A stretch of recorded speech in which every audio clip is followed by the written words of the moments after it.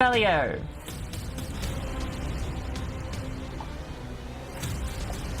And Mike has already attacked me. What? I didn't do anything. You've attacked me. How? Check the stream. Oh! You subbed, so you did damage to me. Because I'm a fucking nerd. Thank you for contributing to the challenge. How many points are even left? God, there's 74%. Your girl's gonna have to get a cosplay. Judge Jodie Slayer, you sound like a real person. I hope you're a real person. If you are, welcome to the Pixie Party. Kiss for you. You're in a cult.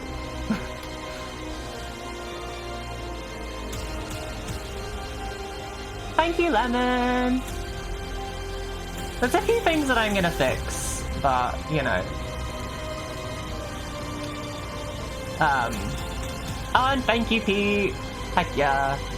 It wouldn't let me do any more. Yeah, there's a limit. I'd literally do the rest of the points copied. How are we doing? The rest of the points that have changed. Let's turn the big scary music down a little bit, because I have a feeling that might have been slightly too loud. Got on 1% and I can hear it clearly. Oh, fair. Cleary. Clearly. Oh, was Judge Jodie Slayer not a real person? Oh. Sad. Your girl just wants friends. Bot, probably. Oh my god, I see Llama. Hello, Llama. How are you today? Before we carry on, I just want to... Oh, no, never mind. I'll type it. That's fair enough, Awoods. I trust your judgment.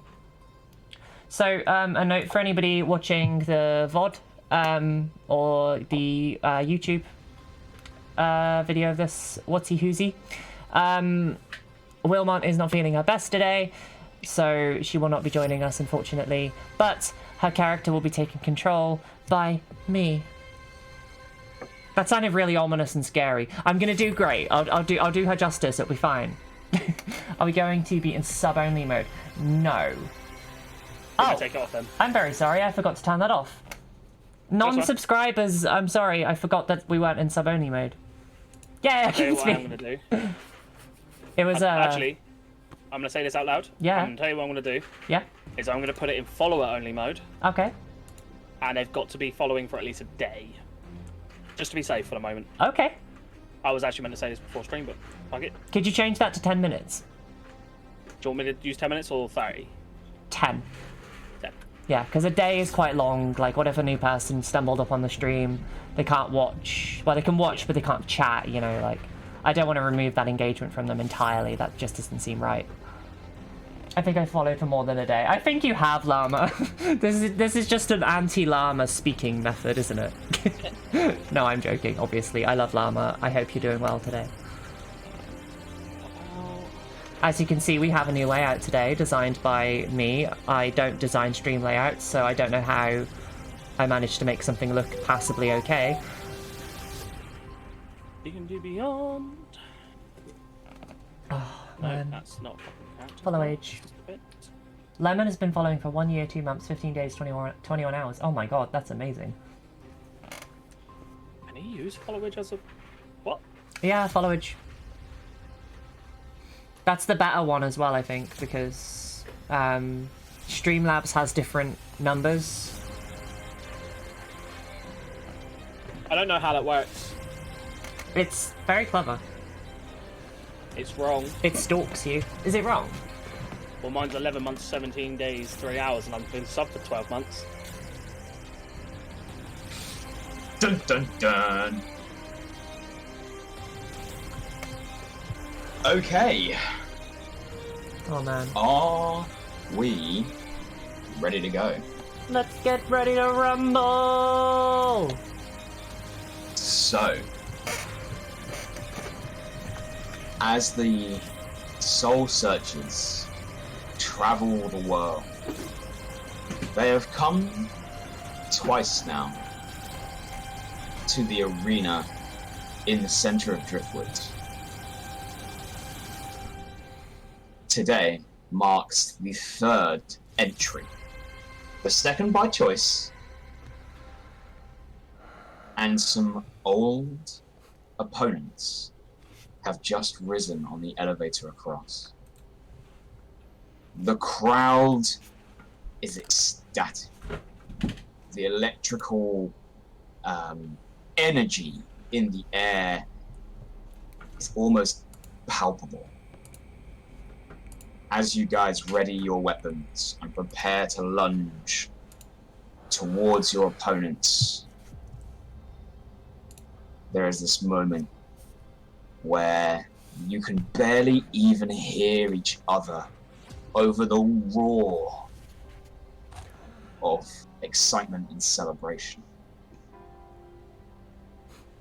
The two gladiators, once champions that you overthrew, Mephistopheles and Cassiopeia, tap the base of their long spears against the ground, and this time you see as each barbed tip of the blade erupts into flame. Their shields extend outwards, the face of a Medusa on each one, and their spears level down to rest on the top, side by side, and ready for conflict. And with that, let us enter the Driftwood Arena. I'm so Yep. hyped to see this. Yes, sir. Fuck. I guess it's showing up, by the way. Hold up. It is showing. Oh, Yeah. that's cool. Alright guys, so little bit of housekeeping goodness. You guys don't have control over your markers for now. So if you wish to move, you need to let me know. Wrong button. So you can do that. You can do that by left clicking and holding down. Ah, yeah. Each square is 5 feet.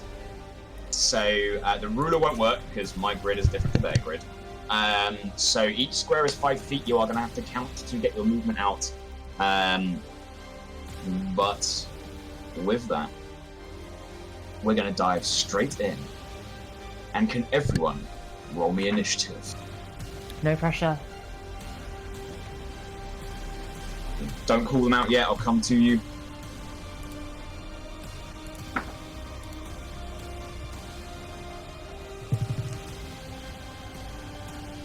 No. Wait, where did my favorite dice go? Okay, Paraxia, what'd you get? 3. 3. Feng. 6. Oh no. Mamba. Do I have advantage in this roll? You do not have advantage on the initiative roll, no. 9. No. Marle. Oh no. Well, guys. Galad got a 12. I got, you're joking, a 2. Okay. Can you please roll me a d6 for Galad? Yes. I got a 6. Please roll again. I got a 1. Okay. I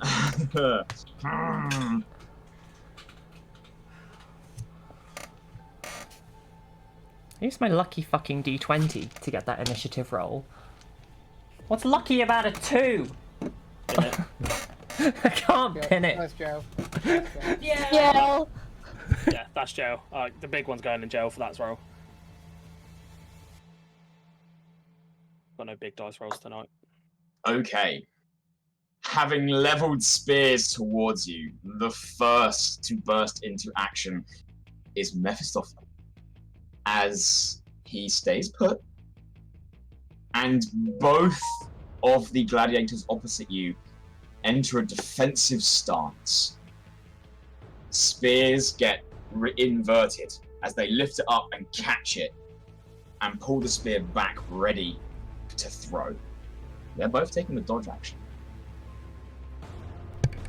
With that, Interesting. Galad is the first of your group to react. I have a feeling. What are they doing? Galad would say to the party before everyone starts doing things and just says, remember, we have to keep them separated. They are too powerful together. We have to separate them. And... oh, this is gonna be fun. What's the range on that? 100 feet. Wait. Sorry, I'm just reading... That's alright. Oh. Oh, that's so nice. That's so lovely. I can't wait to use this. I'm gonna just start really, really big Okay. and cast Lightning Bolt at 4th level At who? at both of them. So it's got a... what's the width of Lightning Bolt? So Lightning Bolt has a 5 feet wide. 5 feet wide, so you can only hit one square. So you can hit one of them. Just to let you know, Uh-huh. you're in the way, so you're going to get hit by this as well, Marle. Okay, well, I'm gonna use Galad's movement to get her to be here. Okay, so Galad runs to the front. Yep. And then I'm gonna hit Mephistopheles. All right. Proud of myself for pronouncing that correctly. Okay. So they charge up the lightning bolt, releasing it outwards towards Mephistopheles. I believe that's a dexterity saving throw. It is indeed. All right. I'm just going to quickly double check something. How many d6? 8. Fantastic. I didn't even have this many d6 out.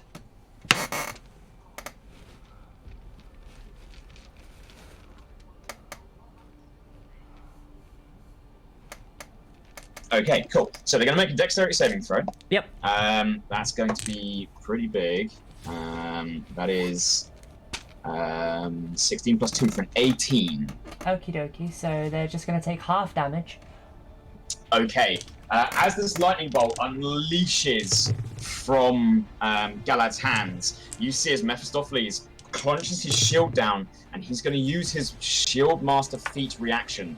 You see the bolt of the lightning energy cascade into his shield and just dissipate around him, taking no damage from the lightning bolt. It was never going to be that easy, was it? Well, the fuck was that? You seem to have learnt a few new things since you beat him up last time. Fantastic! Does Galad have much she can do as a bonus action? So you can check. You can click actions with your bonus action. No. She has a couple of things. So they have 2 weapon fighting if they've got 2 melee weapons in hand. They can use their Shadow Blade if they've cast the spell. However, they've just cast a 4th level spell. They can only cast a cantrip. That's okay then. Wait, so I can cast a cantrip, did you say? If it's a bonus action cantrip, when there's not many No, she of those. doesn't have one. That's fine. Okay. Well, we tried. That was a good attempt at lightning bolt, and I'm sorely disappointed. The crowd does roar in pure excitement as the lightning bolt does dissipate around the shield. You do watch some of these like long tendrils of lightning energy crash into the other side of the arena. There's a couple of like watchers on that have to scatter quickly, and one of them gets a little bit as it just erupts halfway across the audience. Is Galad staying at the front of your group? No, I think she'll use her movements to go back to where she was, behind everyone. Okay. Yep. That's 20 feet. And is that going to end their turn? I believe so, because there's nothing else I can do.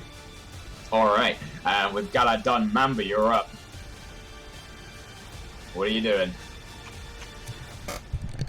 Alright, so I'm gonna cast my best. Okay. I'm gonna cast White Lynx, which is land. And that ooh. will be my action. I don't have an additional marker. I didn't realize you had summoning spells yet. Let's have a look. Just get a duck.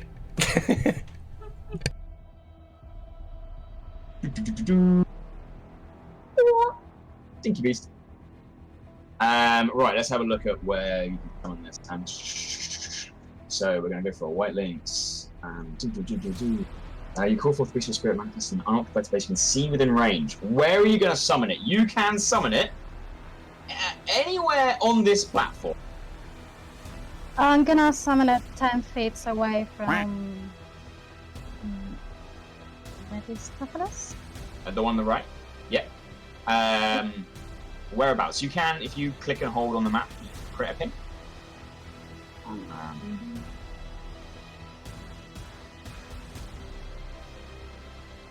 Where is the? Click and hold, remember? I'm clicking and holding. Yeah, you got it's like a short one, like. Yeah, you want it over. You guys have all chosen pink or purple. I don't know how to change my colour. I would change. Yeah, Oh, but- there we go. I I've click changed and mine. hold and just. Okay. Yeah, there you go. There you go. Oh, is okay, cool. So you want to be about there. That's Cassiopeia on the left. Oh. For fuck's sake. Why This is side? not doing it now? Yeah, please. That side? Yeah, cool. All Yeah. right. So you summon this lynx. When you cast or choose environment air, we're going for land. It shares your initiative. Okay. Right. So you sort of cast out this wild magic, shamanistic sort of energy, and your lynx begins to build up in this swirling vortex green energy before materializing on the plane. You see it's looking around, taking its environment, immediately looking ahead of itself and seeing two targets, and it begins to snarl, ready to leap into action. You get to finish your turn. Yeah, wait a second. I'm gonna move next to Marle. In front or Behind. The- Behind, okay. because I'm scared. Currently you're behind Paraxia, technically behind Marle as well. Galad is currently occupying the space behind them. Yeah, I'm seeing. Okay. Can I squish between Marle and Feng? I think actually you might be able to. Yeah, I'm small. Because you're a gnome, you're a gnome, aren't you? Yeah, okay. Let's have a look. Can you end your turn on their square is the question. I know you can move through them.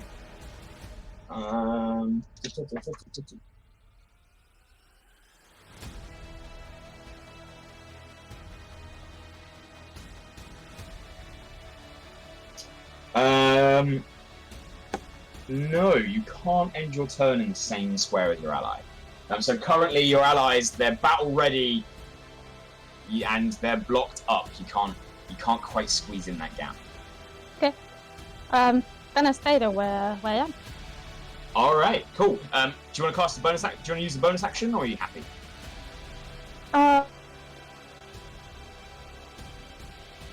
No, I'm fine. Alright, at the end of your turn, Mephistopheles is going to use his legendary reaction. You see him bring his spear back, seeing this summoned creature next to him. He draws it back and launches it across. As it does, you see the flame tip begins to erupt, following backwards, and the entire weapon lights up in fire. They're going to make an attack roll. Do you know the armor class of your lynx? It's 11 plus the level of the spell, which is level 2, so... 13. Mm-hmm. They've rolled a 19 to hit. You see as this spear collides with the lynx. That is going to deal 11 points of piercing damage. What hit points 20? No. 30. Yeah, because you 30 summoned plus because you summoned a land one. 5. So that's 11 points. 30, yeah. 11 points of piercing damage and 5 points of fire damage. So a total of 16 points of damage. Okay. As the spear then embeds into the wood, cutting a gash across this creature, he pulls his arm around the chain and tugs it, and it flies back. He catches it back in his hand. Okay. Okay. If that's the end of your turn, it is now your Lynx's turn. What are they doing? It's gonna attack. All right. So I take it's going to move in the fight. Yep. All right. Do you want to go? Do you want to go to the side, or diagonally in front, or directly in front? Wait a second. Yeah, in diagonal. I was in. Yeah, that's fine. Yep. Cool. Yep. All right. So yeah, the lynx sort of recovers from itself, growls as it darts forwards. It gets to make, I believe, 1 attack at this level.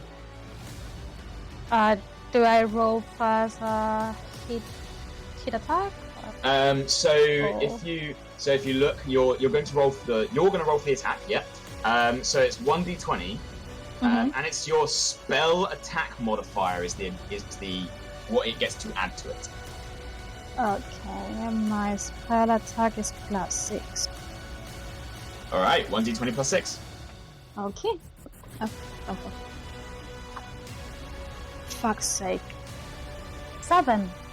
7. It goes to bite and it collides with the shield, and it's quickly thrown off. Is it staying in the combat range? No, it's moving back. It's going to move back. Oh. No, it's staying. It's going to stay there. All right. Okay, Feng, you're up, buddy. Okay. I have no range, so I've got to go move in, I guess. I'm going to try and I worked it out, I think it's about here I can get. All right, let's have a look. Yours is a little bit interesting because you're a large creature. Yeah, I figured that out when I thought. 5, 10, you can go there, 15, 20. How much movement you got? 45.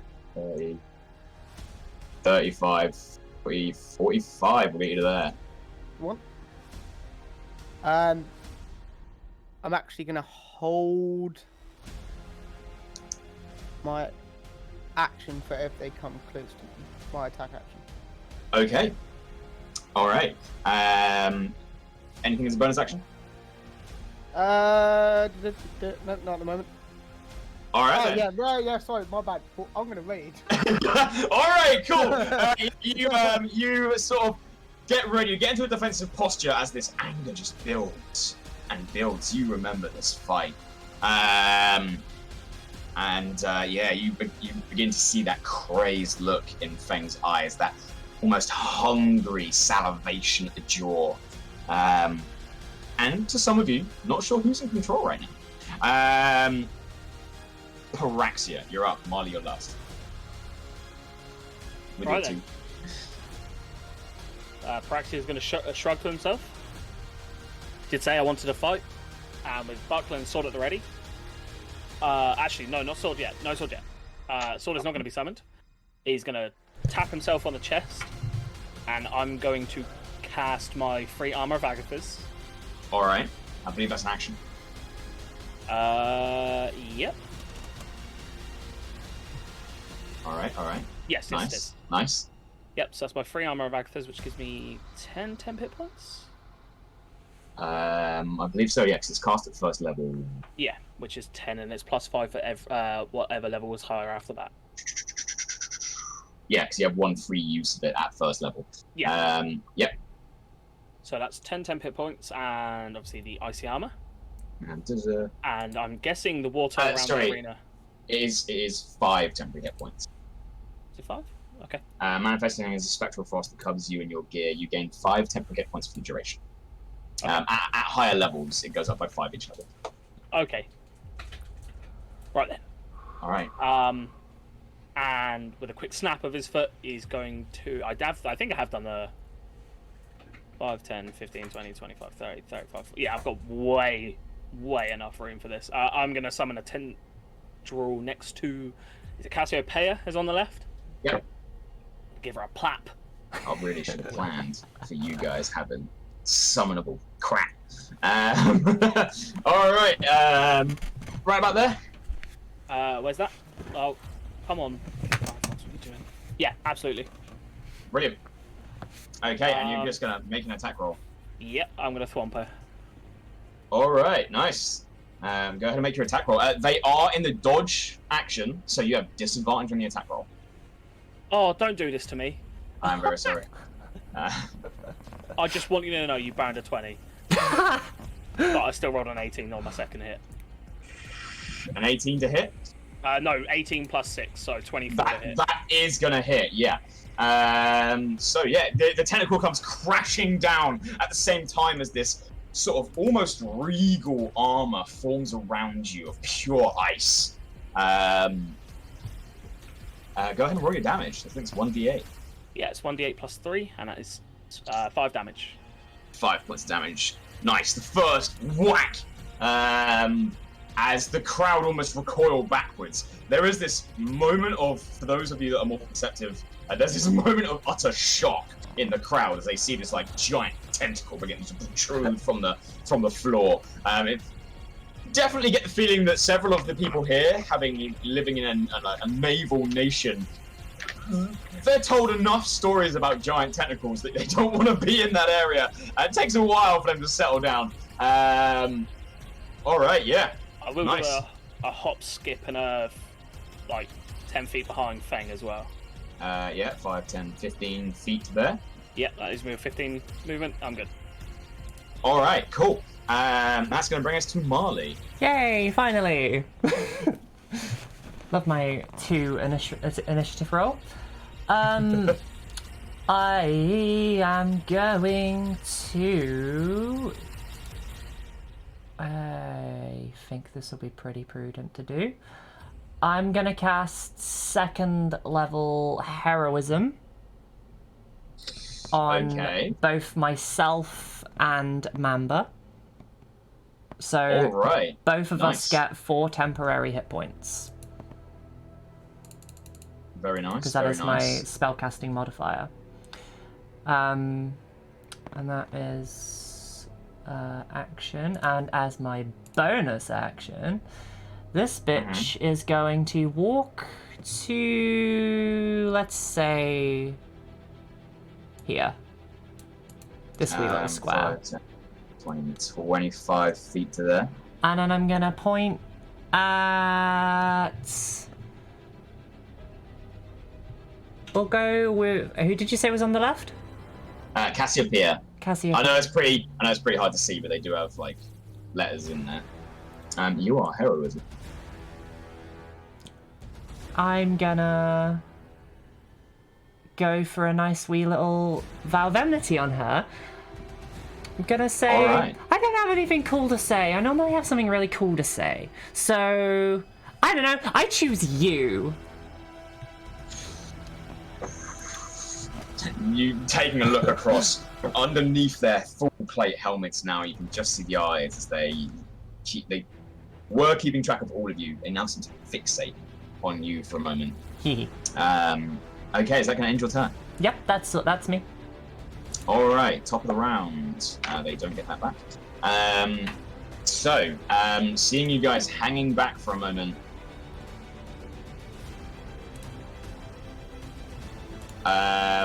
They're going to come to you. Mephistopheles is the first to move. He is going to leave your Lynx combat range, so your Lynx does get to make an attack of opportunity. As he goes 5, 10. Yep. Yeah, yep. Yep. So go ahead and make an attack roll.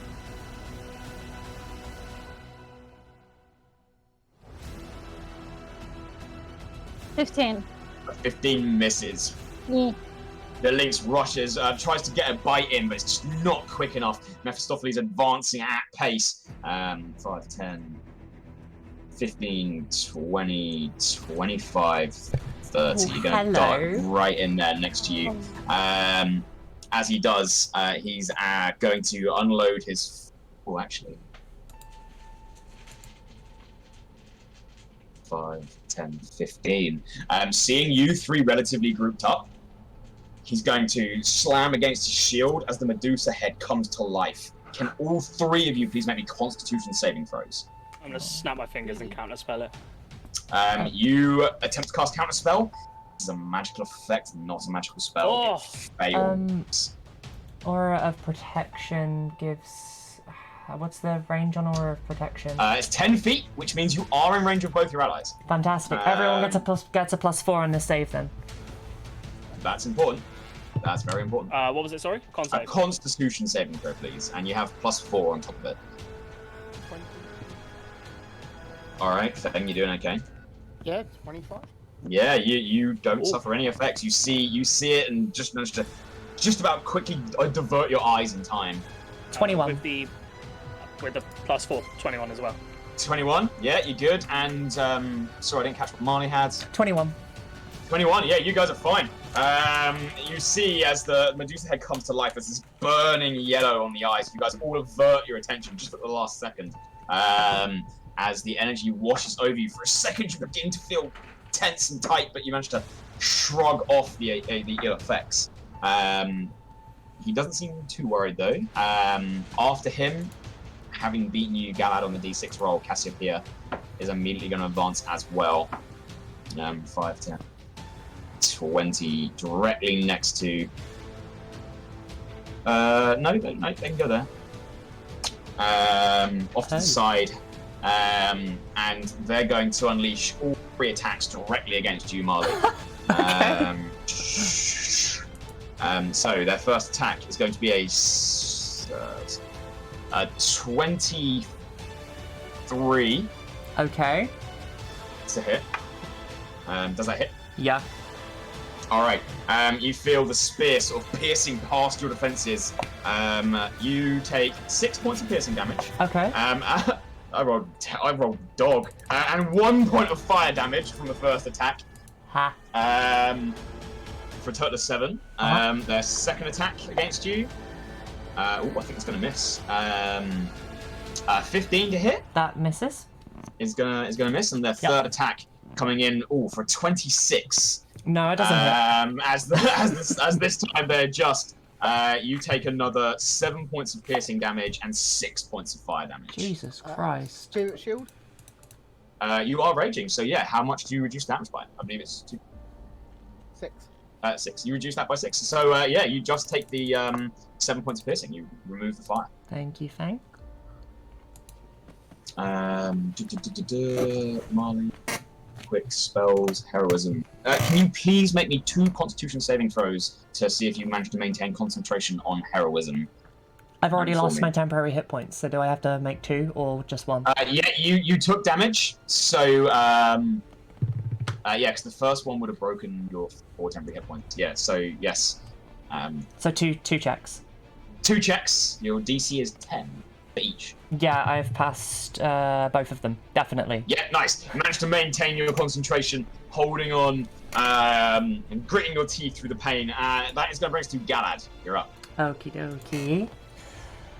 Right, I reckon she's going to move... What's her movement speed? 35. Is she good here? 5, 10, 15, 20, 25, 30. They can get to there, and they have 1 more square they can move. Okay. That's not a diagonal. That's fine. I will stick with that. And I reckon we will go with... This is fun playing with a wizard. You've got a lot of things there. I do. Ooh, what's this do? Now you know what? I've always wanted to say these words. I am going to cast Firebolt. Nice. Go ahead and make me an attack roll. They have a +6 to hit. Who are you firing at? I'm firing at this guy. Mephistopheles. Mephistopheles.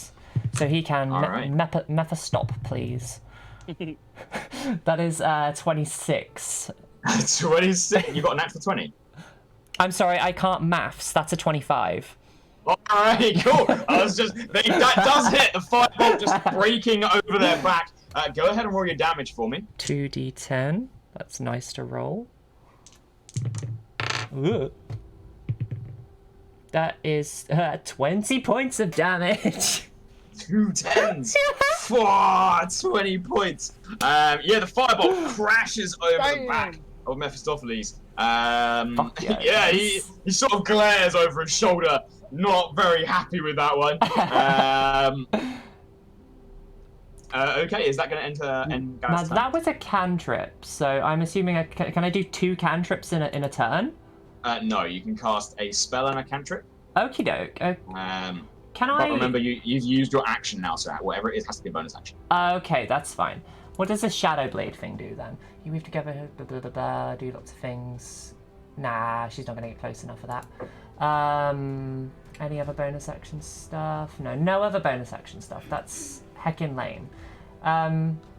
Can she, as her second action, just sort of like, hold and be ready to react with shield if she ever needs to?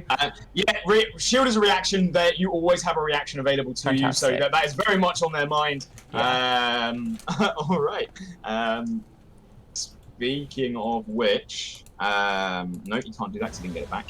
At the end of Galad's turn, Cassiopeia is going to use one of her legendary actions and immediately strike against you again, Marle.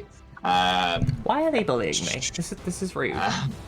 Wow, they didn't like your pun. I don't even know what Pokemon is! We had 23 to hit you. No, sorry. I do believe that hits. 4, that's better. 8 points of piercing damage. No, and that's 5 points of fire worse. damage.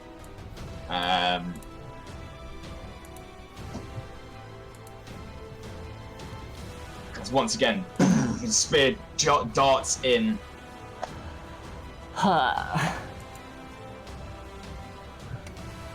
Alright, at the end of that, Mamba, it's now your turn. Yep. I'm gonna attack with my bow to this guy.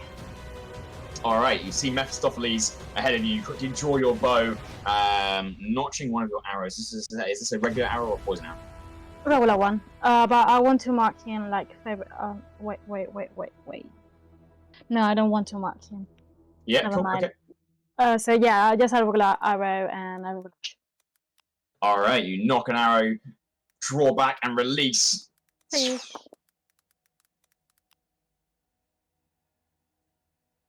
20. A 20? Yeah, the arrow sinks in just behind the shield, digging in to Mephistopheles on the side. Go ahead and roll your damage for me. Yep.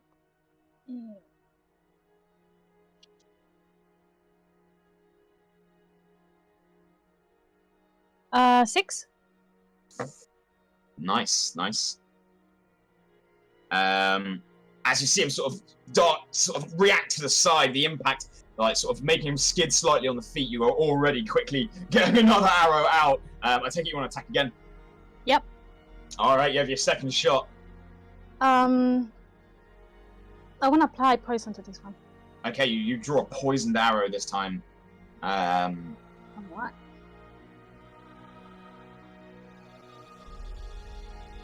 21. 21 does hit again. Sort of digging in as a Constitution saving throw. He's going to get some natural 15 for an 18 on the saving throw. Yeah. Which I believe passes, right? Yeah. 6 again. Another 6 points. Nice. Yep. Nice. Yeah, this time 2 arrows now jutting out the side. He raises his shield and then just snaps them on his side. Both shafts still jutting out from his body. Is there anything else you'd like to do on your turn? I would like to say to the lynx, attack again. Alright, nice. Are you indicating a specific target? I think Cassiopeia is closer, right? Cassiopeia is closer, yeah. Yeah, to Cassiopeia. All right. Okay. At the end of your turn, the lynx has its action. It immediately darts across 5, 15, 20. I don't think it's very smart. No, -3. So it is just going to dive straight on in. The lynx is going to make its attack. It does have pack tactics, so it gets advantage on the attack roll because Marle is in range. So, yeah. Has advantage on the attack against Cassiopeia. 20! Natural 20, nice this time. So 26. Darts Finally! in. Nice. That is 1d8 times 2 plus 6. Ooh, nice. It's a nasty cat. I rolled 8. So 18. Yeah, you're on 8.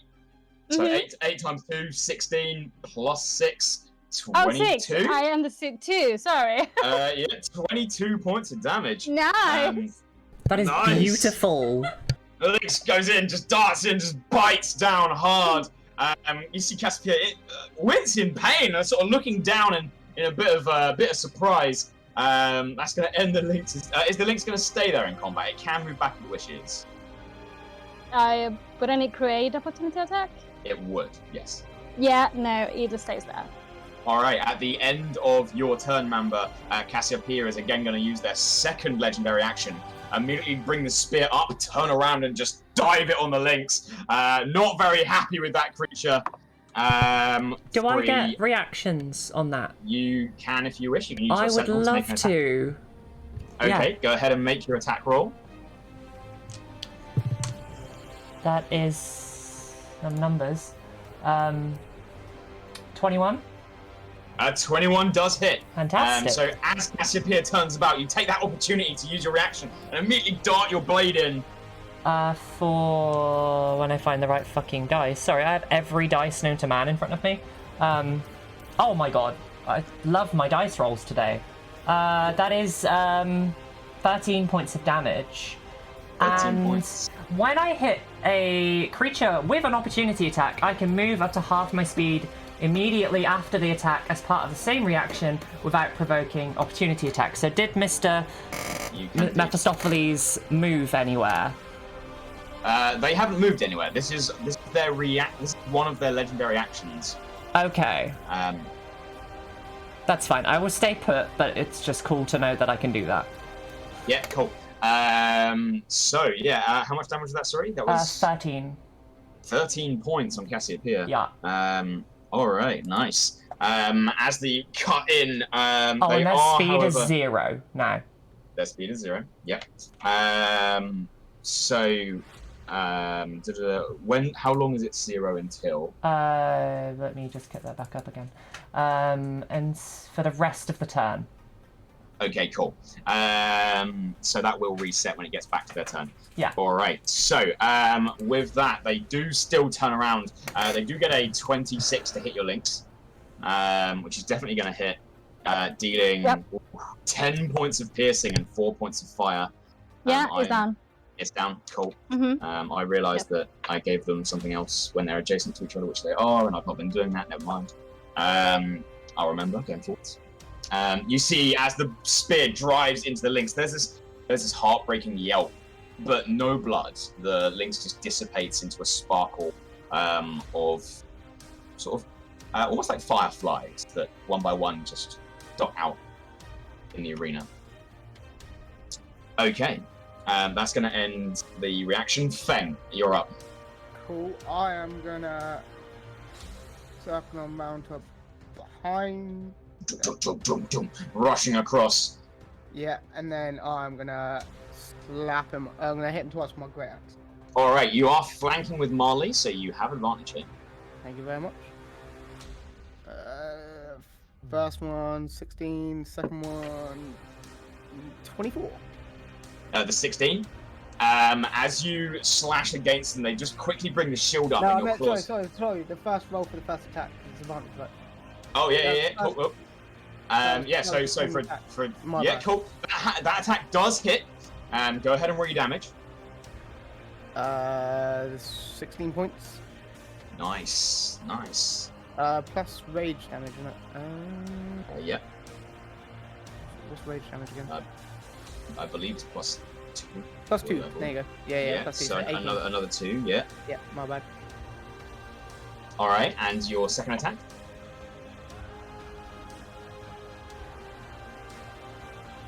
23 to hit. 23 to hit. Phew, yeah, he's gonna hit. Yep, that's gonna hit. That's only 7 points of damage for that one. 7 points. Is that including your rage damage? Yep. Yeah, cool. 7 points. Nice. Immediately laying into Cassiopeia, causing some serious damage between the group of you. I'm trying to focus one of them down. And then bonus action, I would like to use Daunting Roar. All right. So I believe you get to pick your targets for Daunting Roar. I do, yeah. Okay, and what kind of saving throw is that? So Wisdom. Wisdom save, and this is a fear effect, isn't it? Yes. Okay, so Cassiopeia, not great, not great, and that's gonna be a 14. Just fails. Just fails. All right, cool. They are. Okay, cool. They are currently feared. Mephistopheles for a 21. I think he's staying where he is. Yep. All right. All right. They are very much afraid. Yeah, you see Feng dart around the corner, unleash some attacks, and then just erupt into this horrifyingly savage roar that echoes above the chanting of the crowd. Yeah, they are very much afraid. Even some of the crowd are immediately backing away from the roar, but there is a mighty reply from the crowd. Just a cheer that erupts around the arena. Alright, is that going to end your turn? That is my turn. Okay, Paraxia, you're up. Marle, you're next. Seeing Feng getting into the fray, first thing I'm going to do is I'm going to bring my tendril to the left of Marle here. 5, 10, 15, 20. Yeah, that should make it because there's 30 feet of movement on my bonus action with it. Yep. So use your bonus action to shift your tendril. Yep. Does it immediately get to make an attack? I'm going to attack with it, but yep. When I get to my bonus action, because what I am going to do... it is your bonus action to move it. I can move. You can move and attack. So are you moving it now? We'll move it in a minute. All right, cool. Yep. So what I'm going to do is your boy is going to dart up behind Mephistopheles here. Yep. And as he swings around, he is going to summon his sword, and I'm going to take 2 hefty swings at him. All right, go ahead and make your attack rolls. You have advantage because you are flanking with Marle. Can I do them two-handed? I know me and you had like... You've got a longsword? Yes, you can. No, you're currently wielding a buckler in your other hand. I am. So no. Okay. So I'm just going to take 2 big swings with my sword then. Just grow another arm, obviously. Imagine. Hey, if you're aware of the astral self monk, you can. So both, I'm going to take 2 attacks. Yeah, both of them are at advantage because you're flanking with Marle. Oh, sweet lord. So the first one's a natural 20. Nice. 25 to hit. Yeah, that's going to hit. Oh, and the second one's a natural 19 for a 24 to hit. Yeah, both of them are going to hit. You guys rolling really well. Go ahead and roll your critical hit first. Yeah, so it's going to be 1d8 times 2. So 10 damage for the first one because I rolled a 4 plus 2. Nice. Yep, so plus 8. 2. Yeah. 8. And then so 10 damage on the first one, and then just 10 damage on the second one. I rolled an 8. Whoa. You guys absolutely going to town on these guys. Just tell me. I've changed the location of where I'm going to pull my tendril. I'm going to pull my tendril here. Yeah. In between me, Feng, Marle. All right. You see as the tendril sort of dives down into the wood and then erupts out right next to the group. Okay. And you immediately get to make an attack with it. I'm This gonna is attack. not at advantage. No, I'm gonna attack Mephistopheles with it, and the momentum to attack. I'm gonna put my foot on his back and out loud say "Smile for the crowd." Go ahead and make your attack roll. We'll see if this hits. Oh, I'd be surprised. 21. A 21. As the tentacle comes down, he's actually going to use his reaction to immediately bring his shield and spear up and parry off the attack. Yeah, he doesn't want that. King immediately knocking that out of the way. I believe that's going to end your turn unless you wish to move away. No, I'm good. Right. Can I move to here? I won't come out of his attack range, will I? No, you won't. No. I'll move to there. Yeah, cool. That's the last of your movement. Right, Marle, you're up. Who's the bitch boy that keeps hitting me? Cassiopeia, the one you've identified. Fantastic! I'm gonna smack her in the face. Alright, you have advantage on your attack roll. Cool. No sword, actual slap. Yeah, just a whole ass slap. Okay, that's a 25 to hit. So that is going to hit. I did maths right, good. Yay.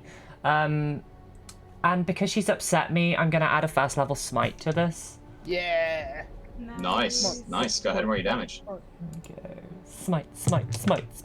That is a 9. You guys are rolling a lot of 19 right now. That is 8 plus 6, so that's 14 points of damage on my first attack. Mm-hmm. And on my second attack, I am going to smack her in the face! Alright, another attack at advantage. That's 21. 21. You watch this time as they do the same thing as Mephistopheles. They bring their shield and spear up and immediately just parry away the strike. Has she considered not doing that? They've considered it. As my bonus action, I'm gonna chug my potion of healing in my pocket. Alright, you quickly get your potion of healing out. Yeah. You have a shield, right? Yeah. Okay, you're gonna have to stow your sword to do this. Oh, that's effort. Because you currently have a shield in one hand. And a sword Yeah, I in the do, other. don't I? Fuck. Is that like a whole action to do that, or is that? You can stow a weapon for free. Yeah. It just means that you're gonna have no weapon in your hand until the start of your next turn. Oh well, that's not gonna happen. How about lay on hands? That's an action. Fuck's sake. Okay, guess I'm not healing. That's really crap. Cool. Okay. Yeah, that's my my what's it done then, I guess. Okay. Actually, no. No, it isn't. I'm going to go with Shield of Faith as my Alright. bonus action. Yeah, you sort of bring your hand up, relying on your blessings. Is that a concentration spell? It is, yeah. Okay, you guys watch. As you immediately begin concentrating on the spell, this glimmering field erupts around you. Marley's form begins to change, the skin turning white once again, and the hair a brilliant shining gold. There's a glistening like light off of their skin. As the crowd gasp and fall quiet. Just for show, I'm gonna really spread my wings out. You flare out your wings, unfolding from your back. Can everyone make me a perception check? Including me? Including you. Okay, perception. Perception. 15. Whoa, that's actually a really high roll. What the hell? 26. 15, 26. Nat 20. No. How did you get a 26? I have a +7 and I rolled a 19. On perception, you have a +5. Perception? Perception. I was reading the wrong character sheet. Fuck. I was about to say! Hang on a minute. But that's still really high though, right? It's still at 24? Yeah. Alright, so we've got a 24, 12. Feng? Nat 20.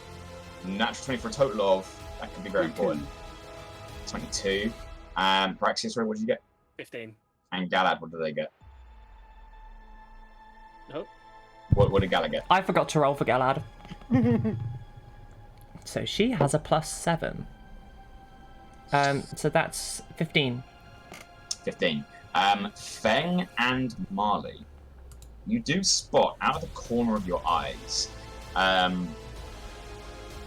entire crowd are taken aback, including your host, the Pirate King. Out the corner of your eyes, somewhere off the far right-hand side of the arena, you see a pair of individuals.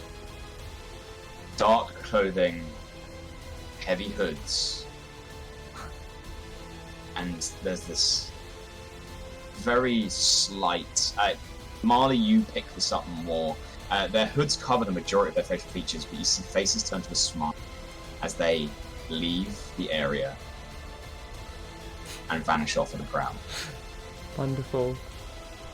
Having revealed your angelic nature to the entire city.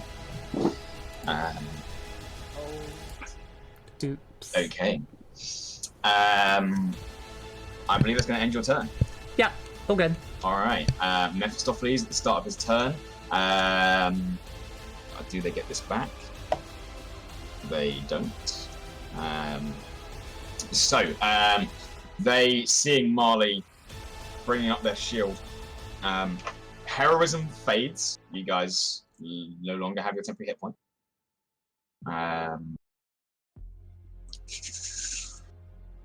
So technically, actually, that whole display should have happened when you cast heroism. Never mind, we'll roll with it.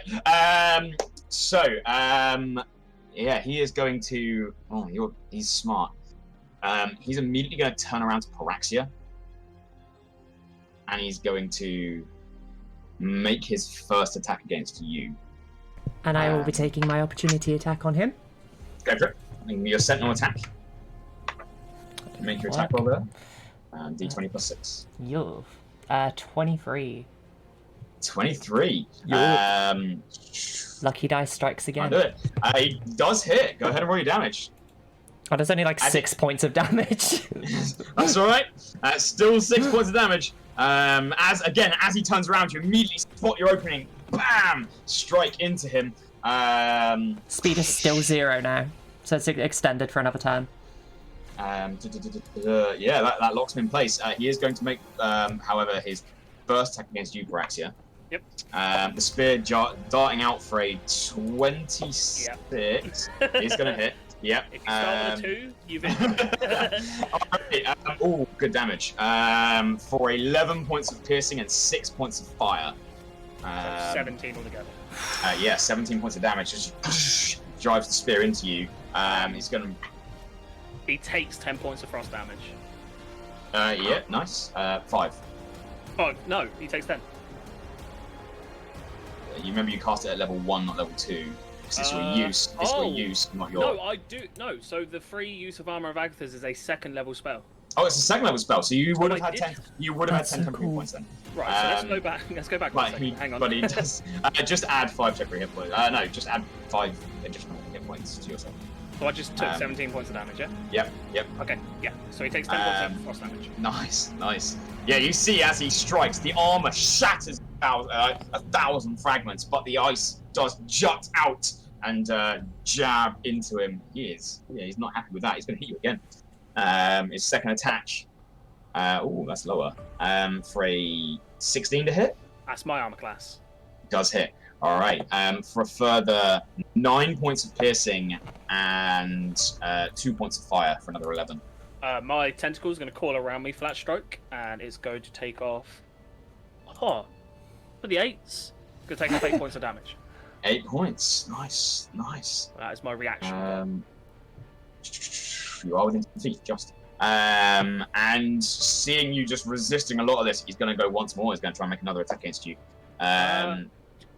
Quick question. I didn't catch how much damage you did with the second one. Alto was 15 altogether? It wasn't that high. 9 and 2, I think 11. So, only 3 points of damage. Yeah. Yep.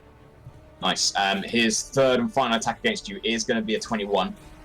So the third spear strike coming in for another 8 points of piercing and 3 points of fire. Hold on. Okay. One second. I've been forgetting to do this with all those attacks. I'll remember for this one, and the rest is my fault. You take a further 4 points of piercing. 15 points damage. Yeah. Spirit shield. Go for it. I'm going to reduce it by 8 points. Nice. So 7 points of damage. You guys got some combo games going on here. Oh hell yeah! All right. With that, it's going to be Cassiopeia's turn. She is going to. She's going to keep going on Marle. She is feared. So it's a disadvantage for the attack. At disadvantage, that is still going to be a 25 to hit. Oh, I know. For 12 points of piercing and 2 points of fire. Wow. Can you please make me a concentration check? Yes. I'm going to show the face. That didn't work. DC is 10. Yeah, that's cool. Concentration. Yeah. That is 16. 16, you're fine. They're going to strike again. Another attack. At disadvantage still. Even at disadvantage, that is going to be a 22.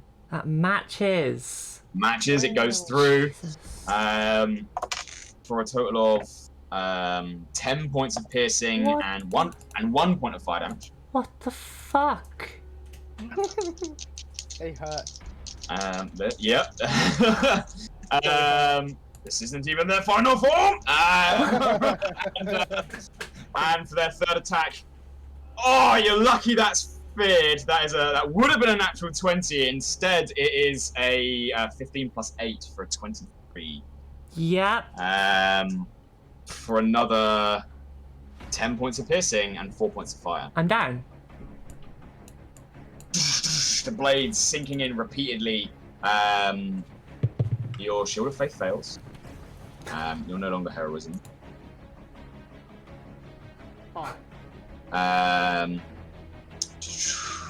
And you are unconscious. I believe their fear now ends at the end of their turn. I believe so,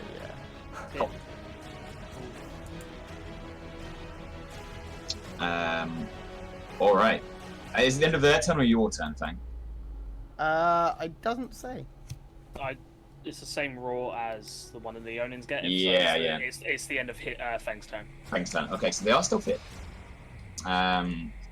As they take Marle down, they look across directly toward. They're going to turn around, and although afraid, they're going to hold their footing against Feng. All right. With that, Galad is up.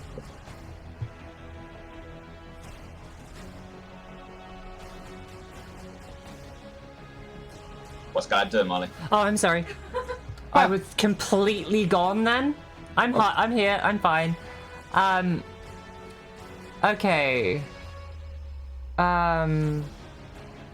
This is gonna be really fucking dangerous. She might not do it because it's dangerous. It's too dangerous. She's gonna cast. How high can I make that go? Okay, no, that's fine. She's gonna go with Arcane Bolt on Cassiopeia. Okay, cool. Just a ranged attack. Go ahead and make an attack roll for me. It is, I believe, +6. Yep. Yeah, according to the spell description, if you roll anything 18 or higher, it's a critical. And I just rolled a 19. +7. Okay.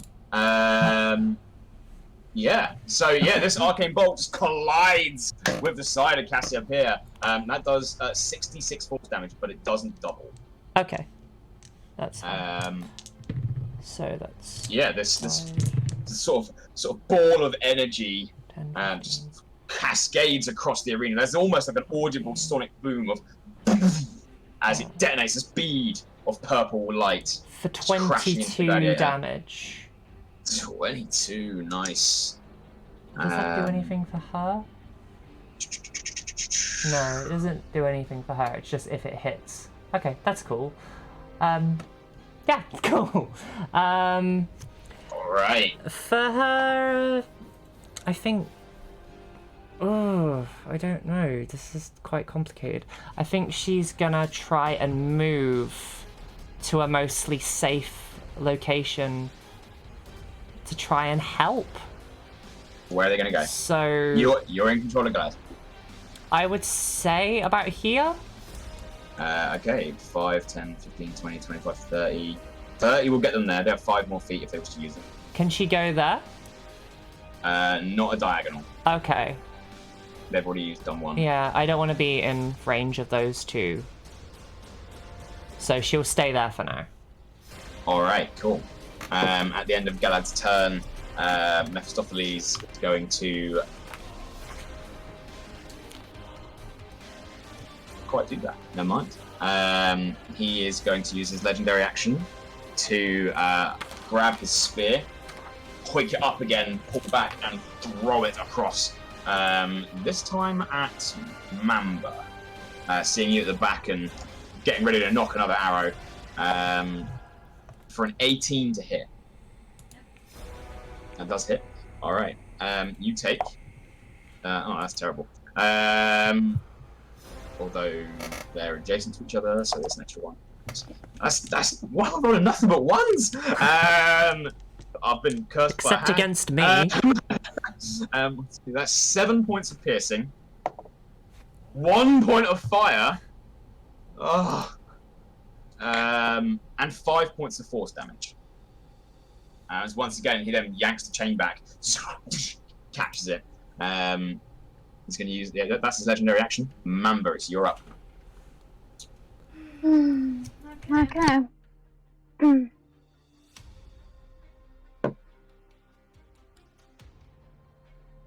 I don't know what to do, to be honest. I don't know if attack or cure, maybe. Feng, you're up next.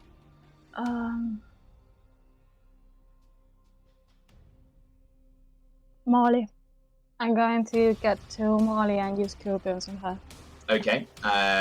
You've got the movement. Where would you like to go? You can be anywhere. You can go to any square adjacent to Marle. Can I be in diagonal? No. Can I? Can you what? Sorry. Can I be here? Yep. Yes, you can. Cool. And from there I can hear. Yes. Yes. Because you're a square next to them, which means you're within touch range, 5 feet. Cool. Plus 1d8 plus level 1. All right. You rush on over. 7. Marle is back up on 7. You're still on the floor, looking up at the arena, seeing all the people cheering and whooping and hollering above you. And there's 2 really angry individuals next to you. Although anger's a hard one to put. With their new masks, there is almost no emotion on display. And right now, both of them have their back to you, actually. Ignorant assholes. Mamba, is there anything else you'd like to do on your turn? Yeah, I would like to apply some poison in one of my arrows for the next. All right. Ready for next turn? All right. Go ahead and do that. Feng, you're up. Paraxia, you're next. Cool. I would like to try and shove the one I'm next to sort of that direction if I can. You can. You have to move 5 feet this way first. That's fine. And then you can try and shove them. I would like to try and shove them. All right. It takes up one of your attacks. That's fine. All right. Go ahead and make a athletics check. They're going to try and contest you. I mean, I rolled a nat 20. They're not going to beat you. You immediately shove them 10 feet. This sounds 1, really 2. stupid, right? Like, they've just moved. You Does that- cannot make attacks of opportunity against a target that was forcefully moved. Ah, okay, Only that's one that fine. moves itself. Okay. Yeah, I've checked that one. I've definitely checked that one. Yeah, that's one of your attacks and 5 feet of your movement. And then I'd like to close the gap to there. 5, 10, 15, 20, 25, 30. And then with the great axe, my great axe, I'm gonna smack him up. Nice. Go ahead and make your attack roll. Nicely done, separating the two. 23 to hit. 23 is going to hit, and they can't use their reaction because you just separated them from their ally. So yes, 23 does hit. Go ahead and roll your damage. 17 points damage. 17 points. Nice.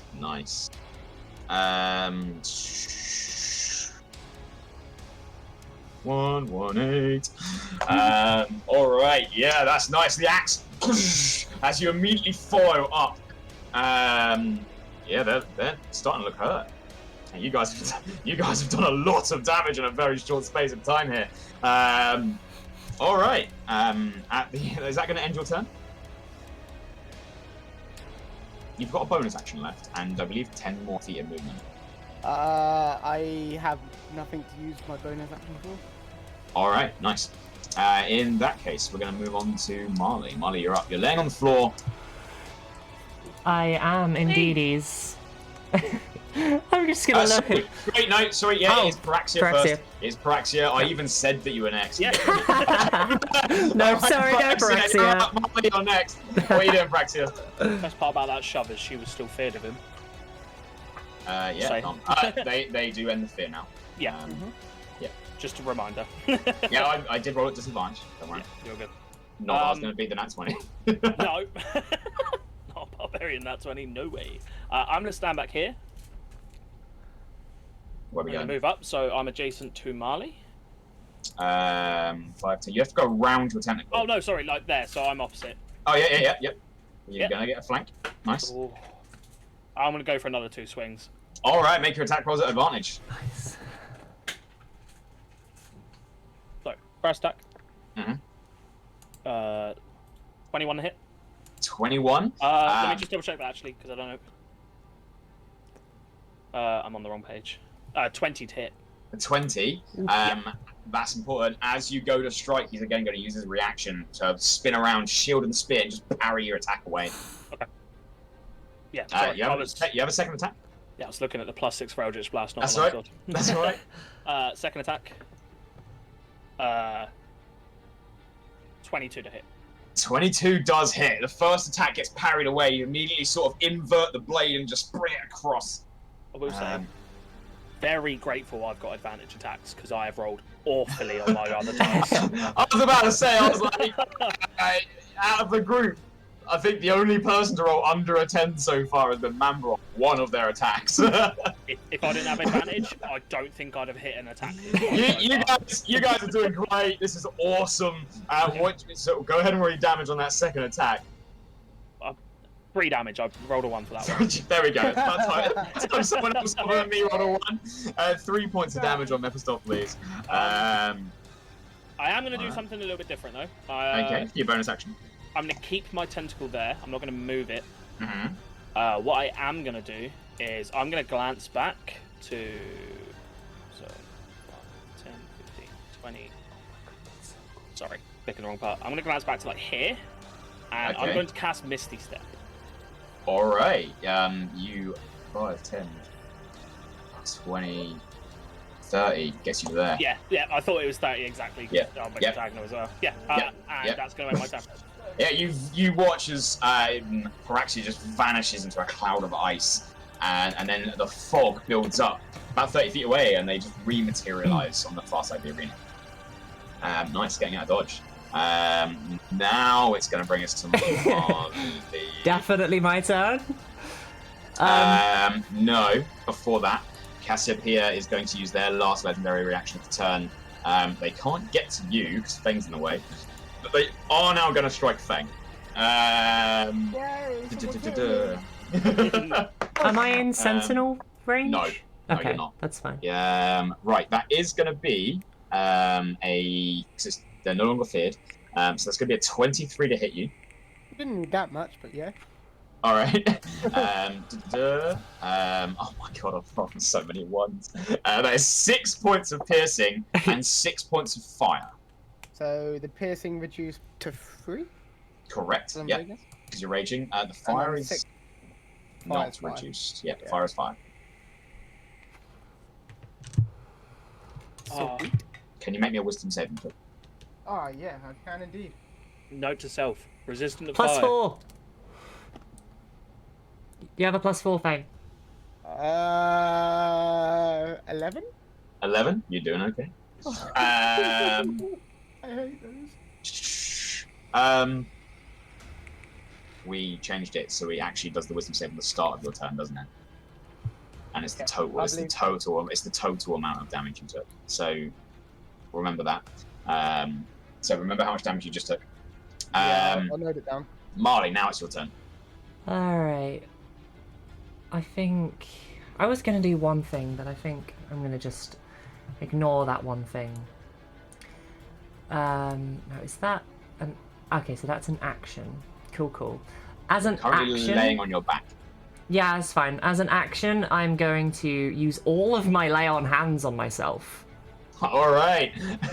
Just bam. I believe that's 35 points of healing. It is, yeah. Yeah, just Holy- you deplete your entire pool. God.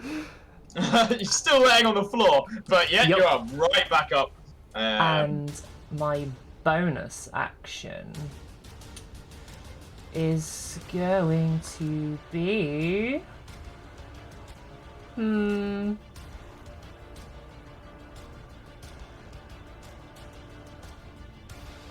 The one that got pushed is the one that knocked me down, right? Yes. I'm gonna face step right by her.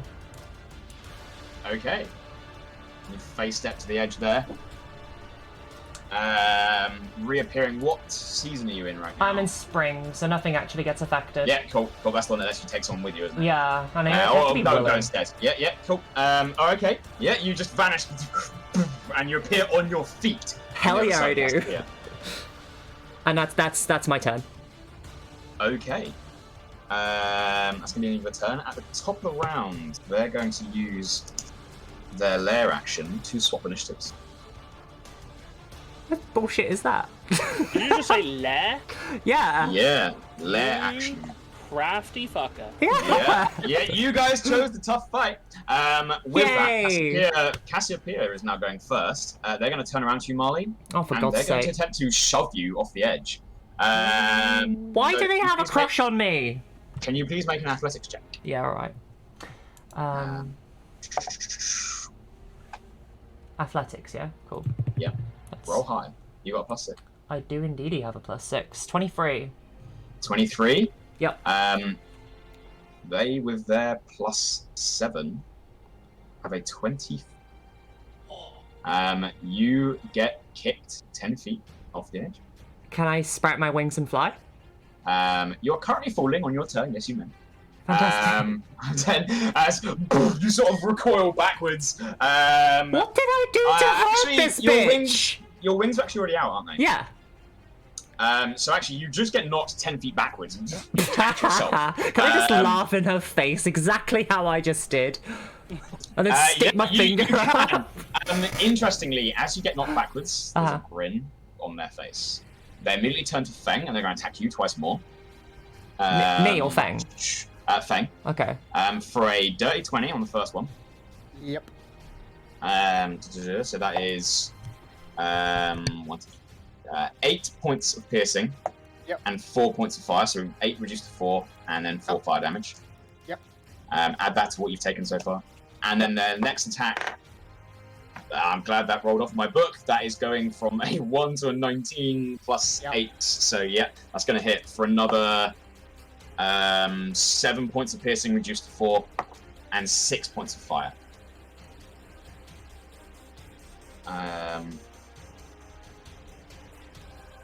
They're then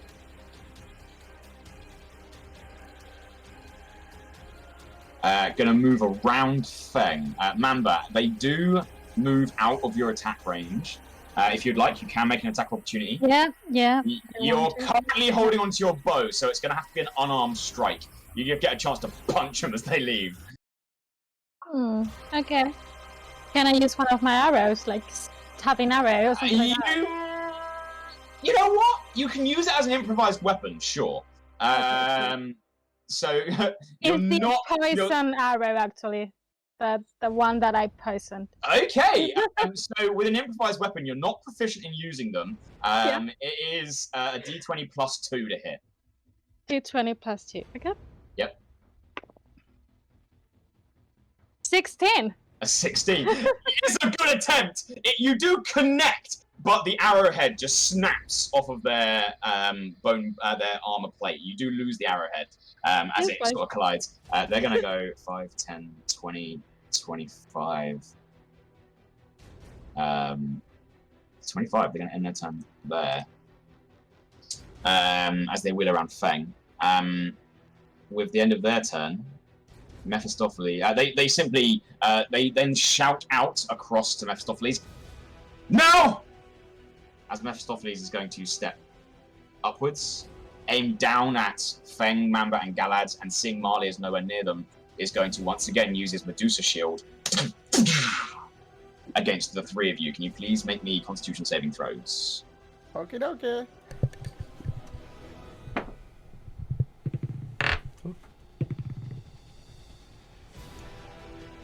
I imagine Feng's going to pass this. Feng? On the nat 20 for 27. Oh, Jesus Christ, guys. Yeah, Feng's fine. Remember, what'd you get? 16. A 16. You fail, and you find yourself stunned for a turn. You manage to shake off the majority of it, but not quite all of it. You're currently stunned. BM's is... Never mind, it's Constitution, never mind. Yeah. Galad got a 15. A 15. Galad is also stunned for a turn. Shit. And that is going to end Mephistopheles' turn. Which is going to bring us to Galad. Galad is stunned and loses their turn. Then Mamba. Mamba is stunned and loses their turn. Feng, you're up. Actually, at the end of Mamba's turn, Cassiopeia is going to use their legendary action to attack you. Attack me? To attack you, Feng. Yep. For a 20-something. Yep. That's another 8 points of piercing reduced to... Oh, no, sorry, they're next to each other again. For 9 points of piercing reduced to 5. And 1 point of fire damage, so 6 damage. You'll see a tentacle lap over Mephistopheles, and it's going to reduce that by 5 damage. Oh, nice. Nice. Because he's within 10 feet, so Yep. I can take off the damage. Yep. So yeah, nice. That uses your reaction. Okay. Now it's Feng's turn. Paraxia, you're next. And I'll actually come to you this time. Feng, can you please make me a wisdom saving throw? Did you total the damage you took? I have, yeah. Remember the DC is equal to 10 or half of that total damage, whichever is higher. Okay, so it's half of that then. Wisdom saving throw. Yeah, I don't pass. Okay. Can you please roll me a D6?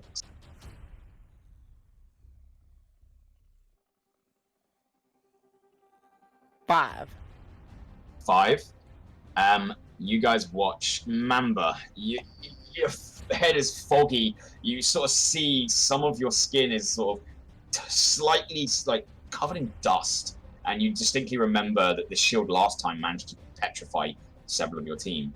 As you sort of shake your head free and look up, Feng, in full bestial mode, is fixated on you. Oh.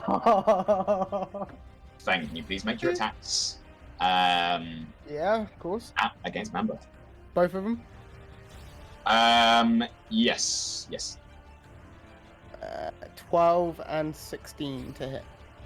For both attacks. They are stunned. You have advantage. Oh, okay. So it would be a 16 on that one. 16 on that one, and then 12 for the next one. 16 Alright. hits. The 16 hits, 12 misses. That is 7 points of damage. Okie dokie. Is that including your rage? Yeah, That nice. is. Yeah, Nice, yeah, I rolled a 7 one. points of damage there. Feng, at the end of your turn, you do come back to your senses. Cool. Paraxia, you're up. I see Feng going crazy. I'm not going anywhere near that encounter. I'm just going to lay in a Cassiopeia with two Eldritch Blasts. Alright, go ahead and make your attack rolls. Taking a step back, I'm not feeling this anymore. Building up that energy, that sort of saltwater brine that condenses into a solid object and just fires across. So that's a dirty 20 for the first one. It's going to hit. That's a 19 for the second one. With them being next to each other, it's going to miss. Okay. You see as the first one collides, the second one immediately following it, as Mephistopheles just brings his shield down, just bounces off the side. 13 points of damage on the first one. Nice, nice. One. You guys are putting in work. That's your Bonus action. action. Tentacle's going to move up next to Cassiopeia and is going to smash her. Go for it.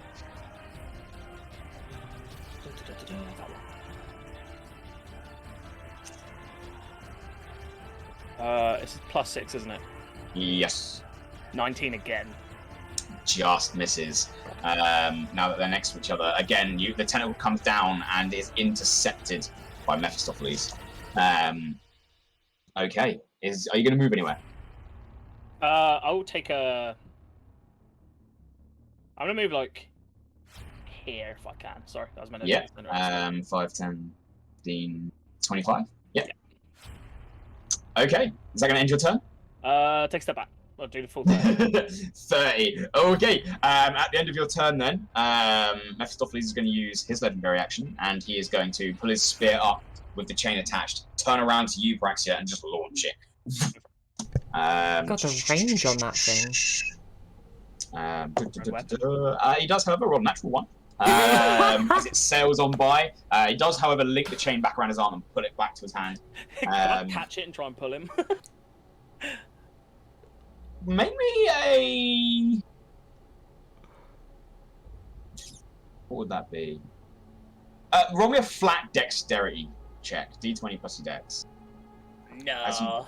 As you try and reach out and grab it. This is where we need Len, not gonna lie. Deflect missiles. Natural 20. Natural 20. It's a 19, because you take one off. Yep. Okay, But that's still a natural 20. You do Dude. manage to, as you die out of the way, you just grab the chain. I will say this is going to use your reaction. That's fine. I was hoping it would, actually. Please, you grab hold of the chain. What are you trying to do with it in that I'm just moment? In that pull one it moment. towards me. And you're going to pull. Make me Yes. an athletics check. Athletics, you said. Athletics, yeah. It's going to be contested against... Oh, no. Oh, yes. 18 for a dirty 20. 18 for a dirty 20. You got a 19 for a 26. Oh my god. As instead of you pulling him, he pulls you 10 feet in. Well, that's fine. I'm still quite far around. And you lose hold of the chain. It's going to end your turn. Marle, you're up. Sweet. Can I see both of them? You can't, actually. You can see neither. Feng is in the way. Okay. Feng, why are you so big? Can I, where exactly on the map can I move to see both of them? You have a flight speed of 30, right? Yeah. 5, 15, 20, 25. You can move to here. Fantastic. I'd love to move to there. Yep. And then I would love them both to make me charisma saving throws. As you... Cast Bane on them. I'm going to cast Bane on them. Charisma saving throws. Ooh, have a look. Right, Cassiopeia first. Going to get a 17. Bitch. Mephistopheles, 17. Both roll 15. Fuck them. Yeah, you send out your magic, and they almost sort of slam their shield spears against their shield in like a Spartan as they maintain their willpower. Wow. I hate them so much. I am going to use my bonus action to cast a cheeky bit of Thunderous Smite on my sword, ready for next turn. You can't cast 2 spells in one turn. I thought I could. That's confusing. No, remember you can cast a spell and a cantrip. Yeah, I forget this. Okay, well, I won't do that then.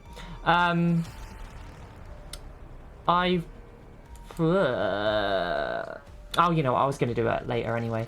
I will pray to my god and ask her very politely, can I please have a spell slot back, please? Thank you. And I did not use that Bane. There we go. It never happened. Okay. Okay. Do I have any more movement left? The feature that lets you get that back. Harness Divine Power. Harness Divine Power. You have to expend your Channel Divinity, which you used earlier on. I have 2 uses on it. Vow of Enmity. So Harness Divine Power uses your Channel Divinity, but once you've used it, it has 2 uses. You only have 1 Channel Divinity. So that what? So Channel Divinity, you only have 1 of them. Okay. Once you've used your Channel Divinity, you can use Divine Power twice. However, you've already used Channel Divinity on your Vow of Enmity. Really badly explained on D&D Beyond. It's not very good at that, but it does say in the very first opening to expend a use of your Channel Divinity, which you do not have. Yeah, that's really shit. Okay, I won't do that then, and I won't do anything else, because... Yeah. Alright. Floating there. Are you staying on ground level? You do have enough movement that you could be either 5 or 10 feet. I'll move right behind that bitch. You're close. You could move 5 feet closer and get in combat range. Yeah, okay. Why not? Alright. Alright. I feel like I'm gonna die today anyway. Hovering over the debris. Alright, that's gonna end your turn. At the start of their turn, you guys are freed from your stun. Cool. Seeing you come back in, seeing everything going on, Cassiopeia is going to make their attacks first. They're going to target. Feng. Attack of opportunity. Hold on. Are they staying there is the question. They're not. They're actually gonna... Actually, no, they're gonna stay there. Yeah, they don't... They think about it for a second about moving to the other side of Feng, and then see how close the edge of the cliff is, and stay exactly where they are. I love that. So yes, they are gonna make an attack against Feng. Marle, you do get to make an attack opportunity. Damn right. With Nat fucking 20! Yeah! Nice! Level 2 go smite! ahead and roll your damage. Level 2 smite. I am Alright! angry at this person. That's going to be a lot of damage. Go ahead and roll your 4d8 times 2. Okay, so 48 times 2 with the +5, so that's 7, 14, 19, 25, 50 points of damage. Okay. You with that, you strike into Cassiopeia just as they're about to bring their spear there on Feng. Your blade crashes against their back, and then there's an explosion of divine magic. As the dust settles, Cassiopeia is unconscious on the floor. Fuck yeah. Gonna kick her in the face as she's down. Okay. They are unconscious. Which will stop their attack against Feng. Mephistopheles glances, looks up towards you, Marle. I'm gonna smile at him. As you smile, he reaches up to his armor, digs his fingers underneath, and just clutches against something underneath. There is. Let's see if they do action. Okay. There is a moment where you see his hands. You see the skin on his wrists as his veins begin to bulge with red, and his skin splits, and flames lick out underneath. And he's going to spend his turn reaching out, planting his hand on Cassiopeia, and the same, like a rapidly spreading infection, splinters up Cassiopeia's body. Oh, that is now, some unholy shit. So now nothing is happening. Galad's up. Mamba, you're next. She is indeed. Okay. I think we're gonna whack him on the head with something.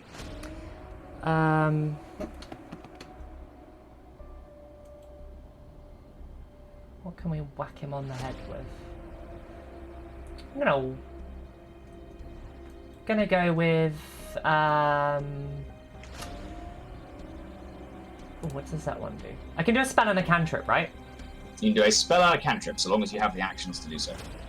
Fantastic. Okay. So long as I have the actions to do so. What do you mean? So obviously you can't cast a spell and a cantrip if both of them are an action. Oh right. Okay, that's fine. Okay. I'm gonna go with Arcane Bolt then because I like that spell. It was cool. All right. Go ahead and make your attack roll. Oh my god. 18. So 18 plus 6, that's 24. And that crit. It is hit. It will count as a crit, and that is 66 force damage. As once again, just collides over the side of them. That is 7, 9, 15, 21, 27. 27 points. Nice. Yeah. Nice. I'm having fun with wizards. And I'll note that down. Alright, that's their action. Anything else they'd like to do? I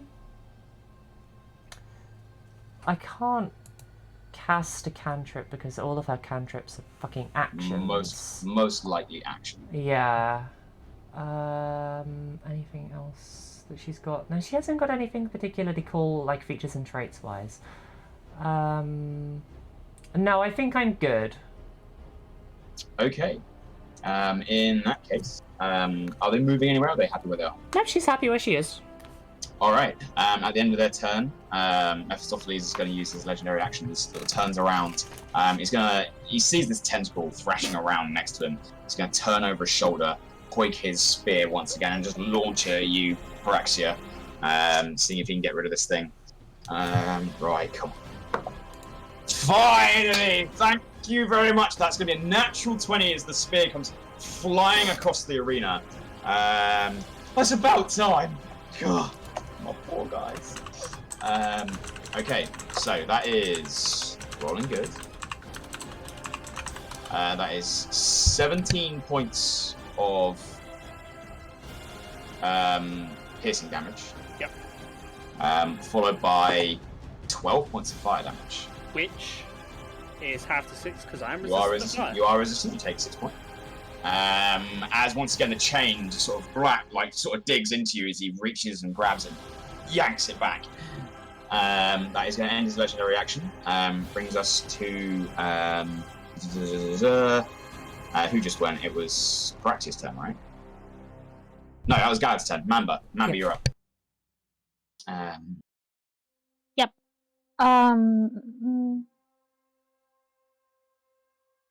Okay, so I'm gonna attack to what's the name again? Mephistopheles? Mephistopheles, yeah. You're gonna have to move to the side at the moment. Feng's in the way. You're gonna have to move to there. Yeah, that's cool because I'm going to activate Sapphire Strike. Okay, so you use your bonus action. Zephyr Yes, Strike I kicks do. in. Nice. Gonna attack with a bow. Awesome. Are you then using Zephyr Strike?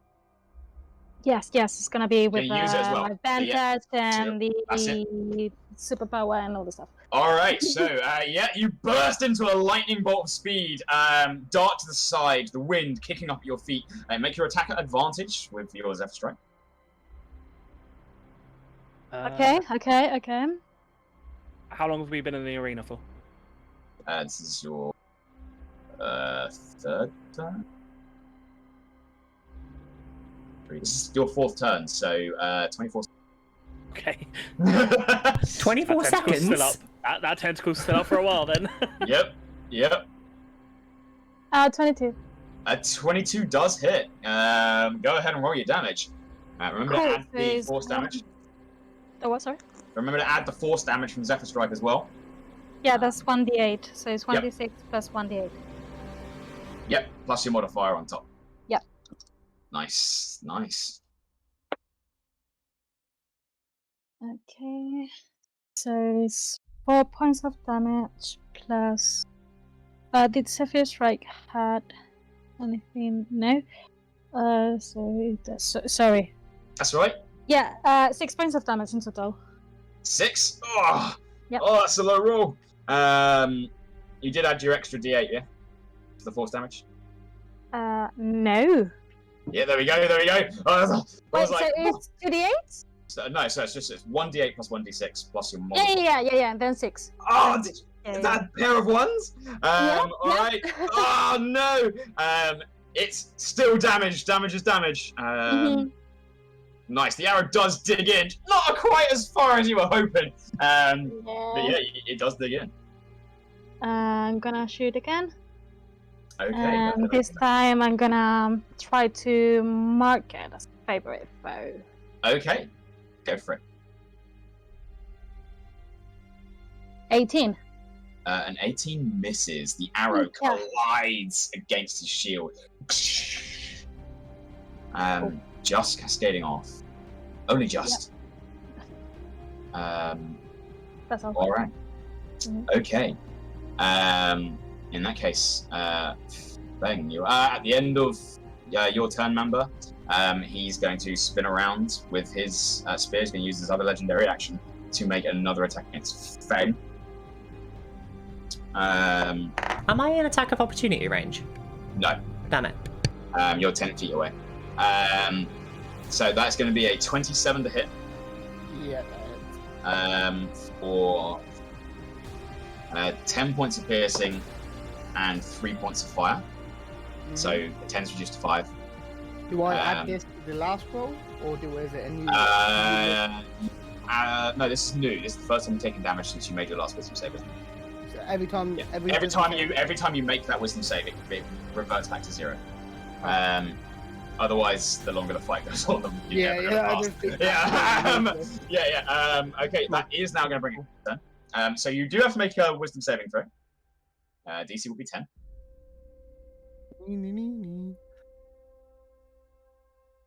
Oh no! You do get +4. Marle is. Oh yeah, just in sorry, I range. forgot to save +4. Yeah, that was still oh no. Oh no! So Oh, 8. no. Okay, roll me a d6. Oh shit. 5 again. 5 again. Once again, you turn, and there, in the blood craze in your eyes, is Mamba. The curse of being a large creature. There's a lot of friends nearby you. Yep. Please go ahead and make your attacks against Mamba. 17 for the first one. Okay. So I do realize we actually got the last time we got it wrong. It's just your first attack. Just that one is- attack. is mind control, That's essentially, reassuring. or against you. So the first one will be against Mamba. Sorry, 17. a 17. I believe that hits. Go ahead and roll your damage. You then Yep. regain your faculties. Sorry, and you do have another attack that is yours. That's 13 points of damage. Sorry. You're It's okay. the rest of your turn is yours. You Cool, have all your movement and your other attack left. I'm going to attack the guy that's still The guy that's standing still again. up. Yeah, Alright. yeah. Go ahead and make your attack roll. Can I make it reckless? You may, yes. You have advantage on this. 22 to hit. 22 does hit. Go ahead and roll your damage. Oh, that's big. That's big numbers. That's 18 points. 18 points. Nice. Do I get extra damage for reckless? No. No, you it's just the don't get advantage, extra isn't it? damage. Yeah, it's just the advantage. Cool. 18, nice. Alright, he's starting to sway. You have a bonus action of movement left if you'd like to take it. Can I bonus action shove? No, it takes up an attack action. Then I can't do nothing. No.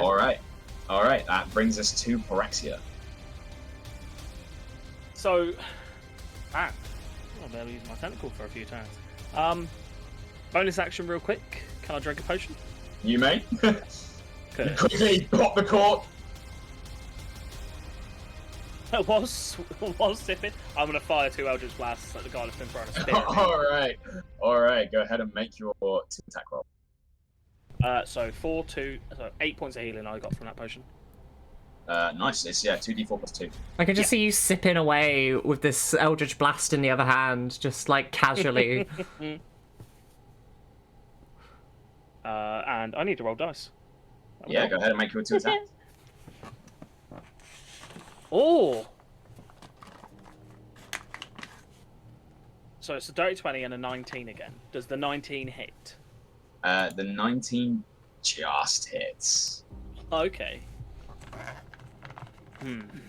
So both of those hit. 2 10s, isn't it? God, I'm just such a bad warlock. I don't even know my.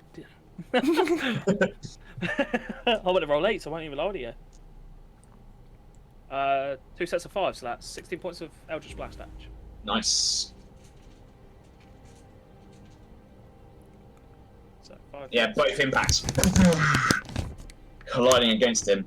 Are you going to move anywhere? Yeah, I'm gonna go walk back to where I was. I'm gonna move back even further. You're going even further? Alright. Yeah, I'm going there. Go for a swim. Okay, alright. That's gonna end your turn. It is. Marle, you're up. Fantastic. Is he still doing that weird vein thing? Having a look at him, his arm is still coated in the cracked flames. Alright. So does that mean he's like still connected with Cassiopeia? He has since let go of Cassiopeia. Right, okay, so he's still just, playing with his veins like a weird guy. Who's clearly a demon worshipper. I would like to move. I can't occupy Cassiopeia's space, can I? Even if I'm flying. You can actually. Can I? That would be really cool if I could. They are unconscious on the floor. Just off you there. Cool. You're occupying the same space. Sweet. And then I would like to blap him on the head. Okay. Well, Appreciate the use of blap. I was getting there. it's good. I like the word. Yeah, I'm gonna blap him on the head. D20 plus 6. So, oh my lord. Okay, that's fantastic. So I'm going for 2 blaps. Okay. First blap. First blap is a 19 plus 6, so that's 25. Definitely gonna hit. And I'm gonna do this one first, so I don't bombard everybody with numbers because I know what I just rolled. Oh, that's hilarious. Okay, 6 points of damage. All right. The first attack, but the second attack is going to be really upsetting for him. It's another natural 20. Yeah, it is.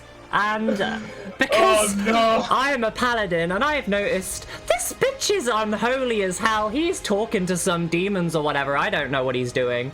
I'm gonna smite him with level 2. All right. You do not get an additional. He is not undead, a fiend, or a demon, but it is still 4d8 times 2. He is doing some sketchy shit. Mm-hmm. 48 times 2. Is that d8? Yeah. Okay, so that is 8, 14, 17,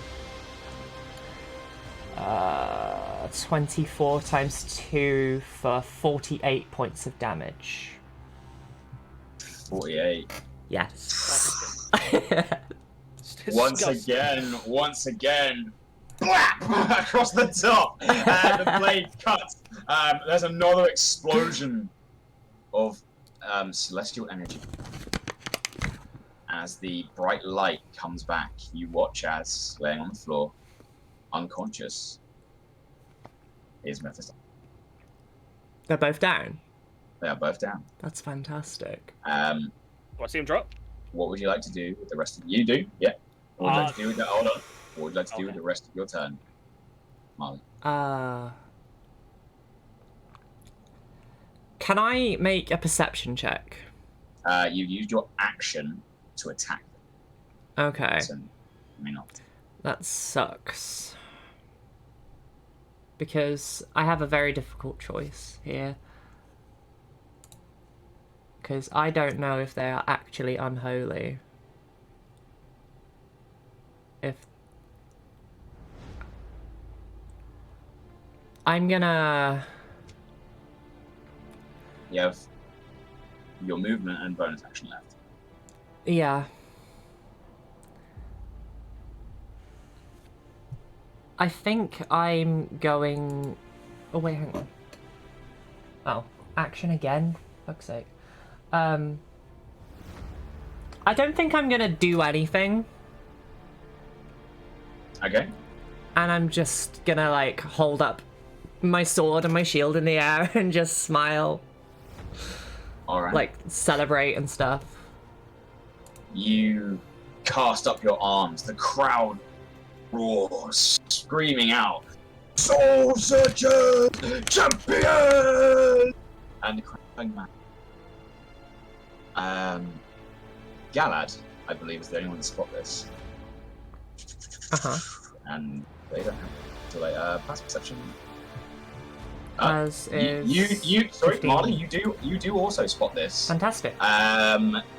Looking up as you're sort of celebrating and cheering, you look around at the crowd whilst doing so, and up there, not celebrating, but with a confident grin on his face, you see Taran Dreadmaster, very much watching, as he has been whilst fights have been ongoing. Yeah. With, like... Whilst celebrating, Feng, you look down at your feet, and the building energy in Cassiopeia and Mephistopheles grows larger and larger and larger. What the hell? Until an erupting burst of flame and magma detonates from both, as they're now both unconscious and next to each other. Can, Marle, Feng, Mamba, Galad,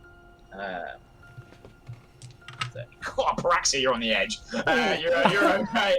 Can you all please make me dexterity saving throws? Everyone near me gets +4 except for Galad, right? Just Feng, you are not within 10 feet of Mamba. Okay. Cool. Dexterity. I get advantage, right? You do for danger sense, you can see this coming. Cool. I get +4? You do, yes, you do have +4. You're next to Marle. Nice.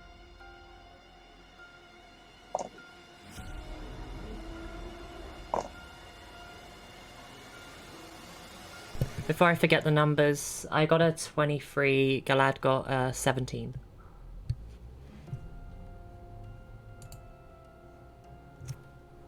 Okay, so 20... 23, I think. 23, Yeah. Galad got a 17. Yeah. Okay. Feng? I got 23. 23. Mamba? Not 20, 25. Okay, Nine. you do all pass the dexterity saving throw, and you take half damage. You would have taken 32 points of fire damage, and instead take 16.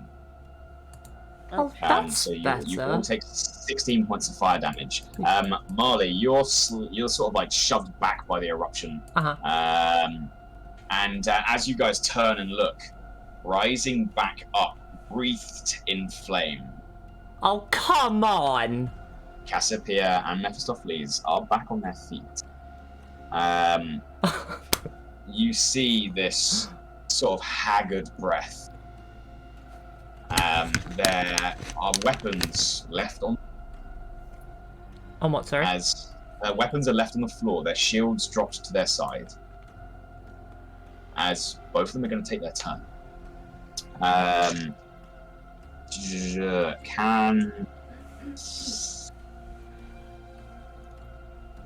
Who's proficient in Arcana? Me.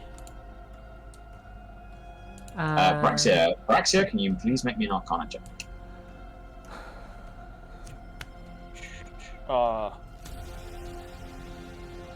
Hang on, I need a D4. I don't know if that's fun. I need a D6. No. Oh, that did a good roll as well. My life.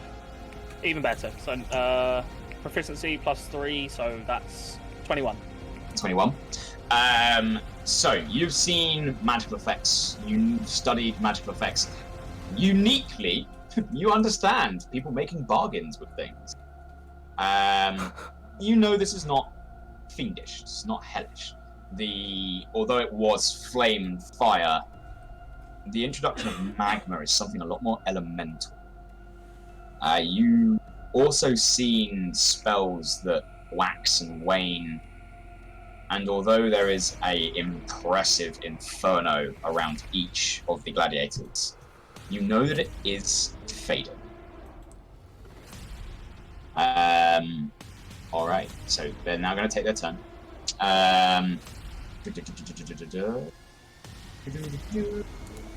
Let's quickly get rid of that. And that symbol looks fine. They're on fire. Alright, so Cassiopeia immediately is going to lay into Feng. And you reckless last turn, didn't you? Yes, indeed. So I'm going to be taking my opportunity attack. Alright, go for it. 25 to hit. 25 to hit. You've got a regular longsword, don't you? Yeah.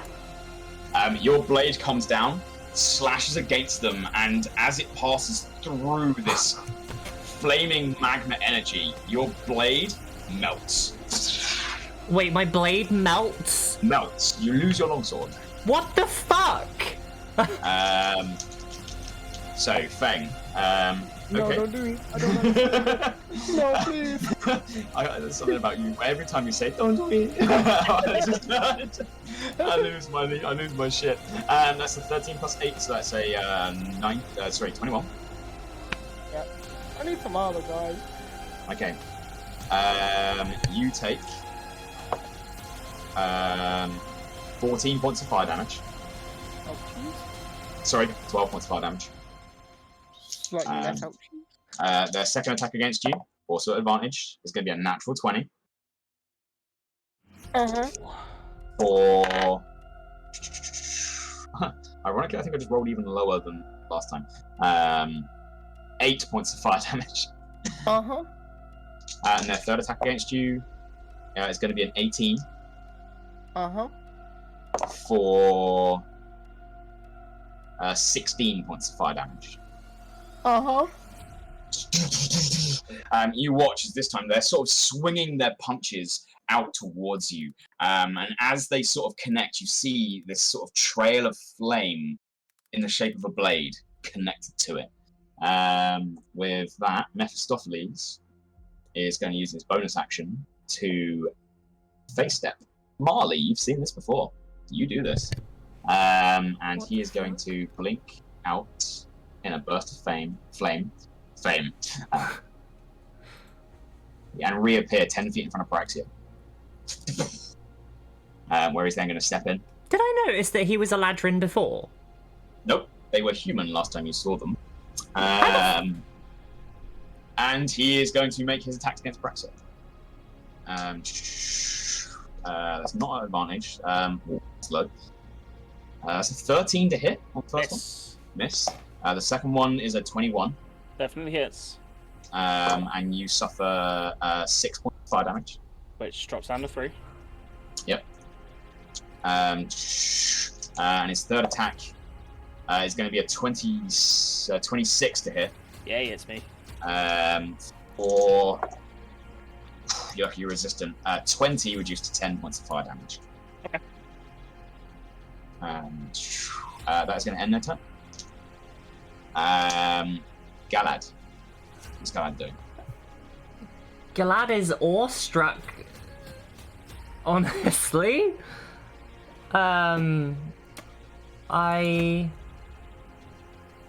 think the most prudent thing to do right now would be to go for one of two things.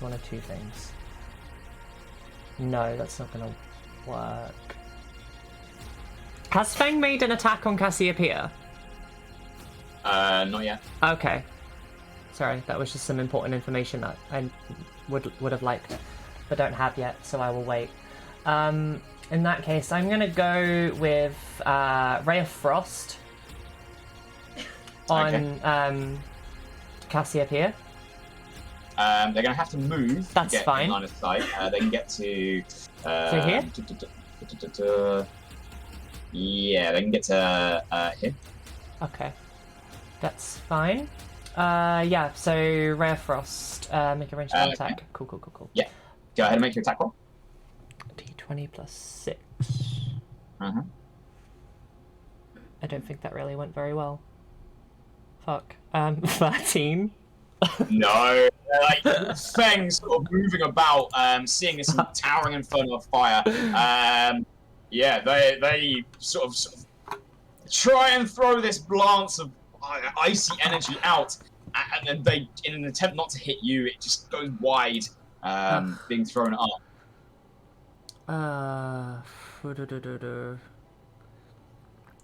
Bonus action stuff. What can we do? What can we play with? There's got to be something she can do as bonus action. Shadow Blade. What does that do? Okay.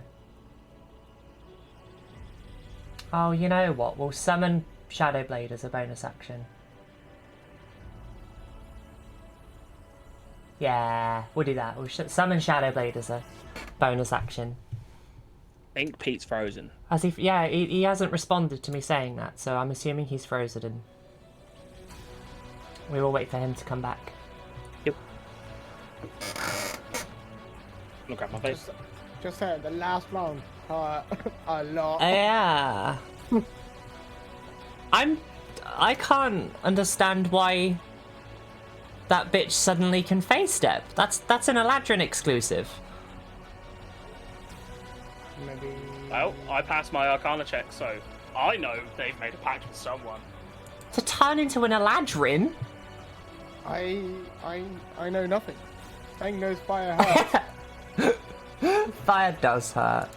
Fire sucks. Flame bad, lava people bad. Lava Fire, people bad. hot. Fire ouchie. Fire singed, ouch.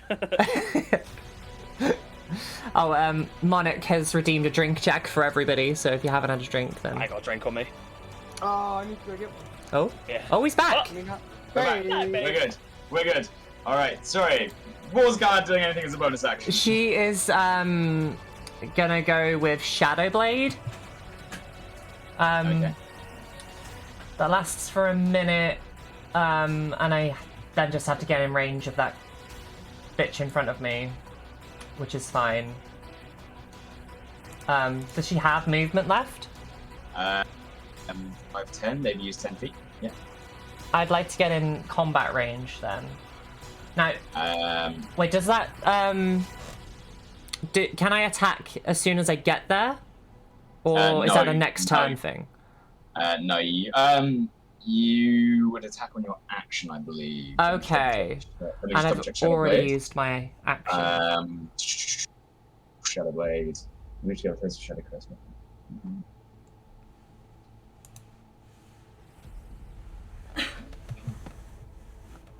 No, so it costs the bonus action to summon the blade. Okie dokie, that's fine. In that case, I'll stay where I am and leave the movement until my next turn. Alright. Mamba, you're up. Yep. So both of them are like a goo of lava, right? They are, they appear as they were, but they are like sort of wreathed in fire and magma.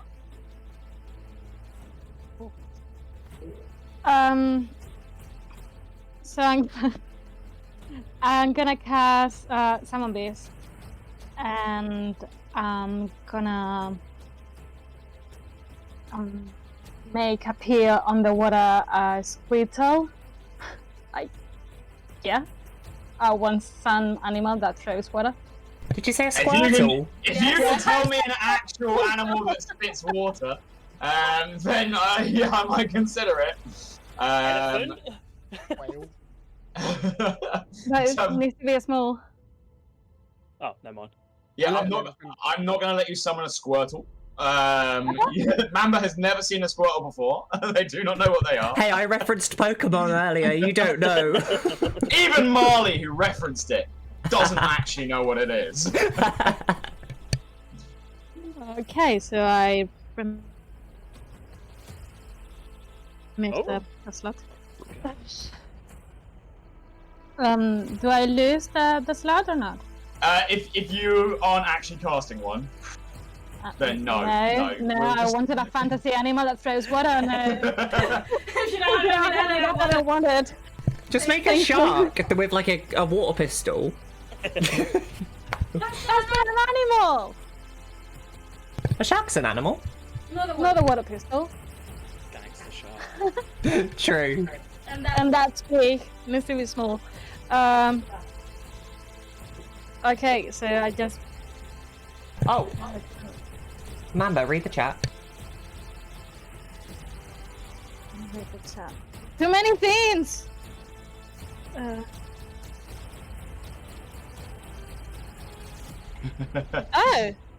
I will say that when we spoke about your background, you have not been to the sea, have you? No, I was in the lake. Yeah, you wouldn't know what that is. Cool. That'd have been so cool. Thank you, Mornak. That was fine. Alright, so I will just attack with my arrow to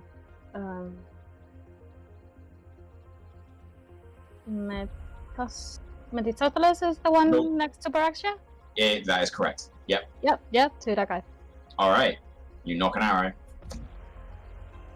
Make your attack roll. And trying to mark the thingy. Okay, never mind. 9. 9. You fire the arrows, sails wide. There's like a worried "look out" in the crowd as it buries into the stand somewhere. For your reference, the crowd has gone silent. The what? The crowd has gone silent at this point. You do have another shot if you wish to take it. Yeah.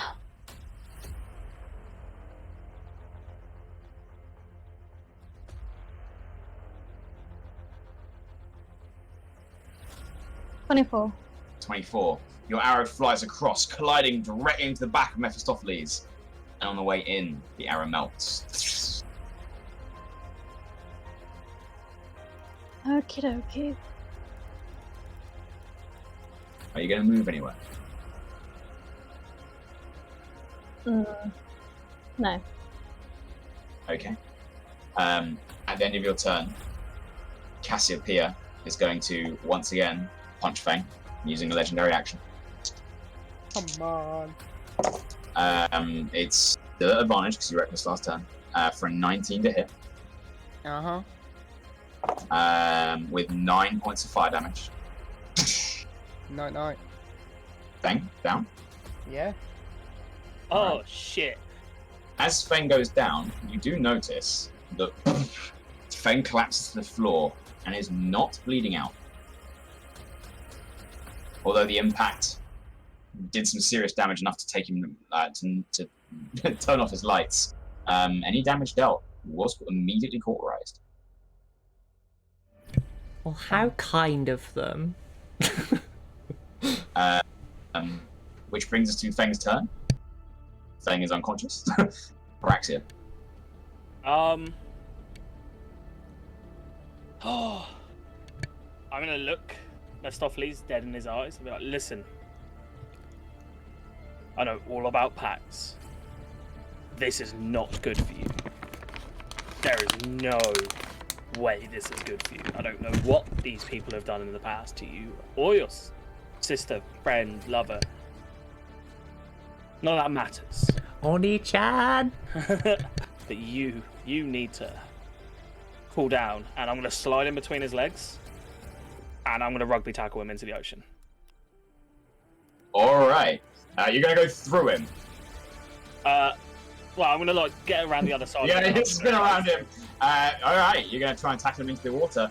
Yeah. Go ahead and make me a contested athletics check. I'm not rolled high. Oh. 19. 19. Alright, so here's what happens. You do collide with Mephistopheles. And you begin pushing him and carrying him. You said you're tackling him off the edge. I'm getting him. I was just Yeah. getting him off the edge. Alright, cool. You specifically said tackling. Yeah. So I'm assuming you have to be hands-on. Yeah. You do win the grapple, and you do push him going with him. However, the moment your hand gets close, you immediately suffer 19 points of fire damage, halved to 10. Oh, okay. You still up? Yeah. Alright, are you going off the edge with him? Yeah. Okay, you hold on to him on the way down. I would have stopped at the edge thinking about it. You're going to stop at the edge? I'm just going to get him off, like, get him Alright. and cool down. So deciding you're going to let go the moment you get there, just taking him off the edge, you cast him out over the edge of the arena. And almost exactly the same as Marle earlier, he floats 10 feet away. And floats. Just off. Are these members of my fan club? What is this? As soon as I see him floating, I slam my foot on the ground. The tentacle behind me disappears, and a tentacle appears on the side of the arena and tries to hit him into the water. Alright, make me an attack roll.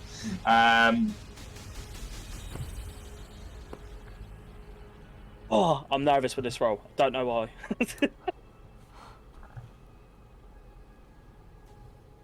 It's a dirty 20. A dirty 20. Yeah. He can't use the reaction to do that. He's lost his shield, so that does hit. As you watch as the magical nature of the tentacle collides with him, it does impact. Let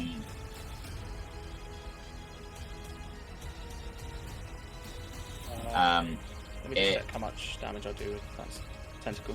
I Go forgot. ahead and roll your damage. Yeah, go ahead and roll your damage. Yep. Okay, I need to reroll. I rolled a 10. I'm a good warlock. Okay. So 5 plus 3 is 8 damage. 8. Okay.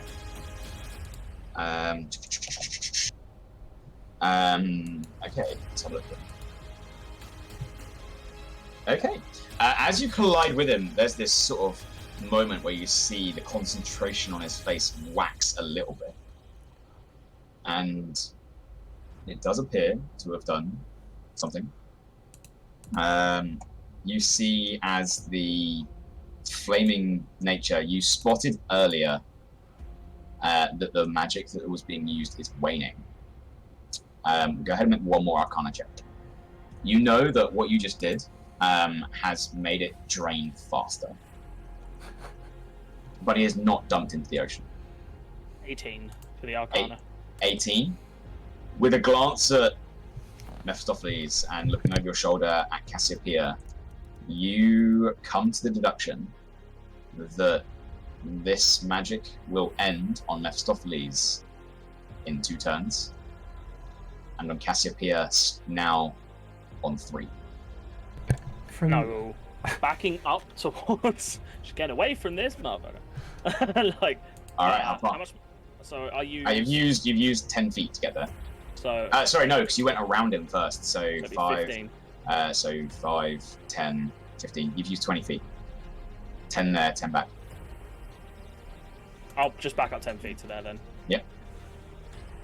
Oh, actually, put me back real quick.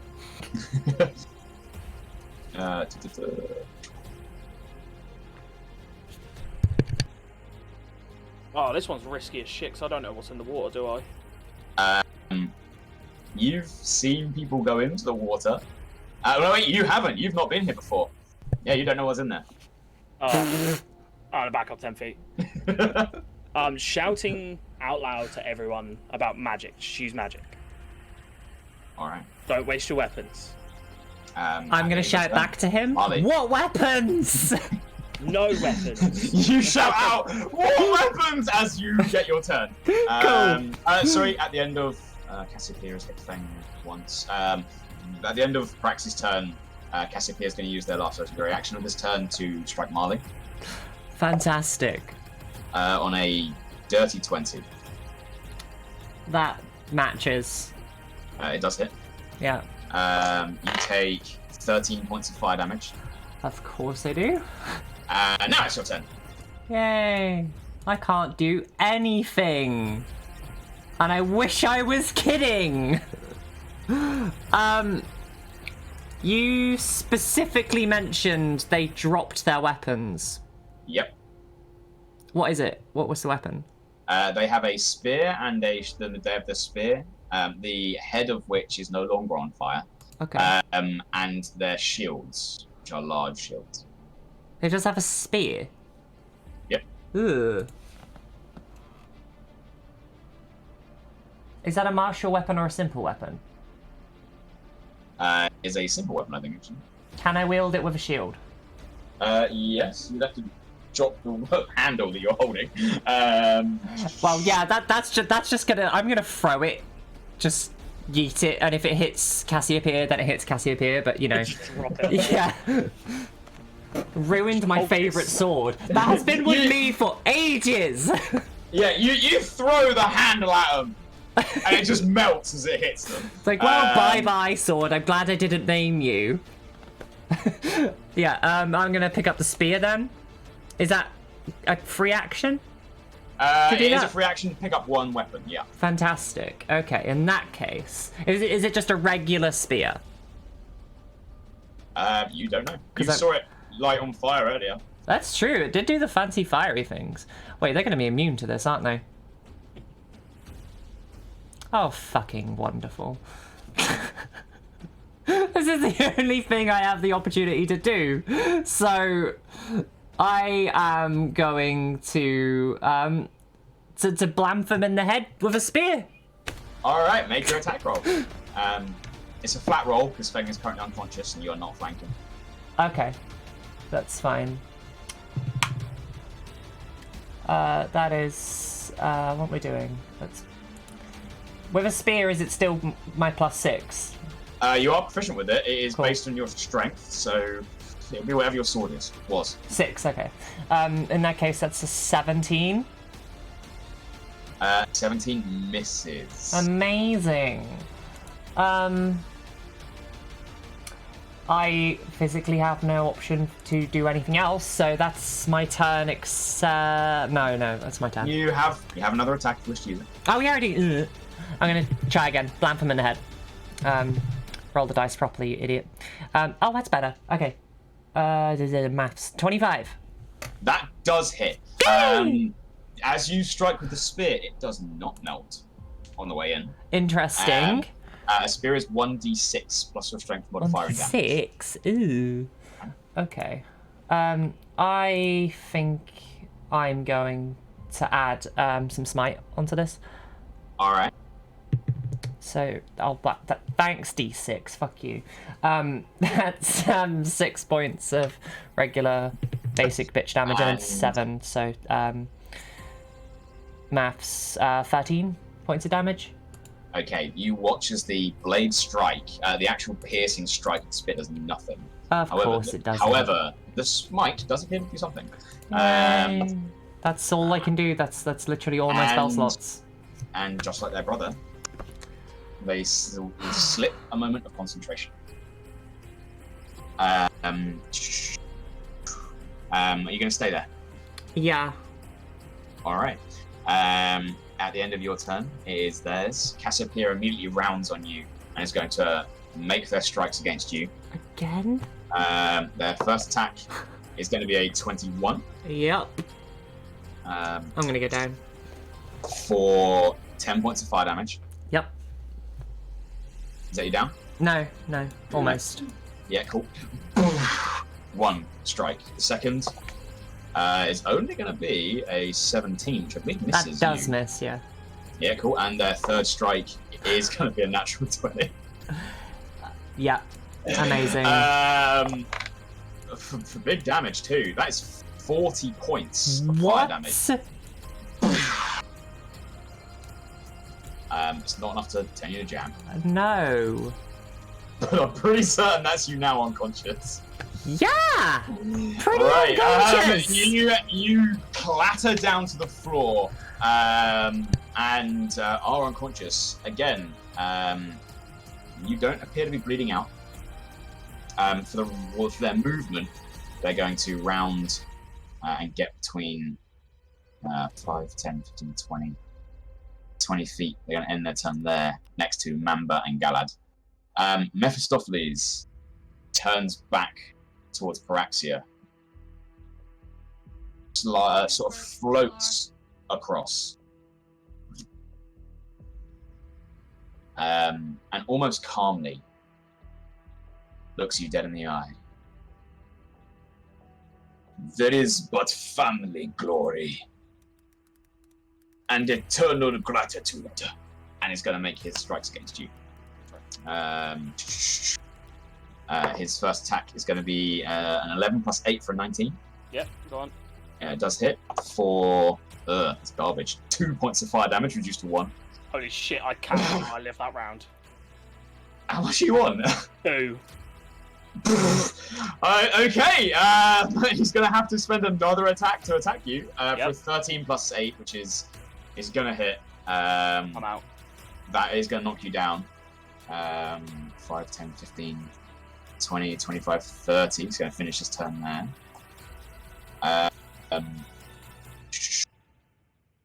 Let's see who is actually out here. That's going to end their turns. Nope.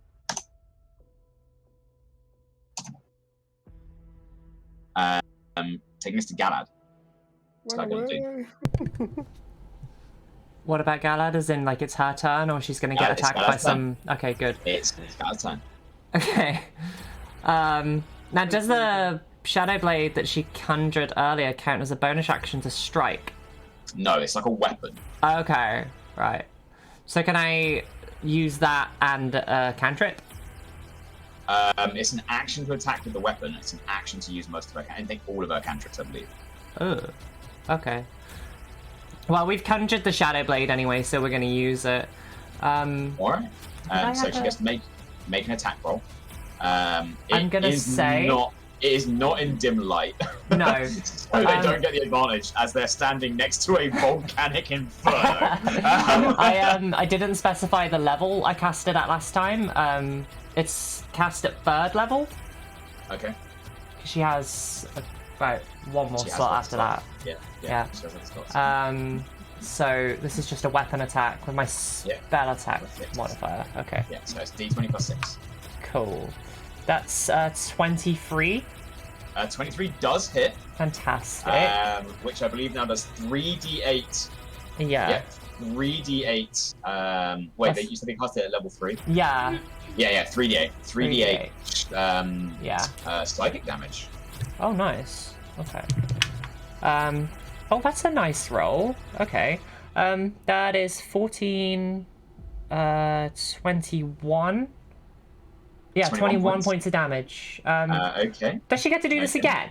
No, she does not have multi-attack like everyone else. Or the rest of you. Okay.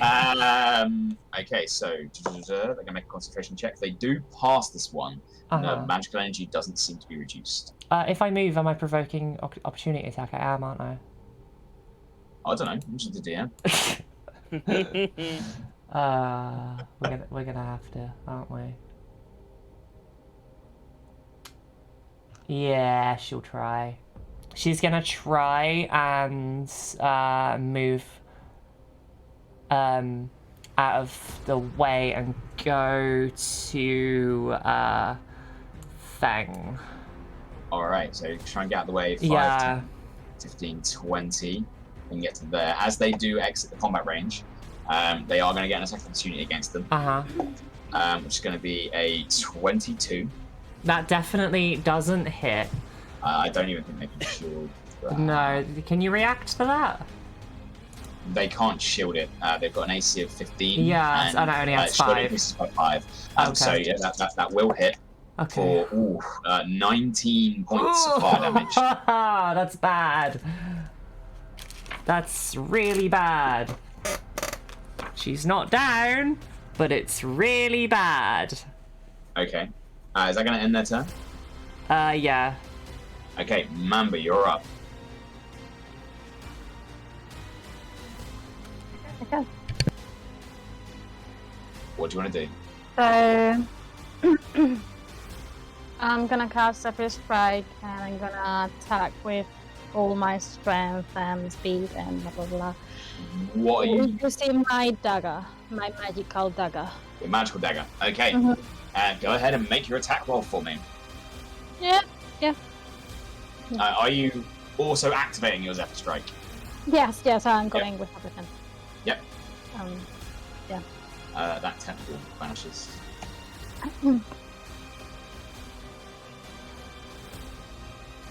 22. It does hit. Go ahead and roll your damage for me. It's 1d8 plus 1d4. I can tell you now, the d4 doesn't do anything. The d8 does. Okay. So go ahead and roll your d8. Oh. Because that's force damage, I believe. Yes, it is. Right. Go ahead and roll your d8. 3. 3. They still have to make a concentration check. Of which they do roll exactly a 10. They maintain concentration. You have another attack if you wish. You do find that your dagger, being magical, pierces in and doesn't melt. Okay.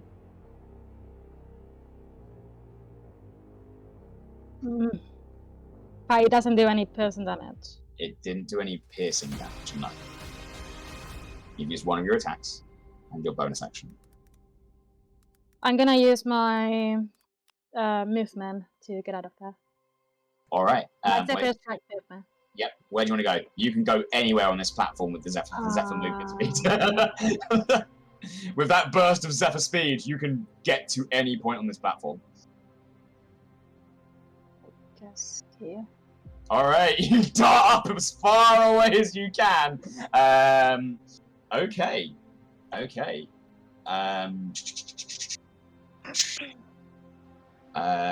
That's gonna end your turn. At the end of your turn, they're too far away. They can't do that. So at the end of your turn, it goes to Feng, unconscious, Paraxia and Marle, all unconscious. It's going to go back to Cassiopeia. They're going to step up to Galad, and they're going to unleash their attacks on Galad.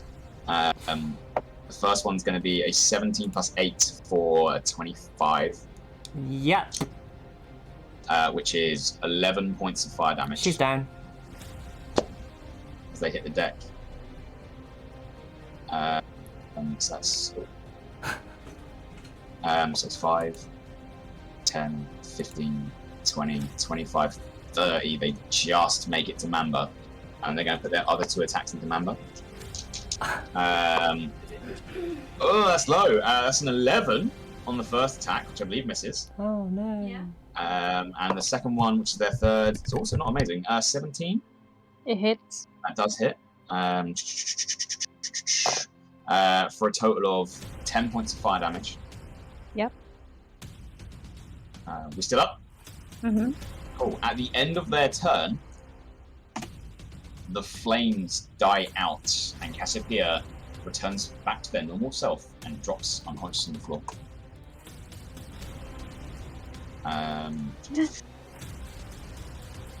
then it's Mephistopheles. He is going to go straight to you. 5, 10, 15, 20, 25. And he's going to make his attacks against you. His first attack, there are 3 of these. His first attack is a 16 to hit. Just hit. Alright. For a total of 4 points of fire damage. Yeah. Okay. His second attack against you, a natural 1 for a total of 9, which is definitely going to miss. And his third attack against you is going to be a 16 again. Hits. It does hit. Alright, here we go. Let's have a look at the damage. That's not great. That is 3 points of fire damage. I'm down with 3 points. As it connects, you fall unconscious. Yep. There is an almighty cheer as you hit the deck from the crowd. And the last thing you see is Mephistopheles going out, the flames dying down as he staggers and collapses on the floor as well.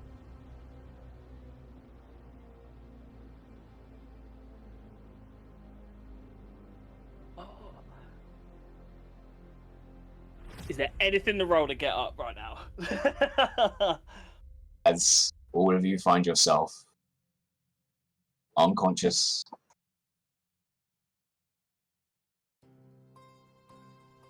and unknowing of what is coming next, can everyone roll me a d4? Including Galad, please.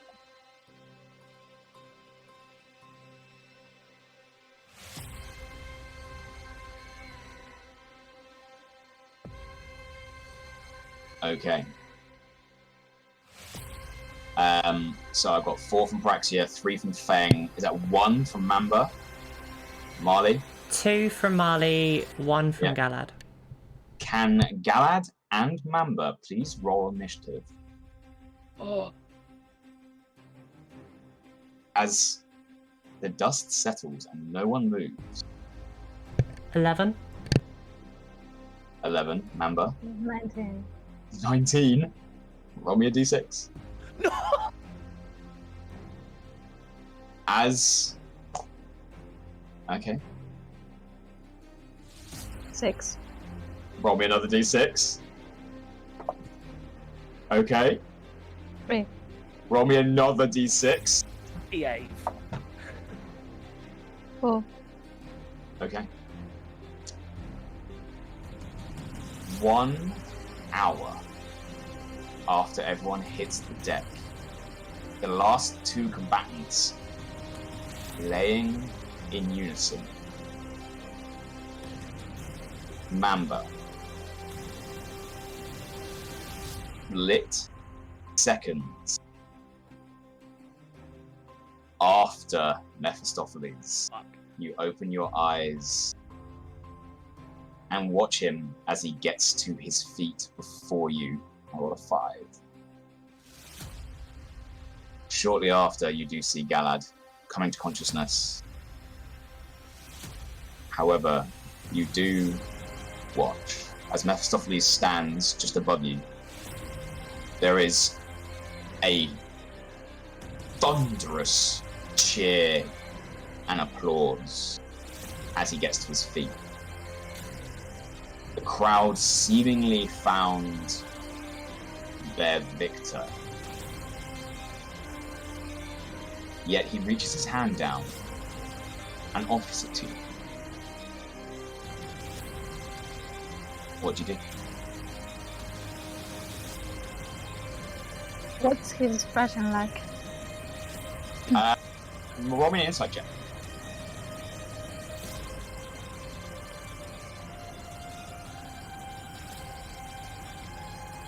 $19. 19.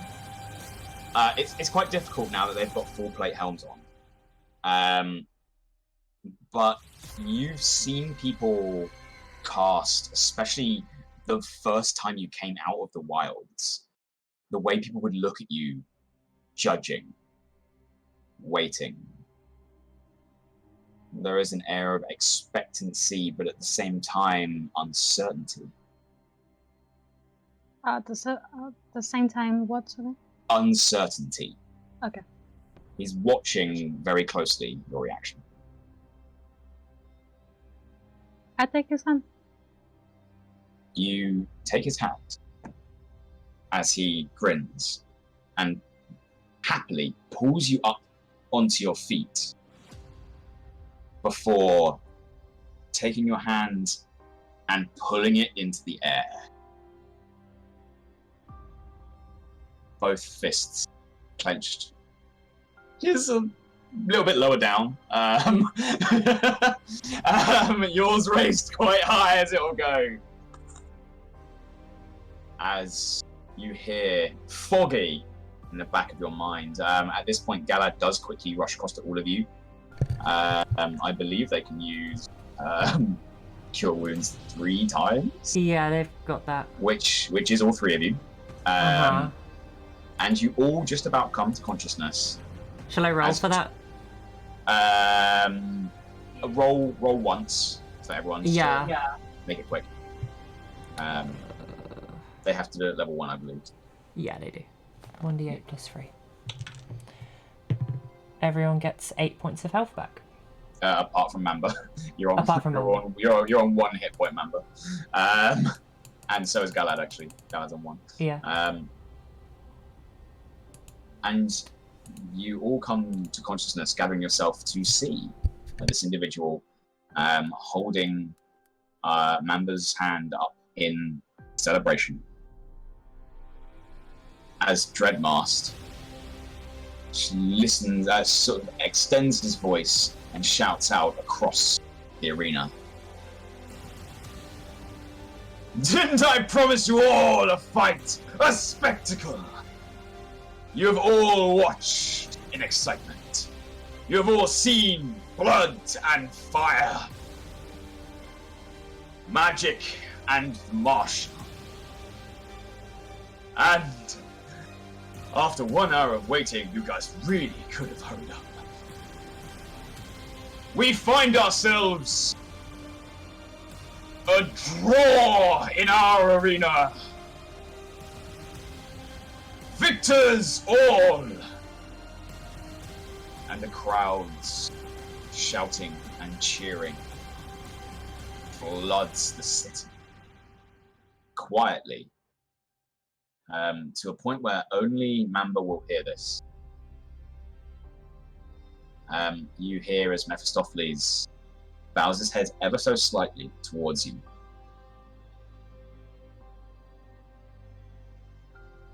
Honor above all. The glory is earned. And that is where we're going to take our break. Sorry that went on for a little bit. I know it's 20 to 10 already. I didn't want to stop us in the middle of that fight. So what we'll do is we'll take a 10-minute break here. And we'll come back. We'll come back at roughly around 5-2. That's cool. Cool. Go drink, go feed, go relieve and relax. I just double checked it. So, is everyone fed, watered, smoked? All good. All right. Okay. You'll bring us back as the ramps lower down, leading up to the Dreadmast's box. looking around, you do see a really, really excited pair of gnome tricksters whooping and cheering near the ramp as you begin heading your way up. Mephistopheles does let go of your hand as he does retrieve Cassiopeia. She is still unconscious, however, as he lifts her up. Could I cast Cure Beams on Cassiopeia? You may. As you reach over, there is a nod of respect and thanks from Mephistopheles as Cassiopeia regains their consciousness, sort of looks around, looks across to her brother. Did we do it? Yes, little lamb. We did. As they walk up the ramp towards Admiral Dreadmast in his Admiral's box. You guys gather yourselves and follow on up. Are there spears still on the floor? They would retrieve them. If they didn't, Have to take it from me. They do retrieve them. You fell unconscious and let go of it. Yeah. As they do retrieve their equipment, as you guys retrieve yours, minus a longsword. As you guys walk up, there is a moment where the crowd, you can hear the chanting stop, and there's just the rumbling of thousands of feet moving along wooden decking as the arena behind you begins to disperse. You head up and find Dreadmast waiting there at the top. That was quite a fight. I've never, in my time here, seen a draw as glorious as that. And with all parties still alive. Yeah, no thanks to some very unholy hijinks. Smart move, making a pact like that. You call it respect it. smart, I call it... Hey.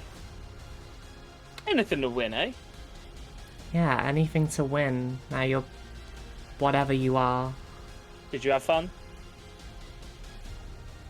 Are you asking that to the two gladiators? That was to Marle and and the Dread Captain. I had fun until I was made unconscious twice, and then they melted my sword, and... Yeah!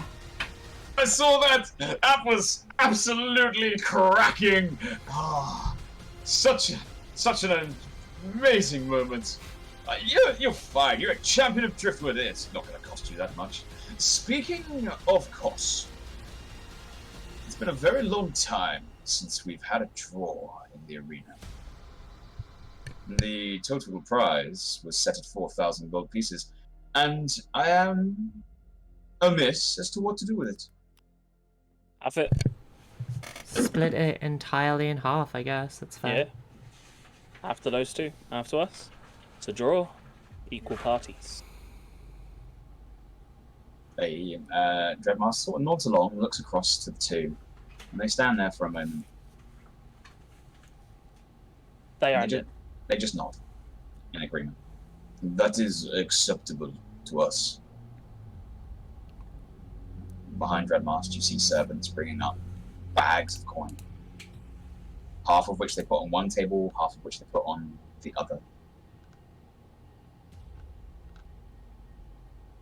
You should probably all get some rest. I'm sure that we're going to want to revisit this fight at some point. But not now. I need time to drum up the excitement in the city. God, the next time you all find yourselves in that arena will be such a day. People will come from beyond Driftwood to see this fight. News will travel of the battle between the Soul Searchers and Dragon's Head.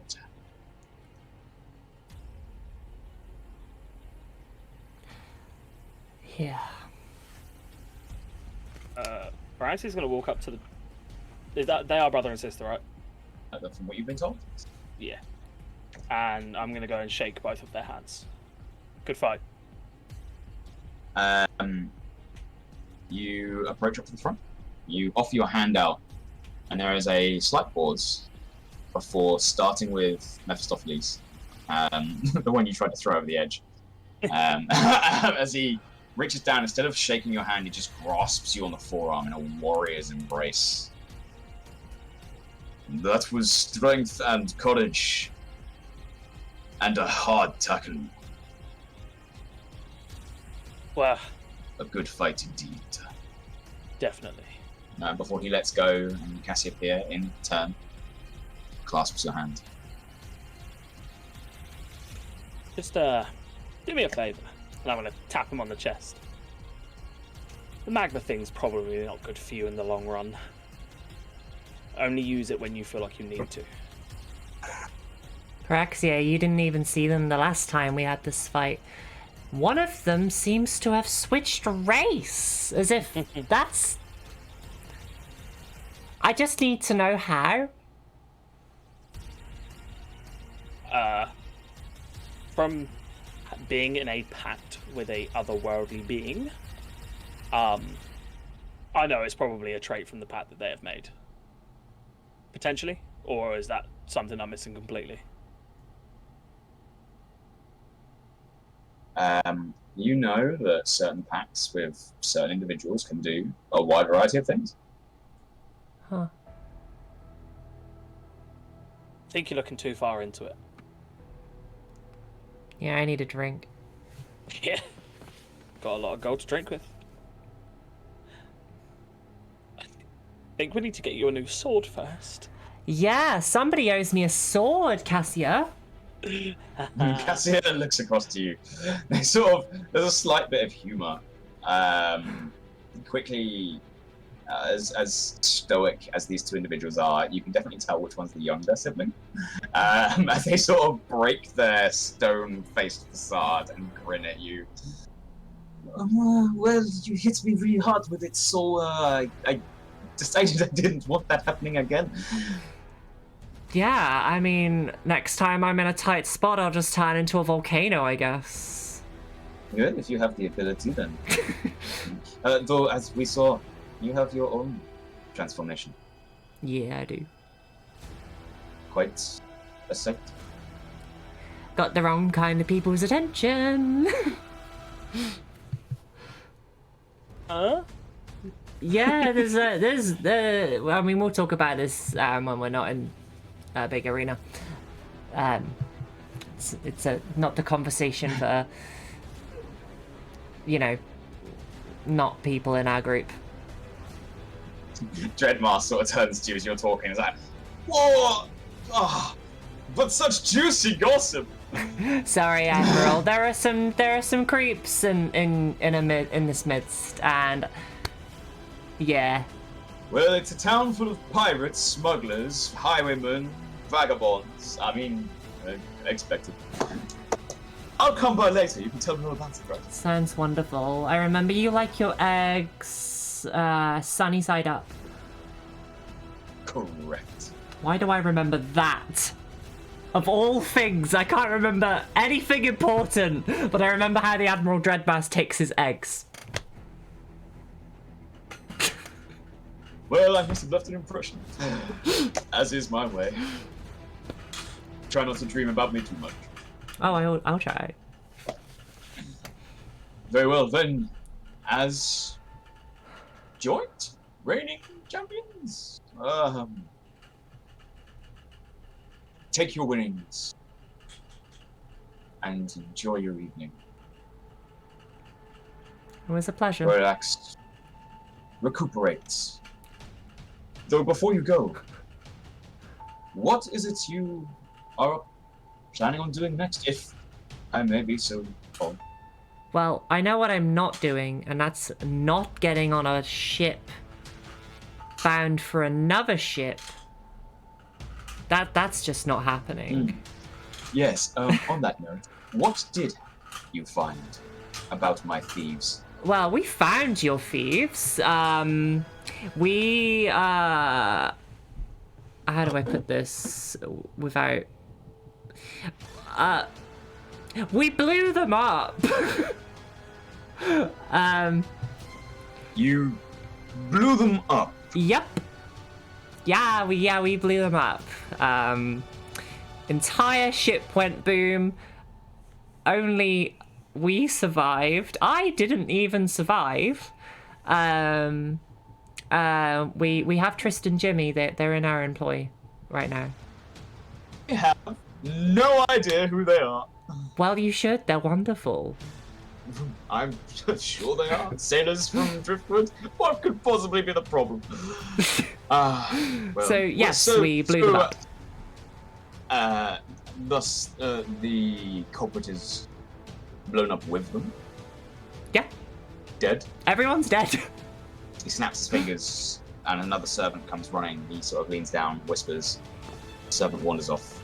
A couple of minutes later, comes back with another bag, clinging with gold pieces. Then I owe you payment. The bounty was 400, was it not? Yeah, that sounds about right. Very good. Oh. Very good. Dope. He hands it on over. I'm calling this health insurance. Okay. If there is anything else we can do for you, I'm upset to hear you will not be returning to the seas. Oh, we will be. You will be. Just in a safer compartment. And thus, where are you headed if you return to the seas? Or is it just the open air and adventure? I don't remember what it's called. That place at the top. Can somebody else help me here? The head. The head. Dry. Yes. I can't remember what the city's called. Yeah. We're going to Dragon's Head. Going to the warfront. Yes. I also have a line on something that I've been wanting to do for quite some time. Very well, very well. I'd be very careful about which side you decide to find yourself mooring. Yeah, we've heard about some very strange spots in the sea. It's a neutral city, right? Yes, Alcatesh. That's City the of one. Pearls. That's where we're going. I can Very remember. well. Well, if that is your destination, your safe vessel, is there space for storage on A board? lot. Yeah. Yeah. Then perhaps you would be willing to take another job. What's the job? Money? I need cargo. Cargo delivered to Alcatesh. I also need individuals that will be acceptable to my needful discretion on this and will not look inside. So, mysterious cargo sent to a city that you won't tell us what the cargo is. No, that is the point of it being something you don't look inside of. Can I ask you some questions so we know what to do with it? Go ahead. You don't have to tell us what it is, obviously, but is it alive? No. Does it explode? No. Can it get wet? Can it get wet? No. Does it randomly turn into a volcano? Yes, how did you know? Insight check. Yeah, you're He's funny, but I'm clearly- concerned. clearly being sarcastic. Can't trust anyone in a city full of pirates and thieves. You can trust me, I'm the admiral of all those pirates and thieves. Listen, Okay. they've had bad experiences, okay? I had to ask. Yes. Okay, so it's not alive, doesn't explode, can get wet, and doesn't spontaneously turn into a volcano. Does anybody else have any questions? This is very important. Will other people be looking for it? Oh, that's a good question. No thing, we can't look inside. What will you know if I look inside? Oh, that's a good question. Yes. Oh. And possibly. The intention would be to deliver it to whatever vessel you have in the dead of night. The night before you leave, I would ask that you leave either that evening or early in the morning. Okay. There are others seeking this cargo. There are spies in my city. Okay. If they learn that you have it, they will chase for it. Okay. Is there a way to trace this thing? Outside of magic, No, No. In general. Like, is it possible there's a magical trace on this cargo? I'm not too queued up on the heebie-jeebie stuff. But I know magic can do an awful lot of things. I wouldn't be surprised if there was a ritual or spell that would allow you to locate objects. Yeah, that's true. What do we think?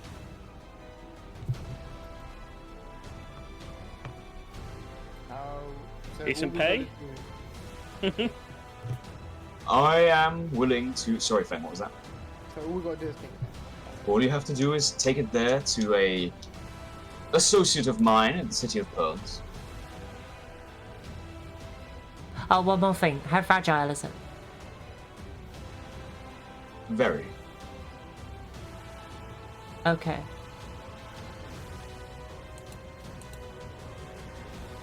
So yeah, what's everyone think? That's what the pay is. Yeah, what's the pay? I will send word that should the cargo be delivered intact and undisturbed, for my associate to pay you a total of 1,000 gold pieces. I mean, Any damage? 1,000 each, or What? 1,000 to share? For your crew. 1,000 for your entire crew. Part of the ship, part of the crew, am I right? Yeah. Should it be damaged, I will not pay you. Should it go missing, and I will bar you from my city until it is found.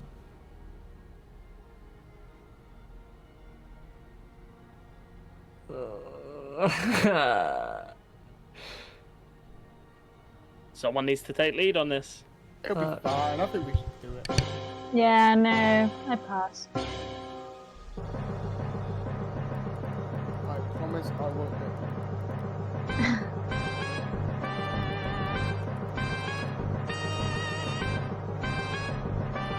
What Raise do you hands. guys think? I know. Channeling my inner Galadin in this particular moment, I know she won't agree with this. Just in like a stone in the ocean. Like how fragile? Like if I accidentally trip on the box, am I going to break the contents? Most likely not, but don't throw my box. How big's the box?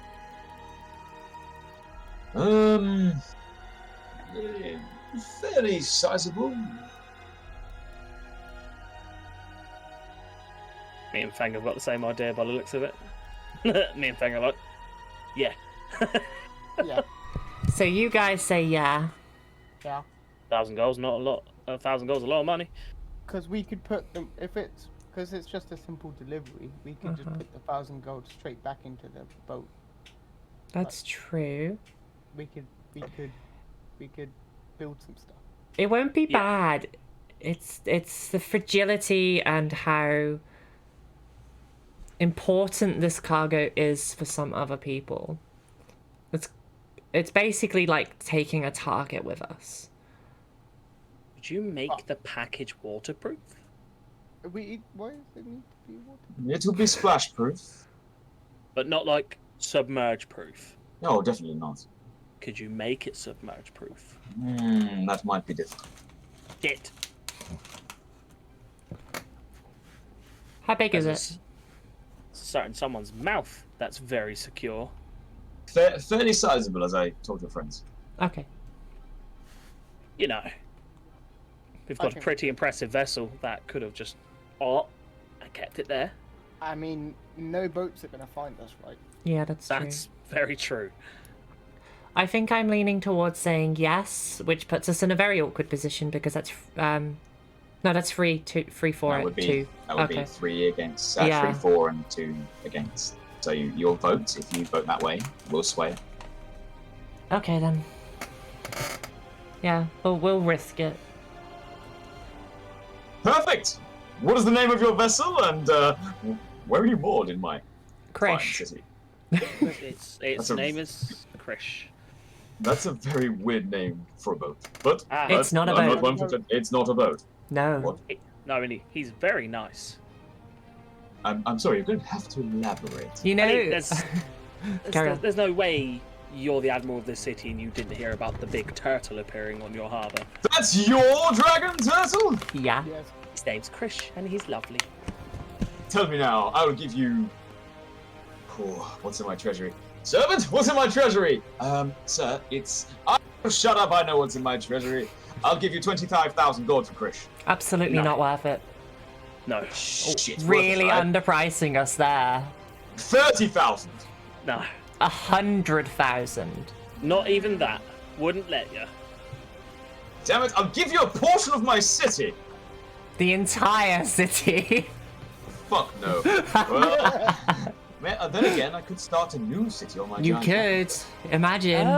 He's The big, but he's not Enterprise. that The Enterprise. Then I could get more, lash them together. The floating city of shells. My city and Krish's for Krish. No. Shit. Alright. I thought I was about to get out of an awful lot of debt. Right. And put us into debt, you do that to friends. Oh, I was going to tell you about it afterwards. Besides, I would have been able to make my empire of shells and make money if you... Ah, well. Man can dream. Well, is there anything else you wish to ask me, or shall I have my friends deliver it quietly tonight? Or do you need more time? We're leaving tomorrow, right? Out of character, real quick. Yeah. Yeah. Tonight, then. Yeah. Very well. We'll approach after dark. My people will get it ready. Sounds good. You're gonna run to a weapon shop. So has anyone done the math between 400. 5 and 2? And then you got the So, 400. you have 2,400. Remember, I've already done the maths. I've already done it. you have promised 10% to Yes. your crew. Also, we bet some money before the fight. I've already How's put. that? Oh, do we get? No, we don't So- get paid No, for. we lost the bet. You do specifically remember that your bet was to win. And you drew. Okay. Okay. So everyone gets 480 gold. I'm taking 1 second. I did just do the maths on this, but I forgot already. Like, oh. 1 second. And I will take 144 out of mine to give to the boat boys. Because that's 6% of 2,400. Yeah, you did bargain it down, didn't you, actually? Yes. You bargained There's it down that to 6%. extra 400 as well that we got. So it's 480. That's 5 divided by 2,400. Is it mean to say Paraxia doesn't get that 400? Oh. Because he literally wasn't there. Don't make me do the maths. Oh wait, was that 480 including that Between 400? everyone. Yes, that's including Oh, your so you've already done it. Okay, don't worry about it then. And It's fine. I'm willingly taking 144 gold out of my pot. Okay. I'm That's not fine. making anyone else do it. I'm doing it. Okay. That's alright Mainly then. because I remembered that I wasn't there for the 400 gold. Yeah. Fair. Don't worry. Alright. I died for that health insurance, damn it. So go ahead and add your money. Can Can someone make note of how much you're giving to each of you so that we can mention it to Wilmon? I've done that. I've put it in a little. It was Little note. it was 480, right? Yep. Cool. Yeah, that's already noted down. Okay, yeah, let's go. Let's go. Fucking rest. I only get 336. Okay.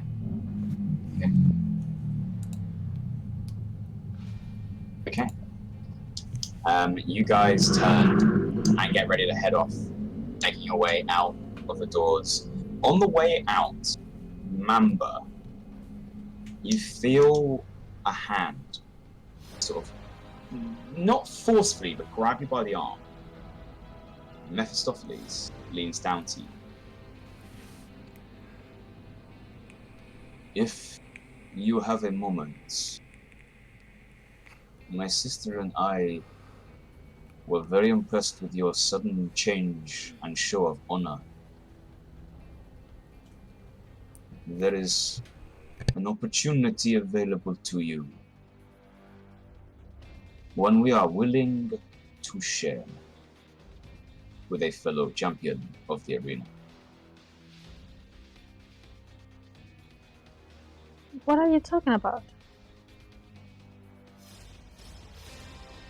Meet us at the center of the arena at midnight. Come alone, and we will explain. With my passive perception, am I hearing this?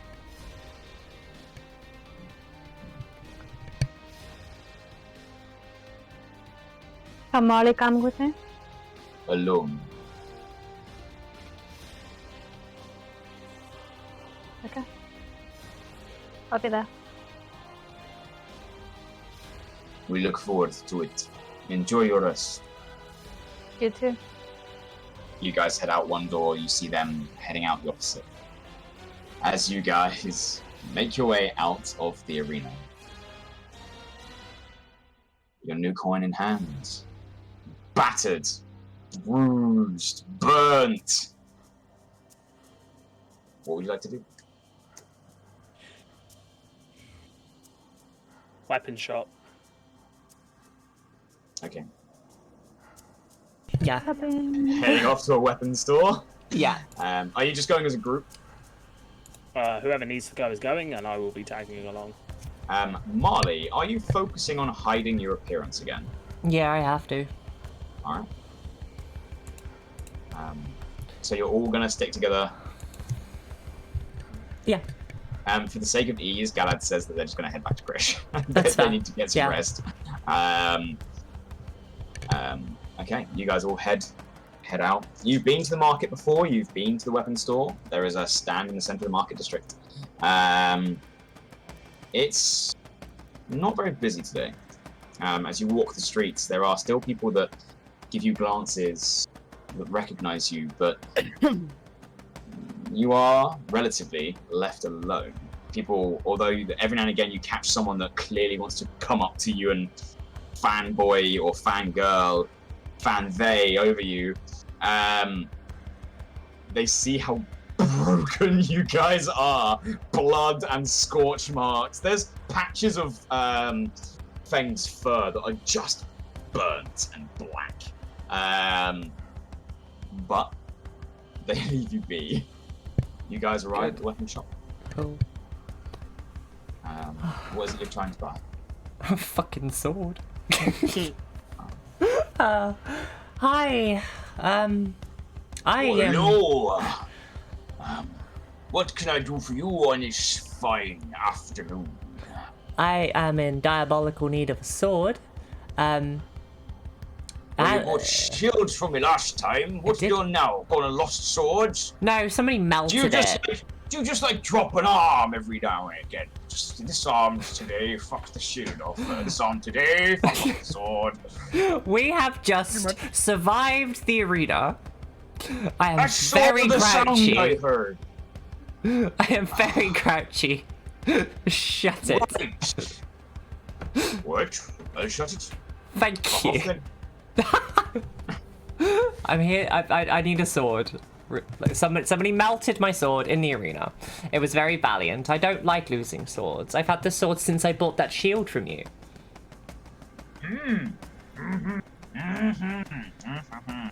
Oh, I told you to shut up, didn't I? I'm sorry. You may speak. Yeah, it's not very nice, is it? Yeah. Telling people to shush. When I'm you're sorry, trying to I'm come to do grouchy. business. Right. I would too if I looked like I took a beating like that. What kind of sword can I do for you? Well... What kind of swords do you have that are of the magical variety? Magical variety? Let's go and have a look, shall we then? Well, I've got great swords. Preferably long swords. Long swords? Yeah. Magical long sword. Well, I've got one here that costs you about 1,750. 1,750. That's so much money. 1,075, the long sword. Ugh. What's it do? It's magic. Hits harder, swings faster. You know the drill. I have 642 gold. Yeah, I can't even give you anything No, like that.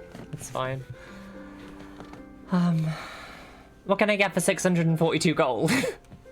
A slightly sturdier. But for 650, I've got some more finely made blades. For 650. Not magic. I'll set you back maybe 500, 750. They'll swing better than any.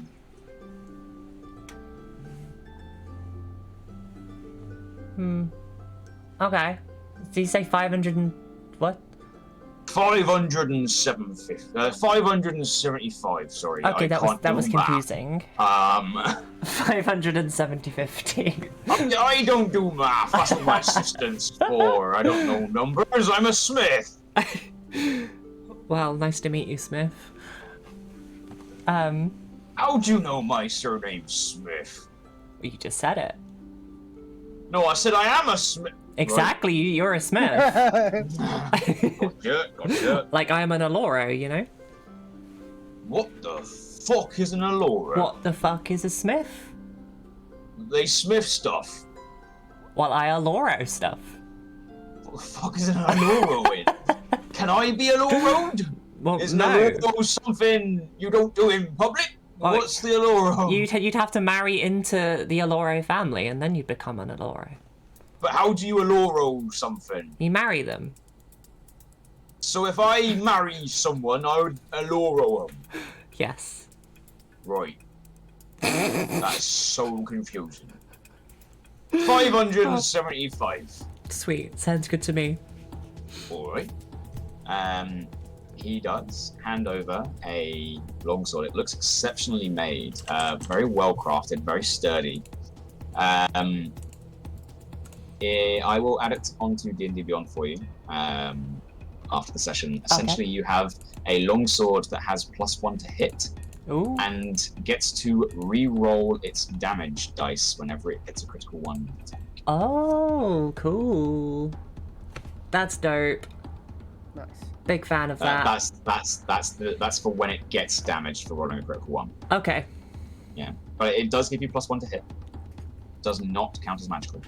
That's fine. I'll have to, I don't know, sell Krish. Alright. I've got 475, and I'm looking for something that I can use one-handed but hits really hard. 475. Probably not quite enough to add something that does some serious poke. What weapon you using now? And I'll pretend to unsheath the longsword behind me and summon it. Longsword. You could go bigger. I'd have to lose the shield. There you Yep. go. Yep. Well, unless this sword you're going to sell me is going to up my armor class. I don't think I'm going to. For 500, if you can scrounge off your mates, I can get you a smaller buckler. Will allow you to use two-handed weapons when fighting. Someone give me 25 gold.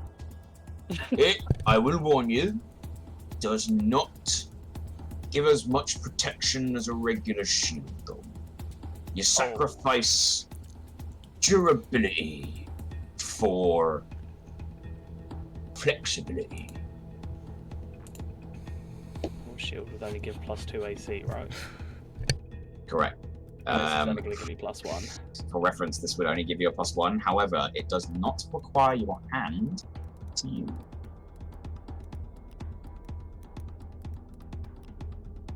It puts my AC so low. Oh, curse of shit dexterity.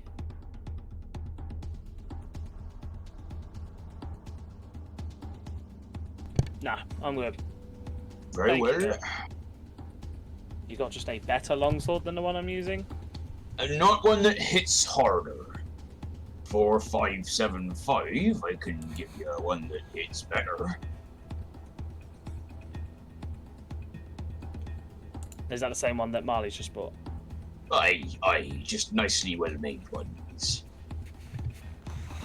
It's a nice sword. It is a nice sword.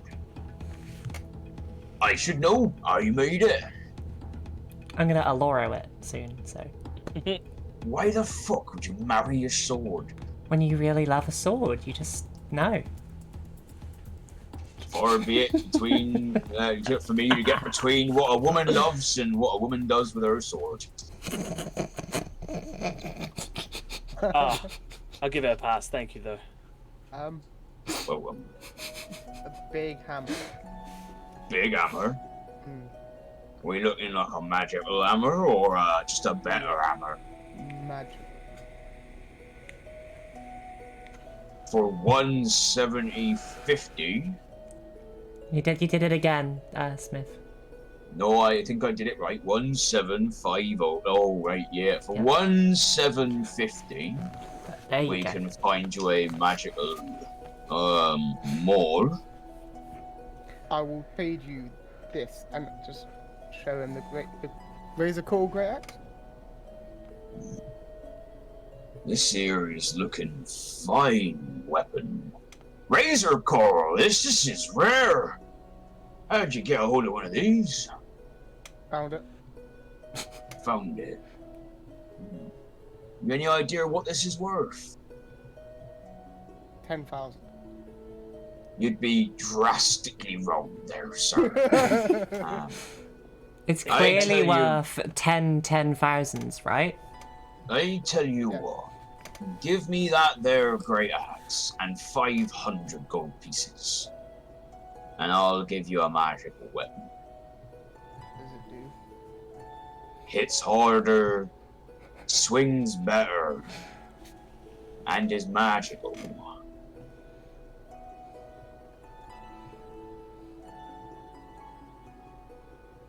Magical in what way? There are a lot of monsters out there that resist the standard smish-smash of weapons nowadays. Not often do you find one that will resist the damage of a magical weapon. They're also much harder to break.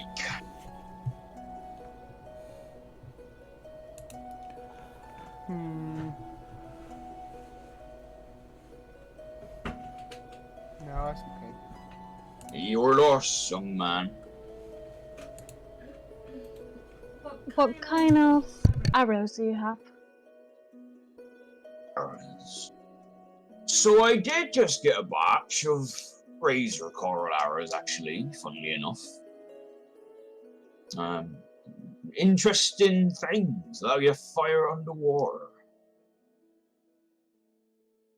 Other than that, I've got just standard arrows. I've got some long fletched arrows that allow you to fire double your distance, but they don't hit as hard. They don't hit what, sorry? They don't hit as hard as a normal arrow. Oh, okay. For your reference, they will double the short and long range modifier of your bow when using these. However, they have a -2 damage penalty to them, to a minimum of 1. Yeah, no, it doesn't make any sense because I will need to roll in disadvantage anyway because I will be shooting blind. So, I mean, if you were outdoors and in the daylight, you would be able to see your target, correct? You would still be able to see them. You wouldn't be at disadvantage. It doesn't matter. Thank you. Yeah, cool. That's fine. Yeah. How much are the water ones? You're looking at 100 gold pieces an arrow. An arrow. An arrow. Oh, I've wow. got 15. Yeah. No, thank you. Yeah, just give me 40 normal arrows, please. Well, that's an easy one. That'll be 3 gold pieces. Yep. Alright, here you go then. He passes you 2 quivers of arrows. Thank you. Anything else for you fine ladies and gents? Nope. Very well then.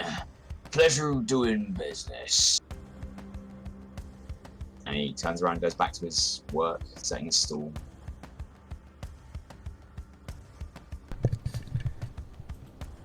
We didn't have anything to sell, did we? Like, no loot, no nothing. Solid Yeah, we all the have balance. some loot from the other day. We have 5 small statues of marble that are supposed to be valuing 50 gold each.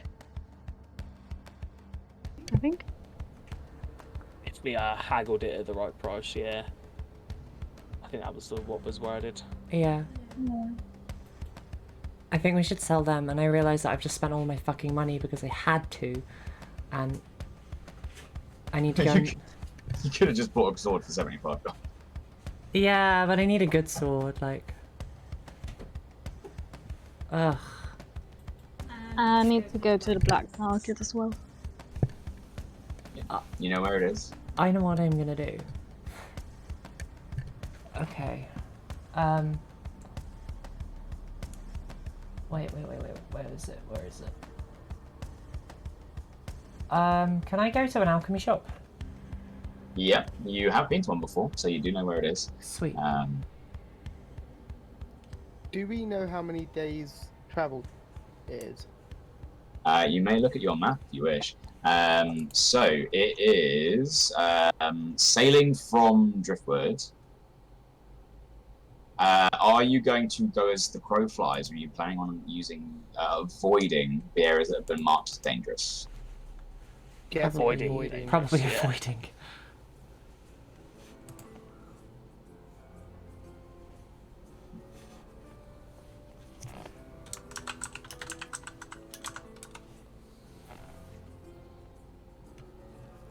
You're looking at a 30-day voyage, Oh.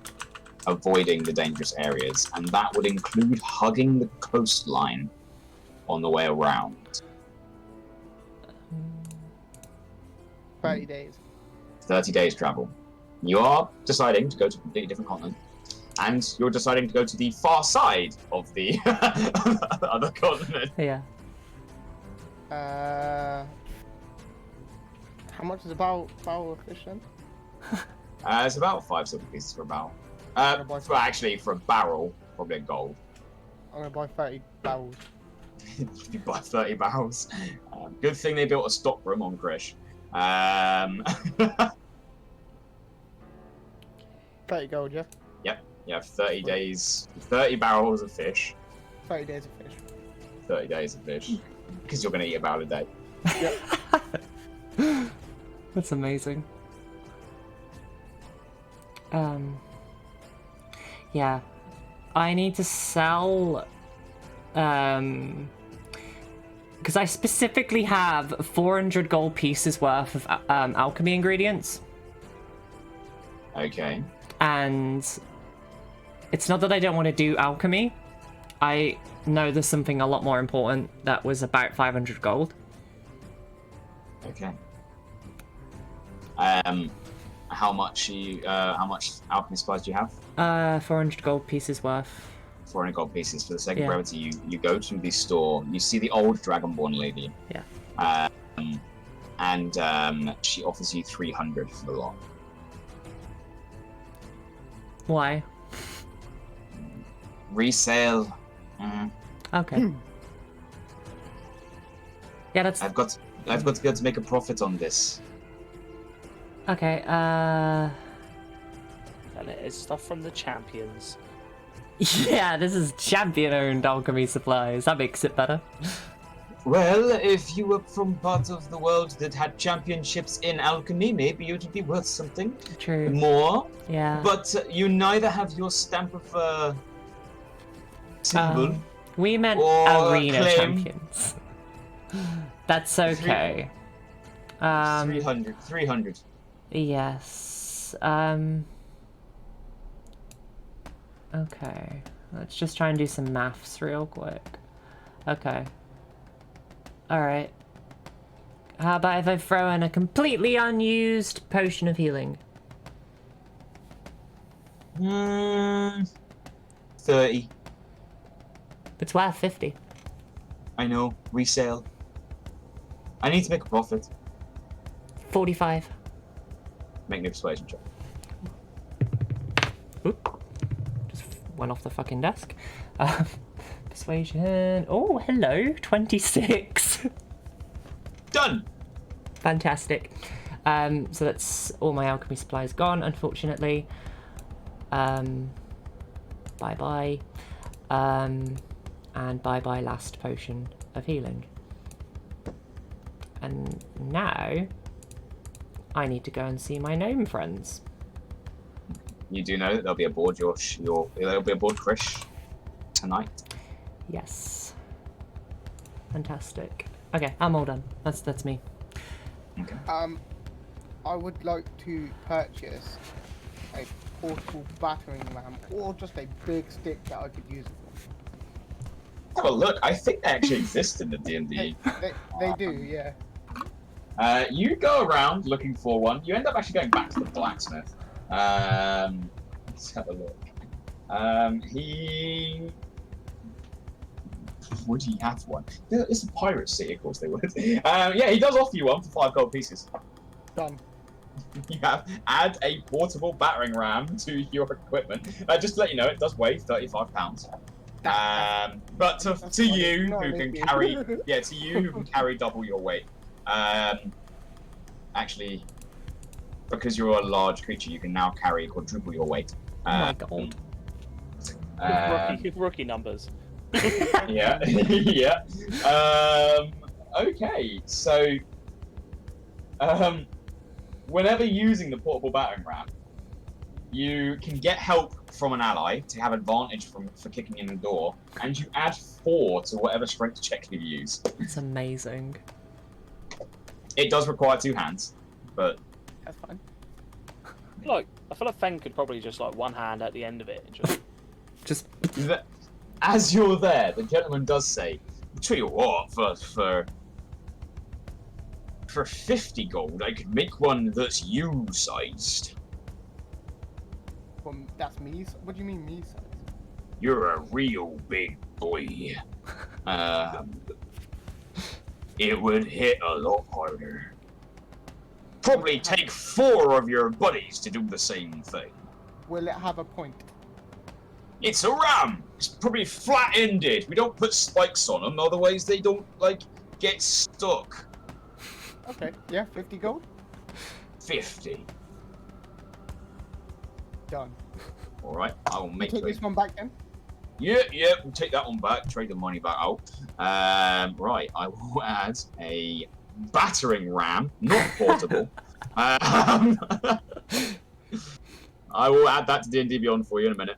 A portable battering ram. Could you imagine just packing it into a tiny suitcase? a sling on it. That'll be amazing. Yeah, will it have a sling? 2 gold, and I'll put a sling on it. Done. Or give me. I'll have it done by tonight. You want it delivered? No. I'll come pick it up tonight. What Right, time? I'll just leave it here.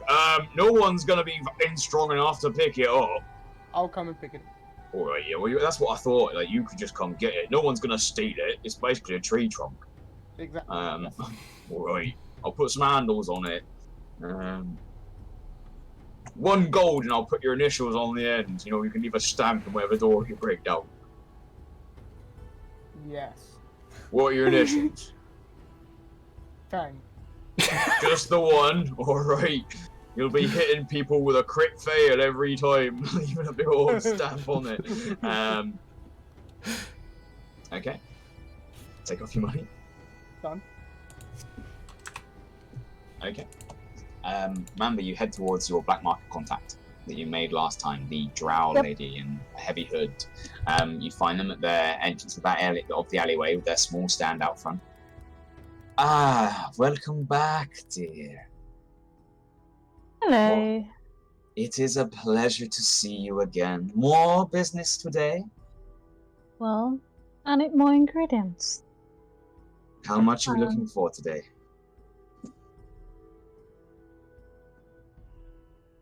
400. 400 gold's worth. Mm-hmm. Alright. Give me 2 hours. I'll round up as 400 gold's worth. Perfect. Thank you. Okay. You head off and come back 2 hours later, and they do give you 400 gold's worth of poisons. Nice. Cool. Yep. That's all. Thank you very much.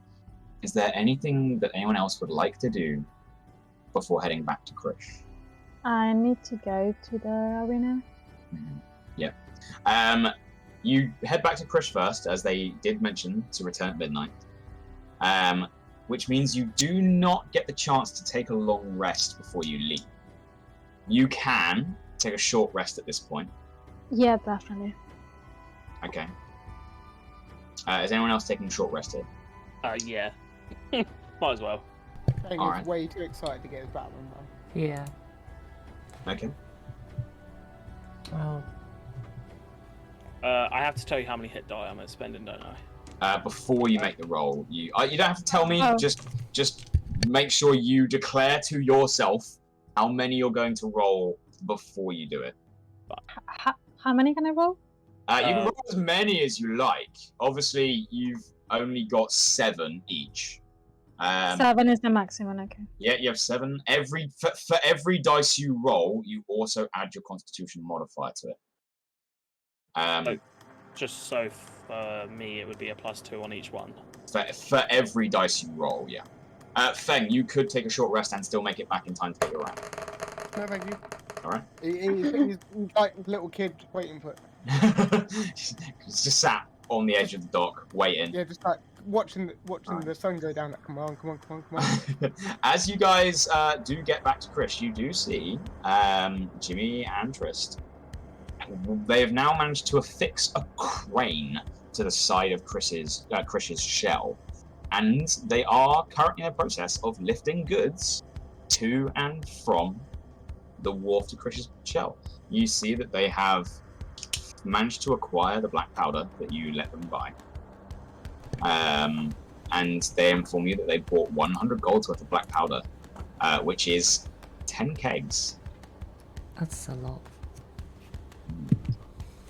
She rolled pretty decent on my hit dice. I just rolled the exact amount that I needed to go back to full health. Nice. Nice. I got pretty good. I had a couple of shit ones, but like the rest of them were pretty decent. All right. Make sure you mark them off in D&D Beyond. Yep. Yeah, and I get all my spells back. There we go. I'm gonna completely ignore the. I'm gonna completely ignore the black powder on this ship, because that's not the kind of negativity I need right now. You do watch, actually. They were very smart about it. They rolled quite well as well. They inform you that although they have 100 gold's worth of black powder, they haggled it down to 85 gold. Oh.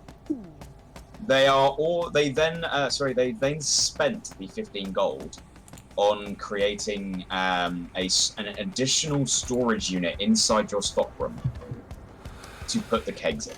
So there is an additional layer so that a stray flaming arrow wouldn't be a danger to you guys. Good.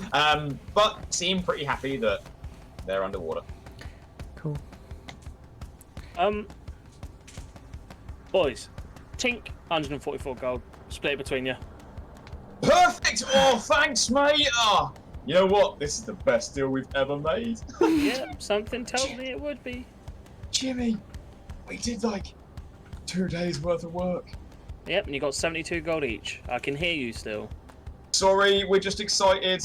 We're just excited. You get the funny feeling this is the most money they've ever seen in one place in their life. Yeah. Get used to it, boys. We're making money. Question: how much gold do you reckon we need to make a big upgrade to Krish? What kind of things you want to try and achieve? How about we make the space up here a little bit bigger? Space is a tough one. We'd need to probably pay some sort of magic-y people to increase the bubbled dome around the edge. We could add 5-foot radius for about 1,000 gold pieces. Wow. Oh shit! Never mind. That's radius, so that would add an extra 10 to each side. How about going up a floor? You want another level? Would that be cheaper? Right. Would you want this to be inside or outside the dome? Inside, we can narrow it off, right? It doesn't have to be as wide as the lower floor. Well, you see, if you wanted it to be inside the dome, we'd have to increase the magic to make the dome bigger. If you wanted it to be outside, so you could use it whilst we're on the surface, then that would be drastically cheaper, but you wouldn't be able to be up there and protected from the currents of the water. And building it on the outside of Krish for when we dock would be... Make him a lot taller. But how much gold would it be to make like a little platform, say, to... A second platform? Outside the dome, covering the same size as his shell, would be roughly the same, about 1,000 gold. But you are doubling the size of the area. Maybe 500 to get half of it. Keep it in mind for the next time I pick up some money. What? Good work on the crane, by the way. Thank you! Got some good people making that. Yep. How did the circus tent stuff go?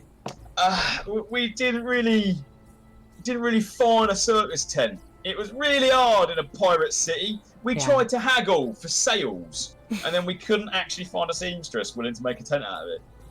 Okay. At least you tried. Sorry. That's fine. I miss my home. But speaking of which, where are Hawkus and Porkus? You do remember they said that they'll be arriving tonight. Okay, that's fine. I will sit and wait until they get here then. Okay. If there is nothing else anyone would like to do. I would like to write a note and hide it for Marle, just in case they attack me and I don't come back. Okay. You're hiding it for Marle. Where are you going to hide it?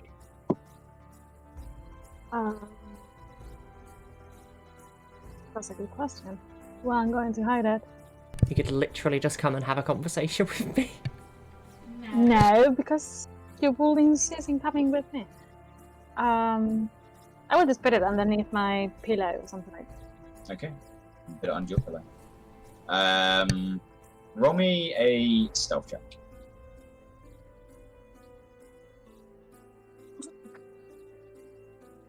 That's funny.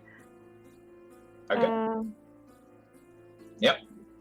It's so hidden, I'll never find it. Okay. So, darkness does begin to fall. It falls quicker down here as you have structures above you, the top layer of the rings, notably where you guys have moored. You know that you are underneath. Where I put my map? You are underneath the Guild of Commerce, knowing that there's a bank above you, actually. And the first person to actually leave is Feng. Feng, you go to the market district. Is dead quiet. No one is traveling through, and you are left alone. As you wander the streets, you pick up the tree trunk-sized battering ram. You see they have nailed and bolted a metal cap to the end of this and welded a giant F on the front. You manage to, with some difficulty, it does.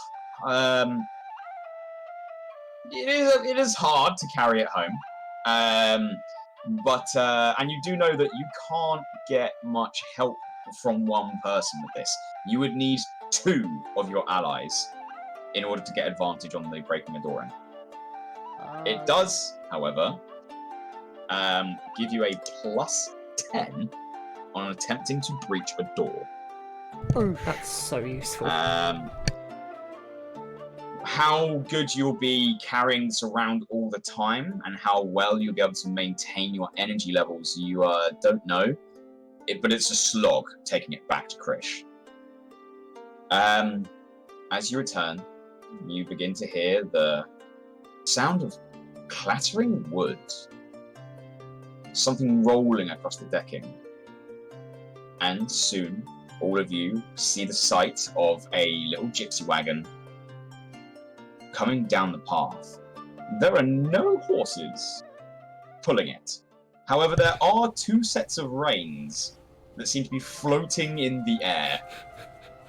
And they almost, as the wagon comes to a stop near the crane, the reins themselves look like they're pulled back. And Hocus Pocus spend the next 10 minutes getting super excited over how your fight went and how much fun they had. Aww. Thank you for the tickets. Sorry that you lost the bet. They actually thank you for, in their moment before the fight, really excited to bet for you, but also wanting to, for a bit of a laugh, bet against you. Hocus bet on a draw. He tells you that he won 75 gold pieces. Wow. To which Pocus is a little bit more upset that they lost 100.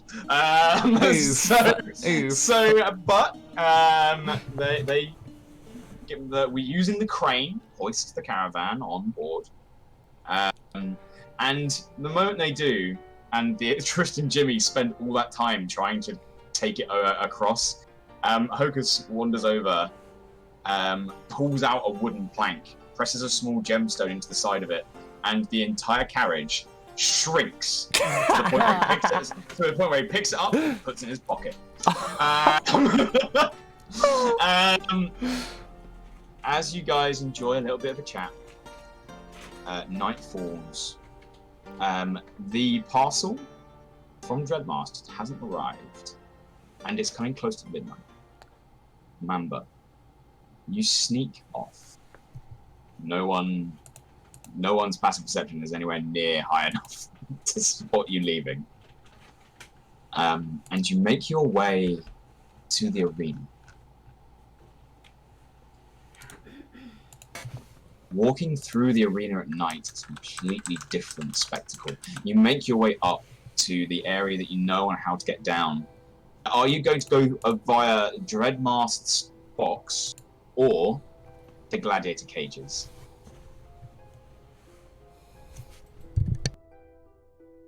Sorry, didn't they say to meet them in the center of the arena? Yes. So there are 2 ways into the arena. You either go through the gladiator cages and take the elevator, or you go through Admiral Dreadmast's box seat and take the ramp. Gladiator, sorry. I mean, through the elevator. You're going to go through the cages. Okay. As you get there, with your stealth, you're okay. You do spot your red team leader asleep in the hay, where he has always been. And you sneak past him and continue over to the elevator. Yeah. You're waiting for a moment. Nothing happening as you stand on it before the chains begin carrying you up. Back on Krish. You guys see, roughly just maybe an hour past midnight, as 4 individuals in cloaks carry a coffin-sized box across to you. Your parcel. We don't think we were followed. We were pretty careful. But it's best you keep this out of sight. We have a storage room over there. Alright. Be careful with that crane. The man you're looking for is Drogar Iron Fist. I've got that name saved, don't worry. Drogar Iron Fist. He's If you want- one of the 9 trade princes of the City of Pearls. Yes. If you want some extra security on that box, you might want to chuck it in the should be a little room out in the storage room that's a bit more secure. Alright. They do open it up, find it's full of gunpowder. Are we taking these out? Wow. No flame, no boom. Alright then. That's They what the take- extra cage is for. They swap out the gunpowder from its more secure compartment. Wait, hold on. No, don't do that. Gunpowder in there. Just put it in the Right. storage room. Alright, very well. And almost without a word, they leave. Mamba, you ascend. As you do, there's moments where you can swear you hear the chanting of the crowd above you. You can hear the drumming of feet on the wood. As you rise, the moonlight, hidden partly with cloud cover, sends these strange shapes and patterns rolling across the arena floor. Sat in the middle of the arena, both Mephistopheles and Cassiopeia are waiting. They gesture for you to come over. We're glad you came. It is not often we see one change to a moment of honor after a fight like ours. Especially after, in theory, you lost. Yeah, you're right. As such, we have a proposal. He gestures his hand in front of him, and you look down and you see 4 small gemstones. One, a bright, fiery ruby. Another, a deep emerald green. A third, a brown and golden tiger's eye. And a fourth, a sea blue emerald. Sorry, the fourth? A Blue, blue emerald. emerald. Okay. Sapphire, sorry. Sapphire. Okay, that because I was confused. Okay. Yep.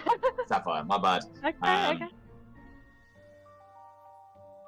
Today, you and your party forced us to reveal tradition, layers, and generations of tradition. My sister and I decided, we spoke, And we would like to offer you a chance to join us with tradition, to uphold one of these great spirits. Will it change my race like it did with yours? No. When we first fought you, we thought that trickery would be best. What do you mean? My sister and I have always been human. Illusions. They are where we thought it best. Our equipment was designed to beguile. Oh. We herald from the deep woods of the autumn wood.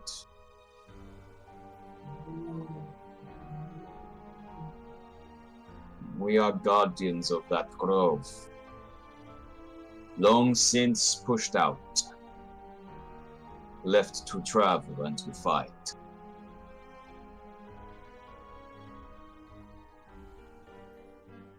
The autumn wood is about a changing of time, where life begins to wane, but makes way for harvest,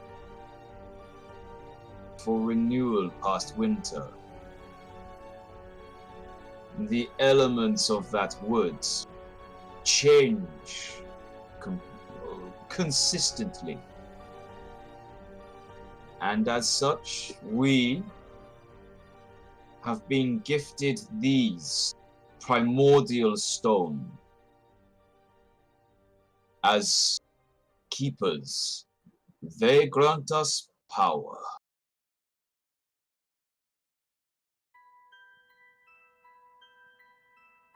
It has been a while since another has been gifted a primordial stone. Are you saying that you gifted me one of these? Each stone needs a champion. Oh. What do I need to do? What will it be a goo of lava? I don't want to be dead. Oh, say that again, sorry? Could it be a goo of magma and lava? I don't want to be dead. That would depend on how far you follow the primordial spirit, the elemental bound to each of these. And it would depend on which primordial elemental you choose to guardian. Before you... So, will I need to follow rules? Rules? There are but one. Protect your primordial. Yet there are ways you can increase in power. The more you do, the better your gift, but the slightly more flawed and changed you become.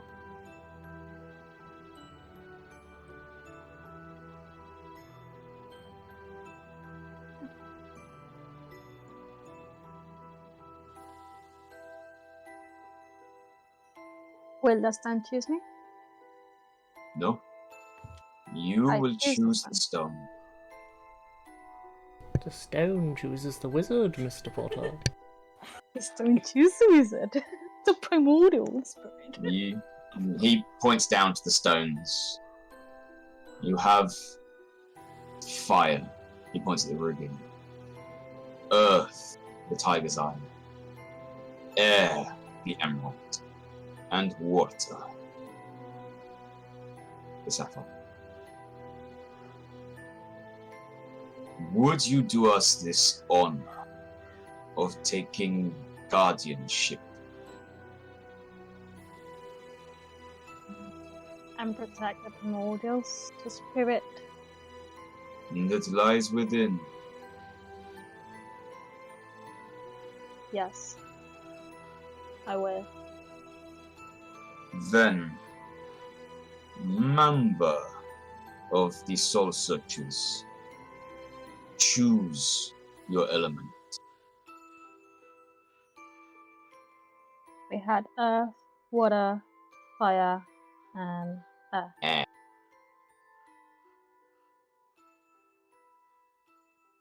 And Mamba, the last avatar. Yeah.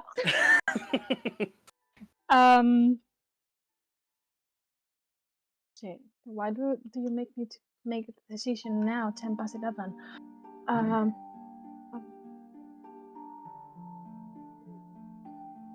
Just think about this.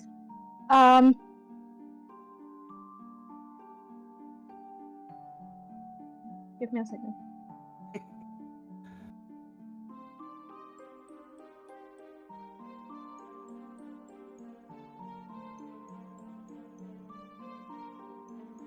Music's very fitting for this moment.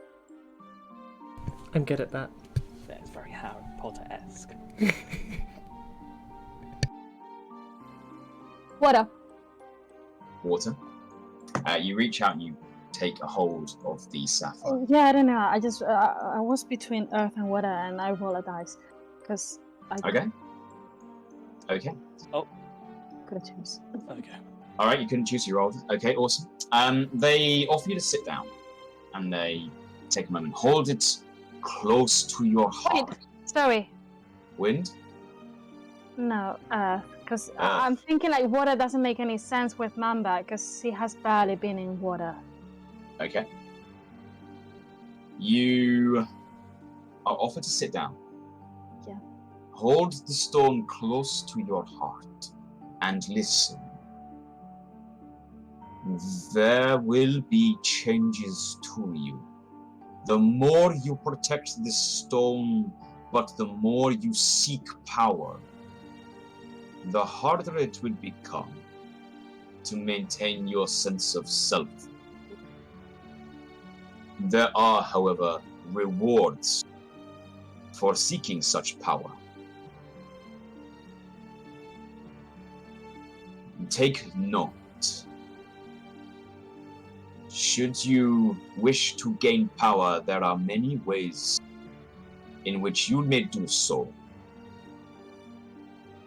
You can defeat and absorb the power of a greater elemental. You can claim an ancient elemental node. Form a lasting alliance with a being from the plane of Earth. Defeat a civilization that threatens your element. Done. No problem with that. Or free those imprisoned that are of elemental nature. Who would imprison the earth? There are many creatures, elementals, like the one you are guarding now. People imprison them for their magic. Or for parts. He spits on the floor. For parts? Your elements, earth, golems, and nephites are elemental creatures of earth. Their hide is like rock, and they have the power to burrow and dig like no other. Some would seek to enslave creatures to build, to destroy. Free them, and that will gain you power. There are a few others. Other champions. You hold in your hand the spirit of Tyrannia.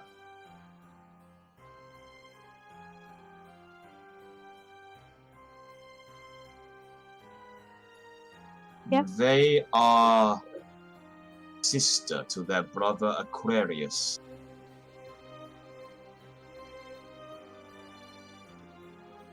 Yeah.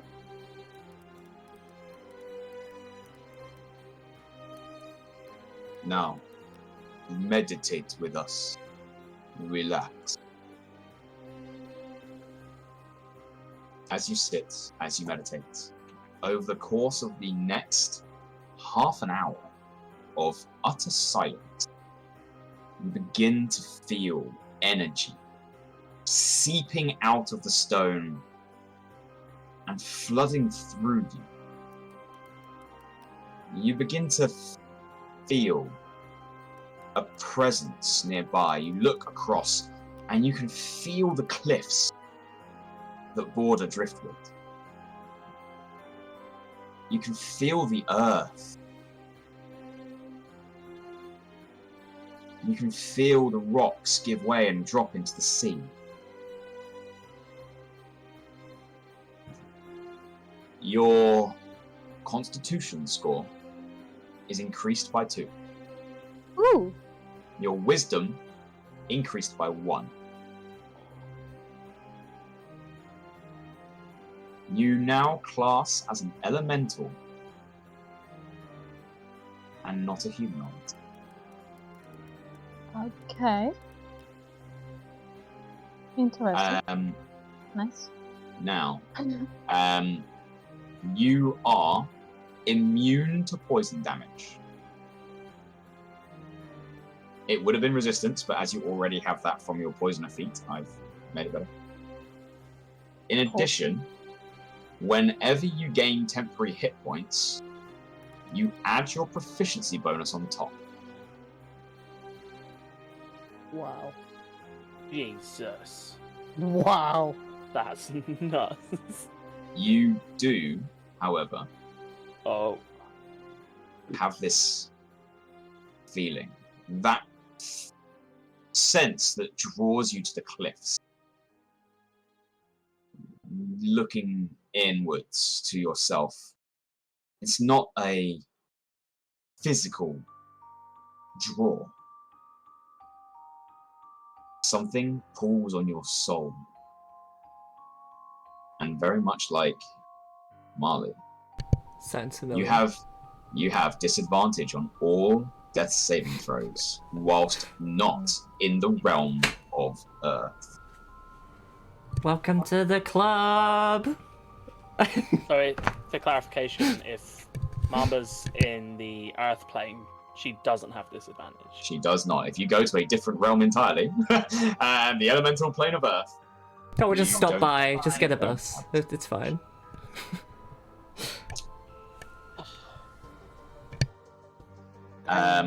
with that, Mephistopheles stands.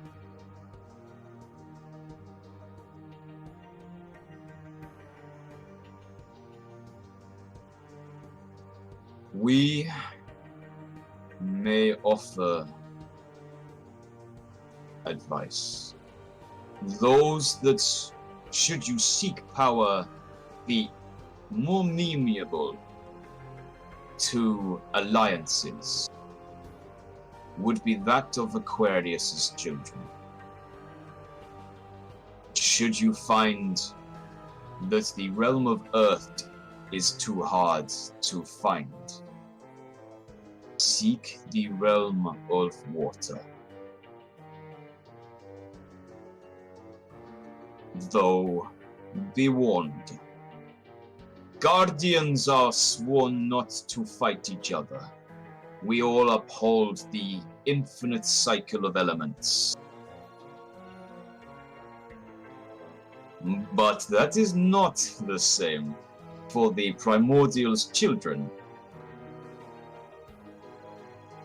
Fire scorches the earth, and wind batters its mountains. Elementals of fire and air will find your guardianship quite distasteful, and are less likely to have a chat.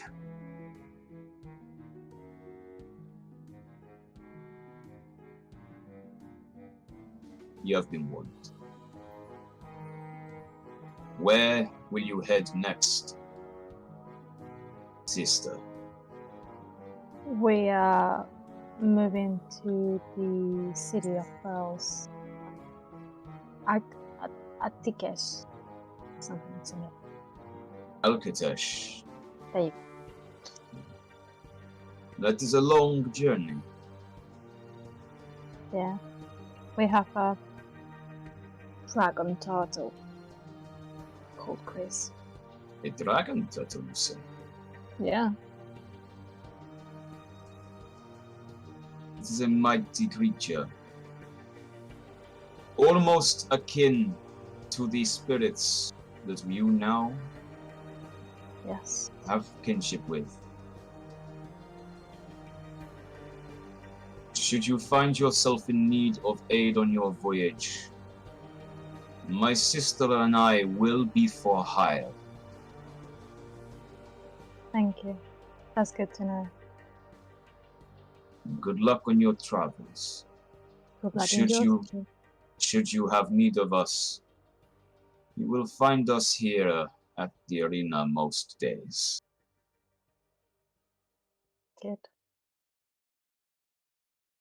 We'll be in touch. Brother. We'll be in touch. As you head off back to the ship. Marle, Hey. you've never found a note. It was so well hidden. You did not find it No. at all. However, about an hour after midnight, Mamba does return. None of you even knew they were gone. Surely I hadn't noticed she wasn't around. Had things to do. You know that Mamba is a sneaky, slippery one. I imagine you like stuffed your bed wrap with pillows or something. And made it look like Yeah, of course. Yeah, yeah, no on that. I mean, I know my intelligence score is low, but come on.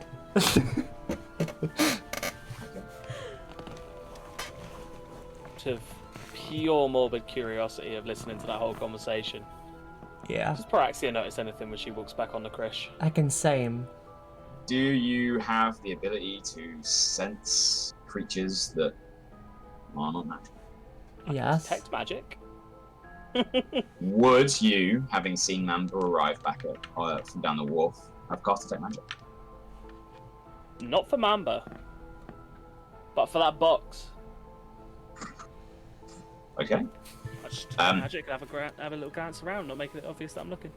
You cast detect magic, and shining through the cracks of that wooden opaque box is something of immense magical power. Just glancing around, not making eye contact with it. I mean, the immediate time that Mamba comes back, well, like, is around. Like, because I don't know, I wasn't doing anything. You know what? I'm just gonna sit with Mamba and wait for her to tell me. I'm gonna. Feng returns. You all returned. You're all back on the pitch. Feng's grinning from ear to ear, holding this. It's like a totem pole. You kind of like. Wow. It's like a Warcraft Tauren totem pole. It's like massive. It's the size of you. Pretty happy with that. Paraxia's gonna hop in the water and have a quick chit chat with Krish. Just ask him if he's ever heard of Aquarius before. I actually meant to do this last session. Krish looks to you, shakes his head. No. Never heard of him. Understandable. Okay, fair enough. You okay? Everything good? Bit hungry. We'll be taking off soon. You'll probably be able to get some food for yourself, right? Definitely. We're all good then. Getting tired of the pixies. They seem to think they're not getting their payment. Tomorrow morning we're gonna have to get like a gazillion pastries. 198. Are we leaving in the morning or are we going now? What did we agree on? Because I hate to be that person, but I'm pretty sure we said it once. It is up to you. It is up to you when you leave. And they did say that they would deliberately deliver this on a couple of matches. As long as we leave, like, pretty sharpish. I say we just fob off the pixies and just go. No, you cannot fuck with these people, with the Fae. Like, you want to cheat them out of their pastries? No, we'll leave first thing in the morning. But we'll go straight to a bakery before we go. Speaking of which, I don't have any money. Then we'll go. Because I need to speak to Hocus Pocus and Hocus Pocus about spending a large amount of my money. Ah, actually, has anyone got 25 gold spare? Just real quick, I remember no. Hocus Pocus offered me like a new sword enhancement or something. I didn't fucking write it down because I'm an idiot. They offered you guys a elemental increase to weapons. There was something But for they were- 500 gold. They did say that they could increase the quality of a weapon for 500 to give it a +1 to hit. What was the elemental increase? It was 1100. The elemental increase was 1,000, 2,000, or 3,000 gold pieces, depending on which one, depending on how good it was. They won't spot me 500 gold. Shit. No, that they did mention that is mates rates.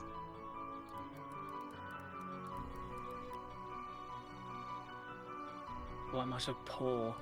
Mood. How many tickets do you buy? How many? How much were they selling them for? 100 each. 100 gold pieces each. Oh, I've accidentally sold all of my shit, so I can buy. Fuck! I forgot that they were 100 each. I thought they were 500 each. So now I have 500 gold. So I guess I'm buying tickets for everyone. I have 100 gold as well, so I can pay mine if you want. I assumed that's actually what you were doing, was getting a ticket for every single person in your troop. I thought it was like 500 for one, because I just forgot. Because, you know, I can remember how the Admiral Dreadmass takes his eggs, but I can't remember to buy pastries for the Fae and how much a ticket for a circus costs. Tell you what. How many tickets do you buy?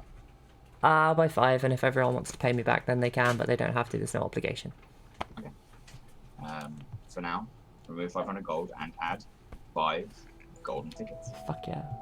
I'm going to try and swindle 475 gold for the +1 to hit on my sword. Who are you asking? Or who are you stealing from? Oh, I won't steal from anyone. Too noble to steal. Wait. Who was the one that told me they liked me? It was Hocus Pocus, right? Because I went along with their joke. Both of them quite liked you making jokes. Yeah. I'll bring that up and see if I can try and get the 25 gold off. Make me a persuasion check. To let you know, this is very high DC. Oh. Is it anywhere above? You say a persuasion? Yeah. Anywhere above a 23. As you try, you haggle for a while. Trying to get that much of a discount. They laugh. They actually find it funny. Until the point where they realise you're being serious. And they dumbfoundedly just shake their heads. I will give you 25 gold. Are you sure? Because you're covering the Yeah. pastries.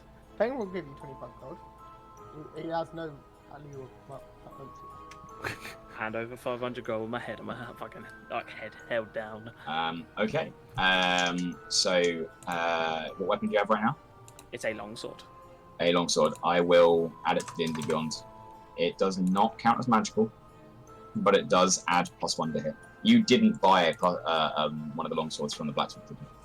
No, it you will be didn't. my packed weapon, but as we have Okay, found out now, I don't have to sit around holding Yeah. it. Correct. Okay. Mamba, you've returned to Krish. You find the rest of your crew scattered about. Is there anything you would like to do? Or is there anything that you would like to talk to your crew about? Not really. I would like to think about all what I have heard and learned now with my new siblings. So Okay. I want to simulate all of this. Okay. You take your time in the evening to process. Yeah. It's really nice to talk things over with a friend, isn't it? Shut up. Or, you know, the one you know is linked with like you Aquarius. did with me. Okay. Also maybe a long grass. Has anyone Okay. taken? So you guys all settle down for the night, planning on leaving in the morning. And we're going to do one more thing before we wrap up because it is 11:30. I just want to get this out of the way so we can start next session pretty quick.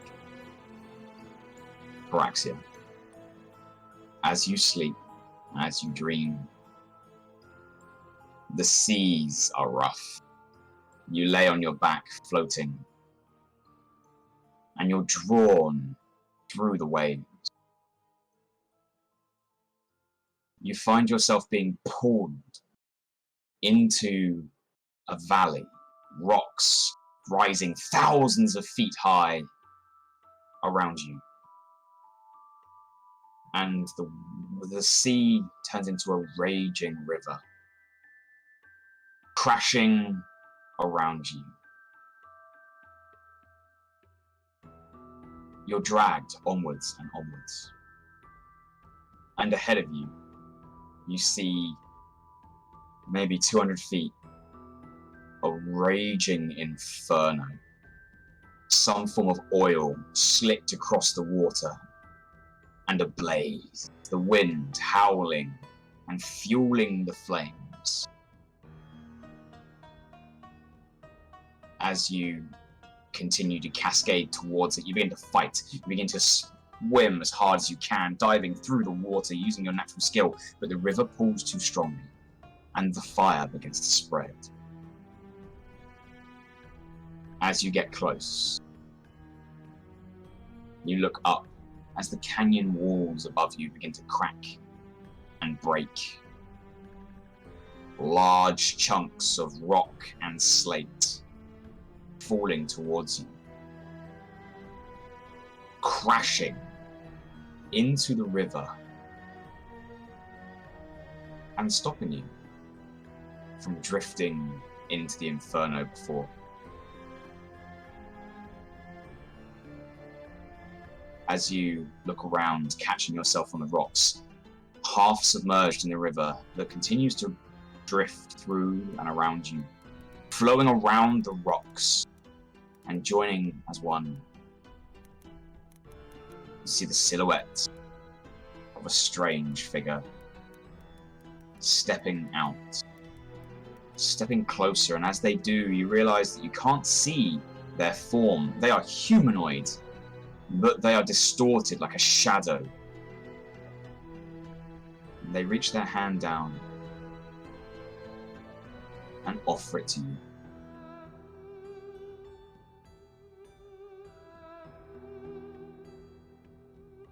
You grab a hold, and as they pull you up, you stand side by side, staring out across a valley of fire and wind. The water rushing into it, and the canyon collapsing down towards it. And then you wake up. And that is where we're going to end tonight's session. Fucking heck. That was a lot.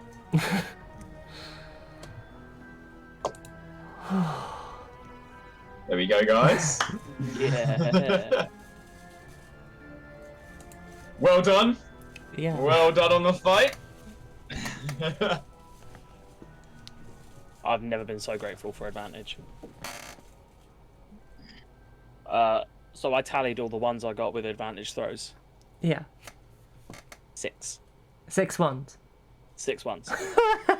That's And bad. it was the first dice I picked up as well. So if I didn't have advantage, wow. I'd have rolled 6 ones during that fight. Oh, that's me. Just want you to know. Nice.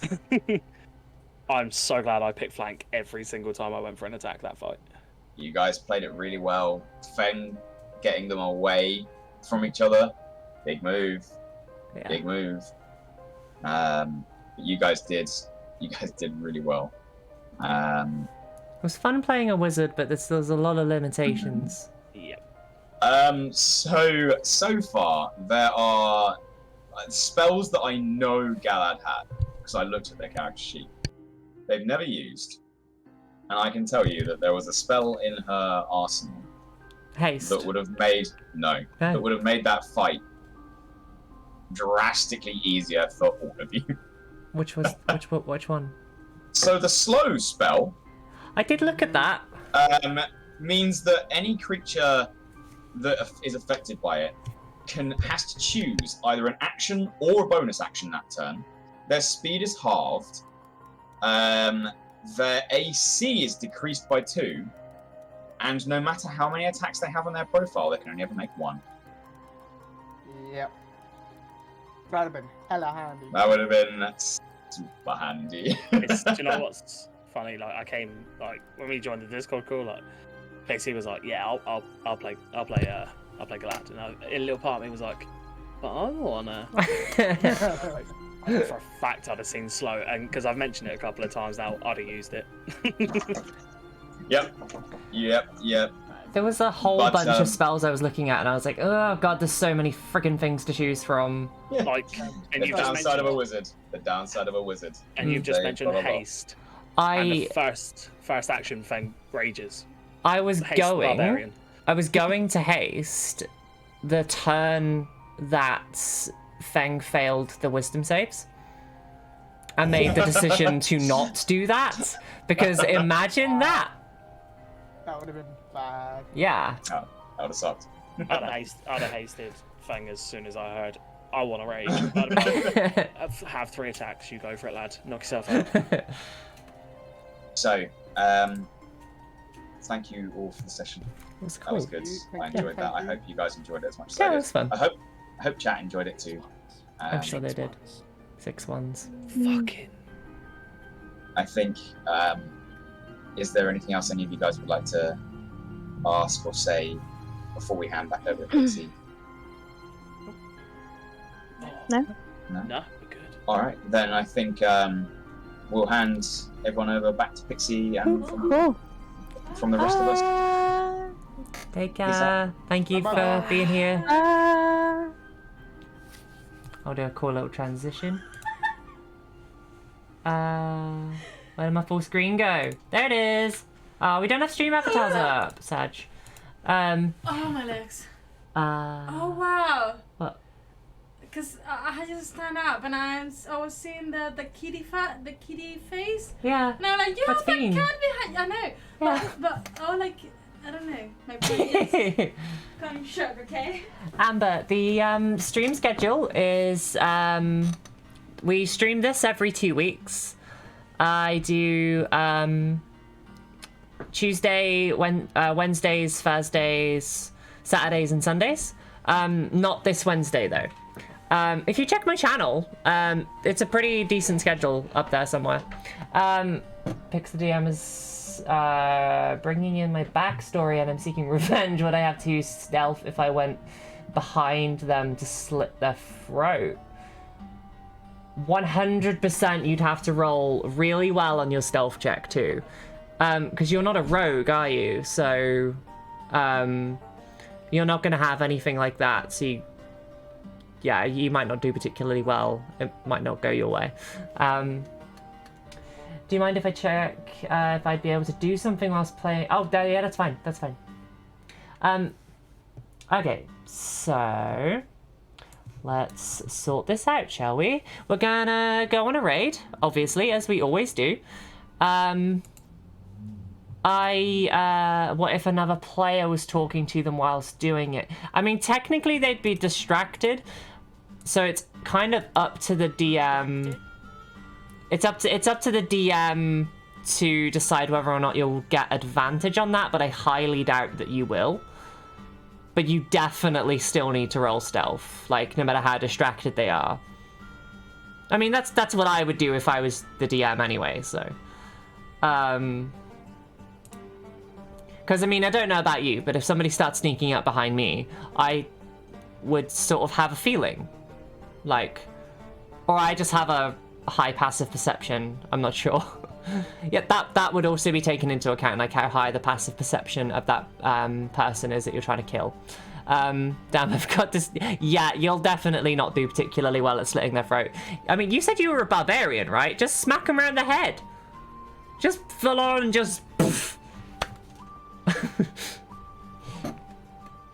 Who should we go raid? Thank you for DMing tonight, Pete. It was really cool. I hate those enemies you gave us. They're dickheads, and I don't like them. That's my professional opinion. Right, let's figure this out. Let's I don't even know who the fuck to raid.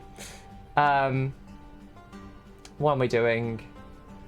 We could go see TJ. TJ's always fun to go raid. Firewing TJ. They are lovely people, corrupting Mamba and inducing them into a cult. I mean, power to them being really elemental. It was cool.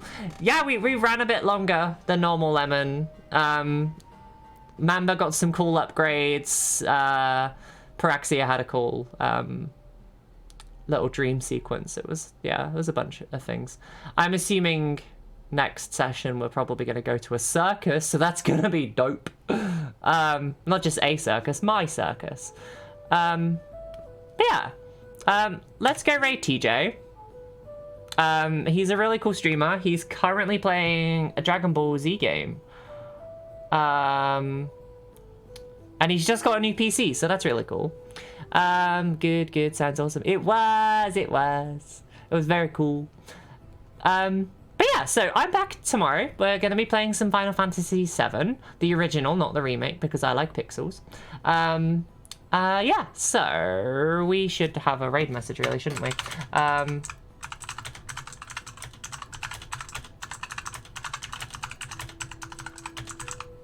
Let me just...